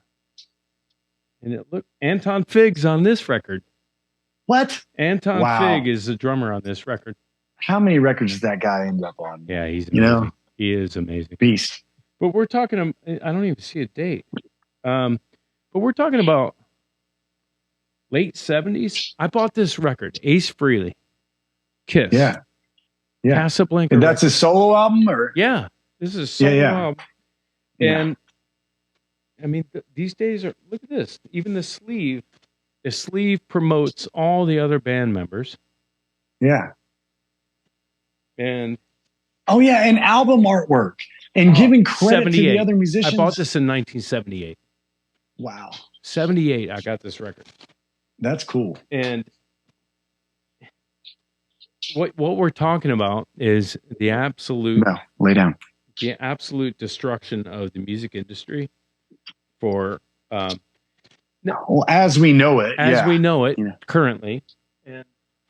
And that's what, say what you want, but it's kind of interesting that Taylor Swift, say what you want, is what it is. She said, all right, you own my masters. I will re-record all of those records. Yeah. That's a baller move. That's awesome move, man. I love that about her, Yeah. I mean, she's done a couple of things that, she's a strong businesswoman on top of that, and good for her, as she should be. Yeah. Her Eros Tour movie, she did a movie smart enough to go, all right, let's film this tour. Right. right? Let's film the entire tour and make it a movie. $98 million. I mean, Right. The big ones will always figure out how to still be the big ones. Right. And I mean, you're seeing now artists segue into other parts of the entertainment industry to supplement their income because they're not making money off the record sales. Yeah. Jay-Z, Beats. Yeah, so many things. That's so many artists are segueing, whether it's doing commercials, whatever it is. Yeah. One of the interesting things I saw recently that I think that bothers me is it's hard to tell an artist from a gear influencer on social media now. Okay. All right. So you've got an artist who's an artist creating music and everything, but then all of a sudden it seems like they're always demoing more gear for you and showing new stuff. And they're a gear influencer. They're paid to demo these products and, get free gear on top of it or whatever, which is cool. Make your money. Yeah. But I'm saying is what's happening is like, like you're always being sold something. Oh, yeah. We're not just selling our music and, that we're selling, also, hey, buy this pedal. Yeah. Yeah. Check out my new pedal, Who do you have anybody in mind that you think of when you say that? Like a big name that is, I mean, the biggest name. Not really a big name as far as big name artist out there. The biggest hard, but the biggest one for me was when I opened up my Apple device one day and I had a new U2 album. I'm like, right, which is indifferent. What I'm saying is because you have the social media influencer guitar players or singers. Okay, gotcha. Bass players or musicians, social media influencers, which their primary thing is back in the day, we used to call those bedroom guitar players. Right. They don't ever play the gigs out in real life. They just perform. Yeah. There's a lot of those. At home. If you enjoy doing that, that's great. Right. Yeah. But now all of a sudden that's a career. Yeah. If you do it right. Right. If you're playing along with all these and you're doing it well, now you don't have to go out and play the gig. Yeah. In battlefield conditions. Right. Which I will say is an entirely different thing. To be able to execute it in your bedroom with multiple takes is one thing. To be able to go outside, on a gig where it's going to sound different than it sounded in your room, where everything, all these variables come into play, and you'll be able to execute it then is entirely different than on that one time. Yeah. Yeah. So yeah, that's what I'm talking about. So these people the U2 thing. Yeah. Where they downloaded that, that was crazy. Well, it felt invasive a bit. It was extremely invasive. You're forcing me to listen to this album that I don't know if I want to listen to. Right. Or you're forcing at least to be on my phone. But it? But it was invasive. But was it brilliant? Yeah, of course it was. I mean, it was brilliant. I mean, because I can't say I ever listened to it. I don't think I ever listened to it, and I got it for free. Actually did because I was like, "What is this on my phone?" And listened to it. But I can't think of anything remarkable on that album. It wasn't a Joshua Tree album or anything. Right. There's no Sunday Bloody Sunday. Yeah, exactly. Or One. No, it's a beautiful song. Right. So I mean. It was nothing wrong with having a business side at all. I'm not knocking that at all. I think that most artists should develop it more. I'm just saying that what we're ended up happening now is that artists are having to expand away from music directly to be able to supplement their incomes. Right. Which, I mean, you got to adapt, know. Adapt and overcome. Well, we were talking about the writer's strike with the actors and everything. And one of the things that I thought was going on was you could be an actor, not an A-list, but like a spot actor in a film. And what they're trying to do now is be able to record your likeness, which is basically your facial scan in any of that stuff, and then be able to place you because you were in that film using AI. They could place you in all these other roles without you getting paid. It was one of the concerns that I was kind of picking up on. Well, and this is where we come to intellectual property. NIL. Right? Yeah. Name, image, and likeness. Right, exactly. So where we come into is like, do you own the rights to your intellectual property? To your of face? Yourself? To your face? Right. I mean, it's like artists having to copyright their name before somebody else copyrights their, given name. Right. So they can't use it. Right. I mean, at a certain point, it's like, all right, there has to be a law of the land here. Right. I own the likeness to myself, and then, you got these sneaky contracts that are going to come involved where you sign away the likeness to yourself for this particular character. Right. Right. So now all of a sudden it's not you who you're signing, it's that character.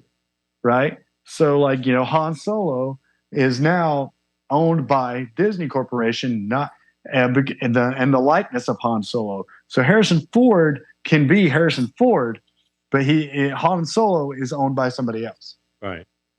I mean, it's kind of like the idea of John Fogerty being sued for writing a song in the likeness of John Fogerty. Yeah. Remember that? Yeah. What was that all about? There was a big CCR. So he wrote a song that was similar to a song he wrote in CCR. Right. I mean, he's John Fogerty. Of course, he's going to write something similar to what John Fogerty writes. Yeah. Was it Center and Field? Then, I think so. And then the record company sued him for writing a song that was similar to another song that he had written before. Right.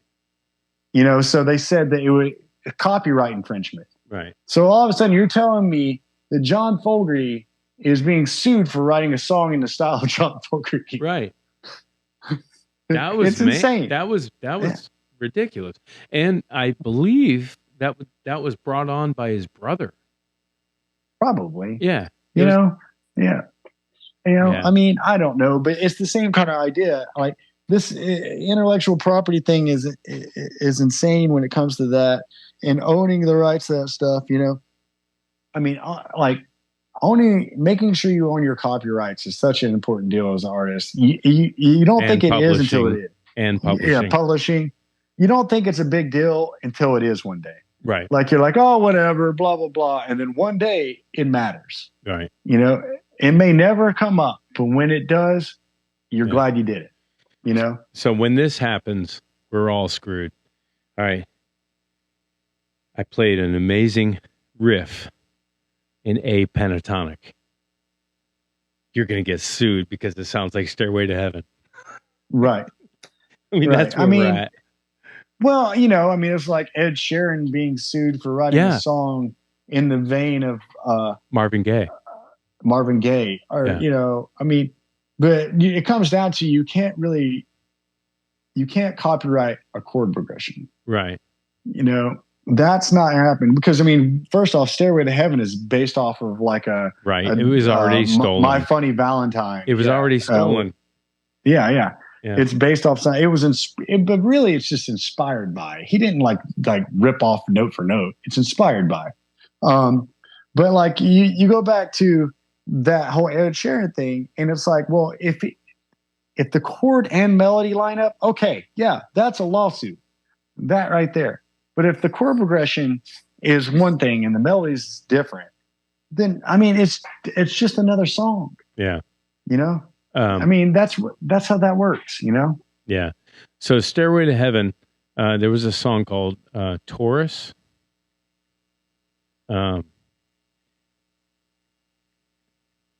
And it was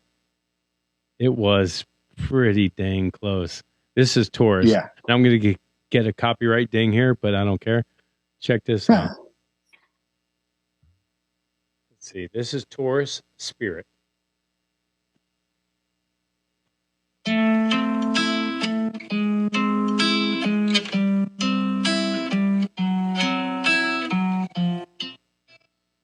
Yeah. That little descending bass line. Yeah. I mean, hey guys, I know we did a gig together in '66. I apologize, but sorry. No, I mean, it was obviously no, Led Zeppelin was notorious for they finally gave Willie Dixon credit on How Many More Times, that kind of thing. But Right. you know, they were pretty notorious about being loose with ideas, Right. and you know, Oh yeah, they definitely, borrowed from everybody. yeah. And I'm saying that nicely. But I mean, But they did kill it. They killed it. they did. Yeah. I mean, and we are all borrowing from somebody. I agree. I agree. You like the best thing you can do is to make a stew of all your favorite artists. Right. We already talked about tribute. Yeah. So what I like as an artist, and I take my influence. This is one of the reasons I wear my influences on my sleeve, because I'm not going to sit there and hide that I'm not a big fan of these artists, because I am. Right. But my goal is to take those artists and mix them together. Right. And then add my own voice in there as well. And it comes out as me. Right. Yeah. I'm taking these people that have influenced me that I love, and I, have taken ideas from and learned from. And then I'm adding new ideas that I've developed from what I've learned. Yeah. And concepts that I've come up with and put things back out there, so it comes out as me, because we as a human being, are a combination of our experiences and our knowledge we've gained. Yeah. We're, that's what we're all, so yeah, we're all regurgitating. Yeah, exactly. Hey, an artist that I would love you to look into, because I think you could pull it off. That in his vein, there was a cat named Ian Moore that came out in the late '90s. I know that name. Yeah, I've heard it. There was a song called Harlem. How many? There's a few songs. I am still a big fan. He went through a blues rock. He was from Austin, Texas. Yeah. Everybody said, "Oh, it's the next Stevie Ray Vaughan," that kind of thing.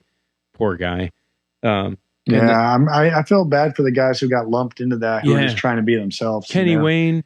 Kenny Wayne is a great player. I got nothing against Kenny Wayne. He plays a lot of Stevie licks. I don't care. He's good. Here's what. Yeah. Well, I've heard him play like licks note for note on other stuff, but the guy, Stevie, is the reason he picked up the instrument in the first place. Who cares? But I will say this: one of the things you have to appreciate about Kenny Wayne Shepherd is the songwriting. Yeah. That he does. Him and Noah Blue and Black. Do. Yeah. Yeah, well, there's a lot of other songs where they're taking blues riffs and blues rock riffs, right, and they're making them more mainstream rock and adding the chorus, and pop sensibilities to it. Yeah, they're making them more catchy, and they're keeping it going. Yeah, it took me a while to dig into Kenny Wayne Shepherd because, the whole Stevie Ray Vaughan thing was almost a turnoff. But then I realized he was just, what he was doing. He's doing what we're all doing. Yeah, exactly. He just happens to wear that one influence a little more on his sleeve than the others. Sure. But what he's doing, and like as far as the songwriting aspect, is brilliant. Like he's doing a great job, man. They write some great songs. Right. And that at the end of the day, man, I think it comes down to that. Like you're right, some great songs, that people enjoy, and continuing that style of music and moving it forwards. Yeah, that's awesome. Who's gonna hate you for writing a song in the vein of Elizabeth Reed? There's some guy on the internet. Who's gonna hate you for that? There's somebody on the internet, that will have something to say. Somebody will crawl up from under a rock and be like, "You're just a copycat." That person that doesn't play an instrument, that has never been in. He's been waiting. Yeah. He's been waiting to say this, But I mean, as long as you're being inspired by it and writing something in that vein and not just ripping it off, there's a difference. Yeah. Okay. Like Jessica by the Allman Brothers was written by Dickie Betts by thinking about the Django Reinhardt. Right. He was inspired by the Django to write this song. Yeah. Okay. Yeah, we get it. You know, I talked about Bonamassa's Django track. Yeah, unbelievable track. Beautiful, inspired by Django. I mean, right? Is it so? You almost can't even. You almost can't even be inspired.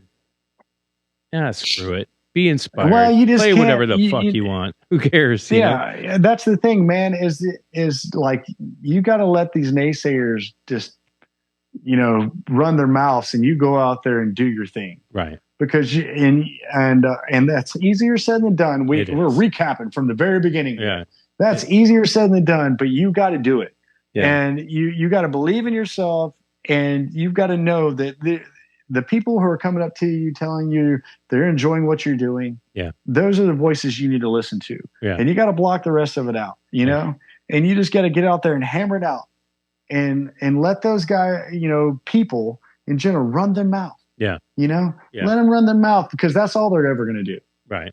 And you do what you do, and you do it for the right reasons. And hopefully you're able to, make a career out of it. And without apology.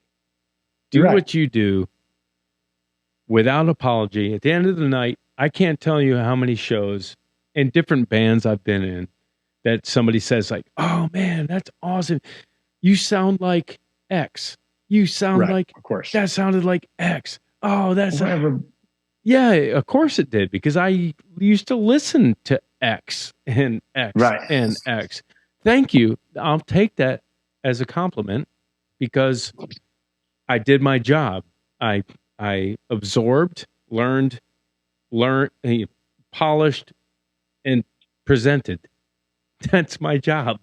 Thank you. Thank you for that. You know what one of my favorite things is too, though? What's funny is when people hear you and they compare you to an artist that they've liked and listened to, but you've never listened to, and they're like, I heard a little bit of so-and-so in you. Yeah. And you're like, you just go, well, thank you. That's all you can say. Because I'm like, I've never listened to that guy a day in my life. But I'm glad I hope you enjoyed it. Right. They hear that, which chances are, it wasn't influenced by that guy. That guy probably had a similar influence as you did, or, an idea. Yeah. And something struck a chord with that listener that heard you, No, what it really comes down to is, oh, so you like the A pentatonic scale. Awesome. Me too. Don't we all? Yeah. So you like the pentatonic. Okay. Have you ever heard Zakk Wylde do it? He does it a little different, Oh yeah. Yeah. Oh man, that's another beast. Oh, Zakk Wylde, unbelievable. I do want you to write down on a notepad, Ian Moore, and look up some of his early stuff, Ian Moore. Actually, if you could, I don't have a notepad on me. If you could send me a message, text it to me. Marty, I don't think I actually have your number, so we'll exchange them after this. I don't want to give it out publicly, please. But don't do it publicly. Yeah. But 555. 555 1212.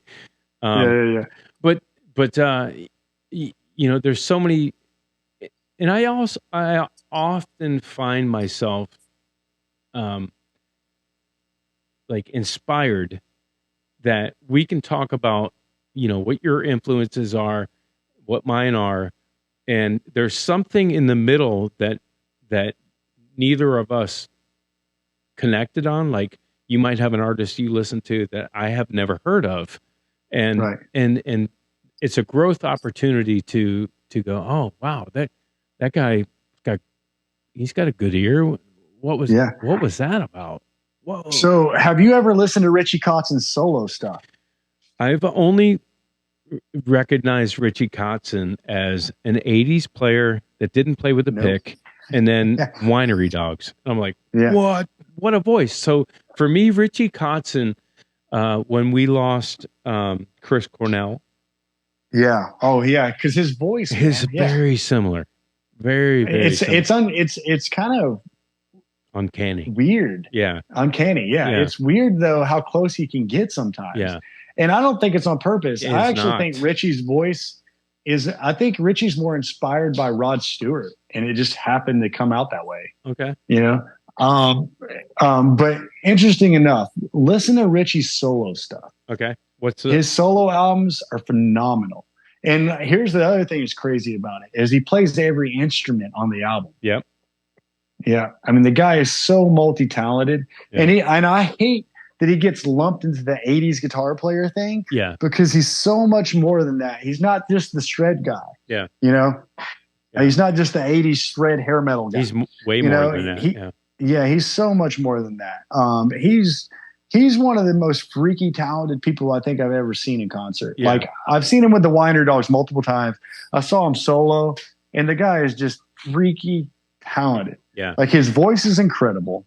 You know, his guitar playing is, without mentioning, incredible. Right. You know, his piano playing, incredible. Agreed. Songwriting, incredible. Right. You know, not to mention he records all his own music himself. Right. He mixes it himself. He does all the drums. He does everything himself. He releases essentially, it himself. He is us with more talent. Yeah, and more years in too, though. You know, I mean, he's more years. He's been an artist since he was 17. Right. Yeah, but you know, and I think he just hit 50 something. So yeah, he's been in it. Yeah. You know, but he extremely talented guy. Right. And you know, does everything himself as far as his solo stuff is concerned. I think the Wiener Dogs have a label or something. I'm not sure, but like a B label. Yeah, probably. Yeah. But Richie's stuff is all him, and he releases it on CD Baby. Yeah.